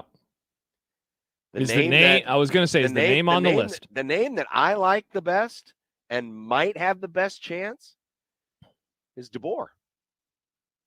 Interesting. The cut of his jib, the way he's done it, with more resources. See, and that's the thing. That's the argument for him, yeah. Now, he's never been in that part of the country, though. He is South Dakota, played in Sioux Falls, coached in Illinois and Michigan, out in California and Indiana, and in Washington. But winning is winning. No. But John, we talk. You know, winner Fit everywhere he goes. I know, but you have talked about Fit more than anyone maybe in my life in terms of why you hire certain coaches or why you avoid other coaches. That's why you like Brian Kelly. Why would DeBoer fit any better than Dan Lanning? Dan Lanning has coached at Alabama. Dan Lanning coached at Georgia. Dan Lanning has coached in the SEC. That's how long? How long did Dan Lanning coach in the SEC? Yeah, I'm just curious. I don't remember the time. So he was. I don't remember if you could hear me at the time when I mentioned that he was a GA. So he was a GA for 1 year, and that was in 15 with Bama. Then he coached at Georgia in 18 as their linebackers coach, and then he was their defensive coordinator in 19, 20, and 21. Yeah. So 4 years at Georgia, and then the extra year at Alabama. All right. Okay. That's fair. That's fair. I was just kind of looking at that list, and I've become a Kalen DeBoer guy. He's no longer DeBoering. I like I like the way he's done cut of his jib. I do too, man. I love Kalen DeBoer. And the other thing, yes, all coaches have ego, but you also want to be careful not to go too egocentric with this. What do you mean? Which is why I like Urban Meyer. I see what you're saying. Yeah. Oh, God. Right. They wouldn't hire him. Deion Sanders. No. Why is Pat Shurmur there? Shurmur? Is he from there? Did I not know that Pat Shurmur? I'm going to go to his page real fast. Yeah, that would be idiotic. Let's see. No, he played at Michigan State. What the hell? There are no ties that I can see. Weird. I just really put a don't random guy know. on the list, and then people will bet on him, and BetOnline makes money. I guess is probably what the play was there. Honestly, I mean, the only thing is he was a Saban guy at Michigan State. Yeah, he was a Saban offensive line coach at Michigan State. Okay. That's about it. I mean, no, I don't really know where that's coming from. Yeah, I really don't. Scary Gary says that one's way off the chain for me. Scary Gary says Vrabel, and it's funny, in this very busy day, we have not had a chance to discuss that Vrabel. I guess that was yesterday's news, wasn't it? Vrabel is no longer. Hell, we haven't even talked about the fact that Pete Carroll's gone. Yeah, Pete Carroll's name's been mentioned a couple times too. But Vrabel, he has been in college before. He is not just an NFL guy. He was at Ohio State in 2011. He was at Ohio State for Urban's first 2 years. I actually got a message from someone a little bit earlier saying the first guy that I would actually call would be Vrabel. Certainly builds a tough football team. The issue that Vrabel has had in the NFL has been lack of quarterbacks. Obviously at Alabama, I think that problem would be a little easier solved than it's been with the Tennessee Titans. But that's just me. I don't know if that's where I'd go though. I'd go after Lanning, but I am very bullish on Dan Lanning. There's just not much college experience there. Vrabel? Yeah, there's just not that much college experience, and it's such a different animal to be coaching in college because, again, you're everything. Yeah. You're the face of the franchise. You're the general manager. You shop for the groceries, but shopping for the groceries isn't just going to the aisle and picking whatever you want. You got to convince these folks. And then with the transfer portal, it's not like you have, Ryan Tannehill under a 4-year contract and you've got him. Every player is on a 0-year contract. They can leave at the drop of a hat, go somewhere else. Mm-hmm. So yeah, that's it's got to be someone that really is comfortable in this era. It's got to be someone that's really comfortable. Not that I don't know how many people are actually comfortable with this sport changing as violently as it is, but it's got to be someone that's willing to tread those waters. Yeah. And that, again, that's going back to our Dabo conversation. That could be what sidetracks him. Yeah. Even though it looked like he might have been a no-brainer just a few short years ago. All right, past time for a break. We'll come back and have more as we continue on Sportsmanlike Conduct. Nick Saban retiring, 1620 The Zone. Omaha's most listened to all sports radio station. Again and again and again. 1620 The Zone. As good as the regular season is, there is nothing like NFL Super Wild Card Weekend. 6 games, 3 days. And for these teams, it's a win or go home. But you'll always have a spot in the playoffs with FanDuel, America's #1 sportsbook. FanDuel has so many ways, Nick, for you to pick up a W. That's right, Sharp. You got a couple of good ones on Saturday, a full list on Sunday, and even a Monday night game. Some big numbers, including that Bills-Steelers matchup with the Bills laying 10 points. Might like the Steelers in that with the Bills being a little inconsistent. If you want to follow the picks, go to FanDuel right now. New customers get started with $150 in bonus bets guaranteed when you place your first $5 bet. Just visit FanDuel.com. Use the promo code ZONE to join today. That's FanDuel.com/zone. Make every moment more with FanDuel, an official sportsbook partner of the NFL. 21 plus and present in Iowa. First online real money wager only. $10 first deposit required. Bonus issued as non-withdrawable bonus bets that expire 7 days after receipt. Restrictions apply. See terms at sportsbook.fanduel.com. Gambling problem? Call 1-800-BETS-OFF. There's a reason people are joining the movement behind Nikki Haley. She's a very, very successful governor. Haley shows us what American foreign policy looks like with the spy. Your family deserves a president with grit and grace, a different style, not a name from the past. Nikki Haley will secure our border, restore our economy, and make our nation respected once more. Listen to Nikki Haley. Our moment is now. Our mission is clear. Let's save our country and secure our future, and let's move forward together toward our destiny in a strong and proud America. Iowa, it's time to caucus. Go to NikkiHaley.com/Iowa to learn more. And on Monday, January 15th, don't forget to caucus for a new generation of conservative leadership. That's NikkiHaley.com/Iowa. I'm Nikki Haley, candidate for president, and I approve this message. Paid for by Nikki Haley for president. Cards issued by Sutton Bank and Celtic Bank, members FDIC. Terms and conditions apply. Are you the decision maker in your company? Consider this. For the first time in decades, there's a better option for a corporate card and spend management platform. Meet Ramp, the only corporate card and spend management system designed to help you spend less money so you can make more. Most corporate credit cards offer points as incentives, but those points amount to less than their worth in real cash value. Ramp's corporate cards offer you cash back, real money in your pocket. Plus, you control who spends what with each vendor. And Ramp's software collects and verifies receipts automatically, which means you'll stop wasteful spending and close your books in hours instead of days. Businesses that use Ramp add up to 5% to their bottom line the first year. If you're a decision maker, adding Ramp could be one of the best decisions you've ever made. And now get $250 when you join Ramp. Just go to ramp.com/sports. Ramp.com/sports. RAMP.com/sports. What's holding you back from learning the language you've always wanted to know? Too hard. Takes too long. Not with Babbel. Babbel's lessons take just 15 minutes a day. 15 minutes isn't long. Nope. And they're fun. Fun isn't hard. Right. Babbel's interactive lessons, podcasts, games, and more make it fun and engaging, so you don't realize you're learning a language, but you are. And Babbel's lessons are built around real life. You can choose from topics like travel, business, relationships, and more. You'll learn what matters most to you. Plus, Babbel's lessons are designed to get you speaking right away. In 3 weeks, you're able to start having conversations. Just 3 weeks. Even better. Since Babbel's lessons are designed by language experts and voiced by real native speakers, you'll get the accents just right and be able to carry on conversations with confidence. Learning a language with Babbel doesn't take long. And with Babbel, it isn't hard. It's perfect. Start learning a new language today. Go to Babbel.com. That's Babbel.com. Babbel.com. 1620 The Zone's Unsportsmanlike Conduct is brought to you by Union Bank and Trust. Now back to the program.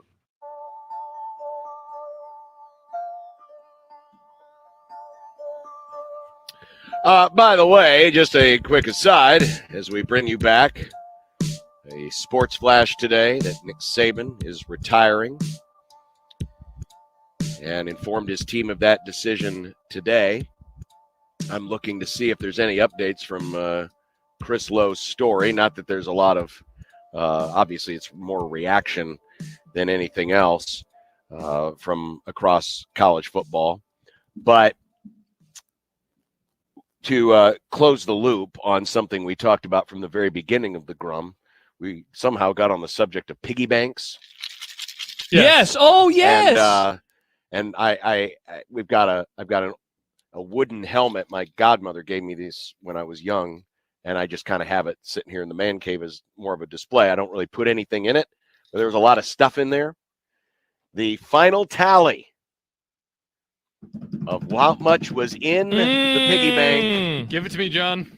$32.04. Wow. We were way off. Samsonite, I was way off. 2 hot coffees. $32.04. What are you going to do with that money, John? That's like found money. Well, I put most of it back in there. I took some of the quarters out because I might need them this year for the quarter jar. Yeah. I also took the dollar bill out because I don't know why a dollar bill needs to be in a piggy bank. So I just took the dollar bill out. But yeah. I don't know. It'll sit there, and those Sacagawea coins, and the problem with the Susan B. Anthony's, why it was such a failed coin, it looked too much like the quarter. It was almost it was just a little bit bigger, and a lot of people confused them for quarters. Tiny baby dollars. Was it the Susan B. or the Sacagawea that's a bit more angulared? The Susan B. Anthony had some. Yeah, so it was still round, Nick, but it had like little inside of it almost. It had a little angle. And so it made it look like it was more hexagonal or octagonal shape than it actually was. But it was actually a round coin. But yeah, there were a lot of folks who confused it for quarters, and so didn't take off, didn't do very well. You want a stat of the day, given the news of the day? Yeah, is this about Nick Saban? Adam Schefter. Wow. Under Nick Saban, Alabama had more players drafted in the first round than it had losses. Incredible. They had 44 players drafted in the first round under Nick Saban. They had 29 losses. Not bad. Not bad at all. How long was Saban there again? Got there in 07. So what, 16, 17 years, John? What was the number? 17 years? Yes, I believe so. 17 years. What a run. What a run 17 indeed. Seasons, What a 201 run. wins and 29 losses. 201 and 29. Yeah. Wow. And won 10 games in 16 straight years. So after the first season, they won 10 games every year after that. Now I'm reading this comment, so I don't know a quarter. Oh, okay. Levi in Colorado says Chris Christie quit. Everyone is quitting or losing their job today. The quitting boys. Ah, yeah, Chris. See, I think that should count as a quarter because I you just only read it. that. You only read it because you wanted to say that. You needed to get it out of your system. No, I just wanted. I mean, Yep. Like an addict. Wanted to mention. Yep. You're Pete sick. Carroll. Pete Carroll got. What was the vernacular they used for it today, John? Was he fired or did they just say bye? Well, they turned he's off getting his key card. He's Yeah, getting relegated. Yeah, Oh, he's getting promotion and reassigned relegation. to an analyst role of some kind of special front office analyst, or he's- maybe, you know what? He's the analyst in charge of figuring out if steel beams melt. Oh. He's got a lot of takes on him and Aaron Rodgers should host a podcast. Oh, well, Aaron Rodgers can't be on McAfee That's anymore. true. Aaron's looking to fill some time on Tuesdays. Again, yeah, everyone has gotten fired today or is quitting. Wow. John, when will we know who Alabama's next head coach is? Let's set a date and then go before or after. This sounds like something we could put on the list. Oh, this is a great list item. Thank you, Nick. Should we set it for, is it too late if we say January 31st? That's too late, right? It feels like it. That's what I thought, Yeah, too. yeah. Okay. So what if we said... How about 2 weeks from today? Okay, so the 24th? Yeah. Okay. Will the new coach be hired on or after or before? Before, on, or after that date? Do you think it'll fill that quickly? That's what we're asking right now. If you want to Well, say here's the thing. You have to work quickly. signing day's coming up. Mm-hmm. Because signing day's coming up and the portal opens for the Alabama players, because that's part of the portal rules is it basically reopens a portal if there are players interested in leaving after a coach departs. So I'm going to say their replacement is hired before January 24th. This sounds That's what I horrible said. for whatever coach is going to replace him because it's following Saban, but also having to work with this kind of a turnaround. It seems set up for failure. It's that way no matter what. Yeah. It's that way no matter what, no matter where you're going. It's going to be that way. Give me the and over. think about this. Over. All right. Think about Disagreement. this. What if Harbaugh announces something this week or early next week, Yeah, and you have both those jobs open?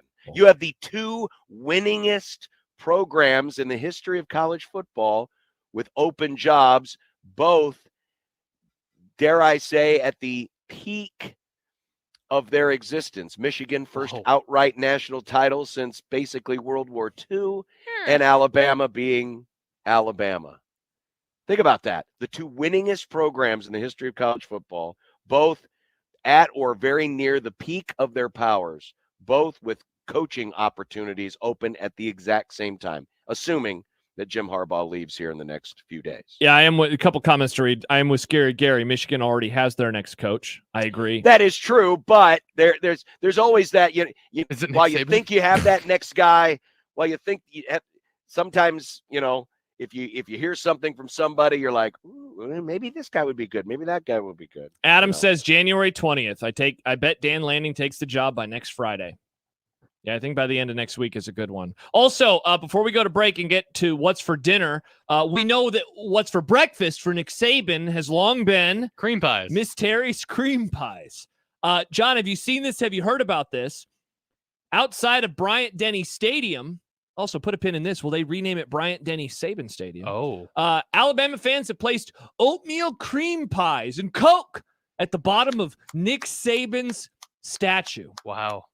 And sure enough, there's the statue, and there's a bottle of Coca-Cola. There's a Dr. Pepper for some reason. Wow. And cream pies. Wow, Saban is getting a lifetime supply of cream pie. He is getting, well, it's just one box of cream pies. And Oh, it's not okay. a Well, lifetime it made it sound supply. like it was like a shrine. I mean, I'm sure it will be. Can you imagine that? Honey, we got to go to the store. I got to buy some cream pies. Alabama fans are awesome. What, John? You know what? I thought you had news. Saban's not afraid of commercials. Obviously, he does a lot of the Aflac commercials. I would like to see him. He's also on McAfee. I would like to see him do some Little Debbie's cream pie commercials. Oh, that'd be fun. Oh, NIL for Nick Saban in his retirement. Just you could have some fun with that. Scary Gary, any rat poison? That would be a nice touch, and rat too. poison. Yes. And rat poison. Leave some rat poison there as well. That's a great idea. I love that idea. There's rat poison and cream pies and Coca-Cola there for Nick Saban. Oh, my God. All right, we'll come back and wrap up the Grum and figure out what's for dinner next on 1620 The Zone. Live from the Host Coffee Studio, this is 1620 The Zone. It's the most time-honored tradition to start the weekend, grabbing a cold one from a local Nebraska brewery. Let's be real here. It's cold outside, and you don't want to drink the same boring beer as those Hawkeye fans. Drink Nebraska brewed beer, cider, or seltzers instead. Each week, we're putting the spotlight on a unique Nebraska brewery with One Beer Friday. Share your brew on social media with the hashtag One Beer Friday, and you'll be entered to win a $25 gift card to a local Nebraska brewery. Nebraska is the good life with great beer. Click nebraska.beer to learn more. Your neighborhood is more than blocks of buildings. It's the people who live there that make it special. At Union Bank and Trust, we're not just creating home loans, we're making neighbors. We're not just small business lenders, we're small business shoppers. We don't just live in your community, we help you build it. Because our people are your people. Visit ubt.com/neighbor to learn more. Union Bank and Trust, member FDIC. 1620 The Zone is on location Friday, January 26th at American Cancer Society's Hope Lodge, Nebraska in support of the Creighton Pink Out Game, a free home away from home for cancer patients and caregivers. You can find details on 1620thezone.com and at cancer.org/pinkout. O'Reilly. Did you know 1 in 4 car batteries is weak and needs to be replaced? O'Reilly Auto Parts will test your battery for free. If your battery needs to be replaced, our professional parts people can help you find the right Super Start battery for your vehicle and budget. Don't wait. Get your battery tested for free today at your local O'Reilly Auto Parts. O'Reilly Auto Parts. The world's on fire. Attacks in the Middle East, Ukraine and Russia at war. And right here, Joe Biden has created a dangerous threat to every American. Biden's open border policies have opened the floodgates to a record number streaming in, 12,000 in one day alone. This means increased terrorist threats and even more deadly fentanyl being delivered to our neighborhoods. President Trump will change that. He'll secure our borders by building even more wall. He'll end visitors from terrorist countries being allowed to enter. And Trump will treat the drug cartels the same as he treated terrorists who kill Americans.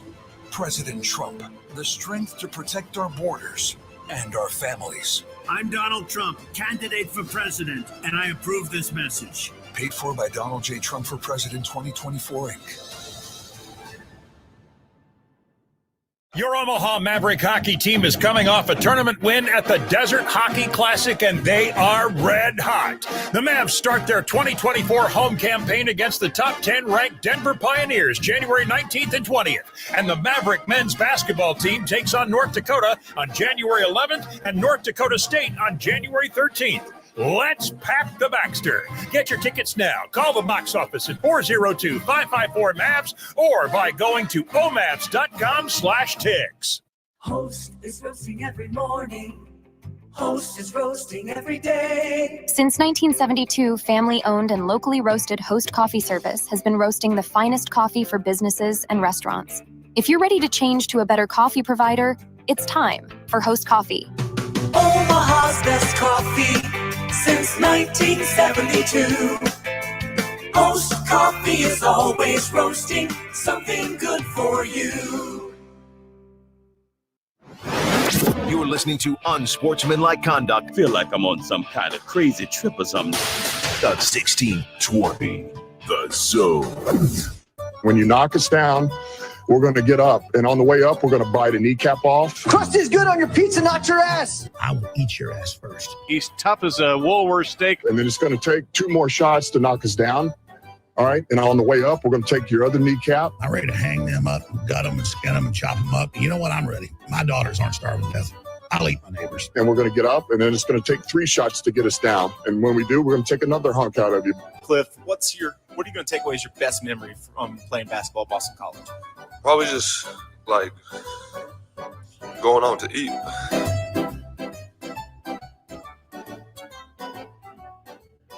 By the way, real quick, Coach Prime has weighed in, his Aflac buddy.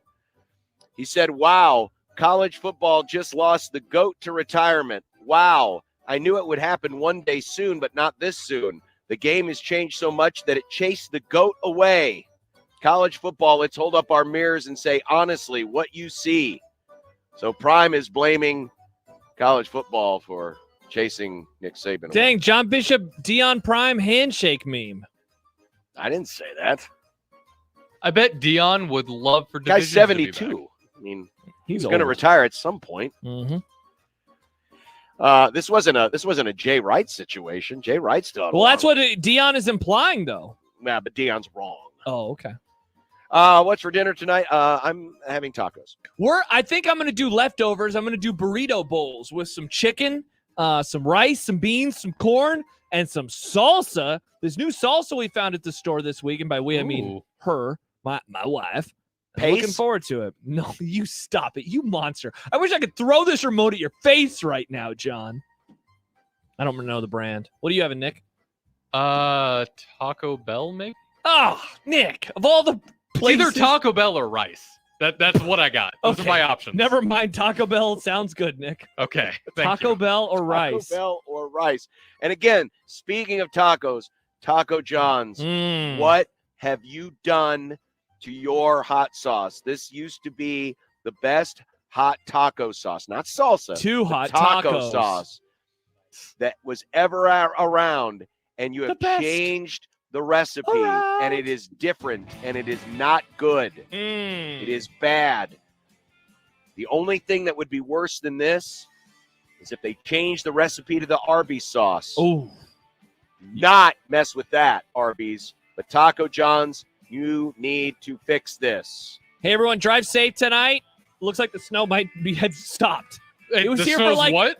The snow is done for now. Oh, okay. It was snowing for like an hour. By the way, Nick's weird quarterback rankings tomorrow. Yeah. Bye.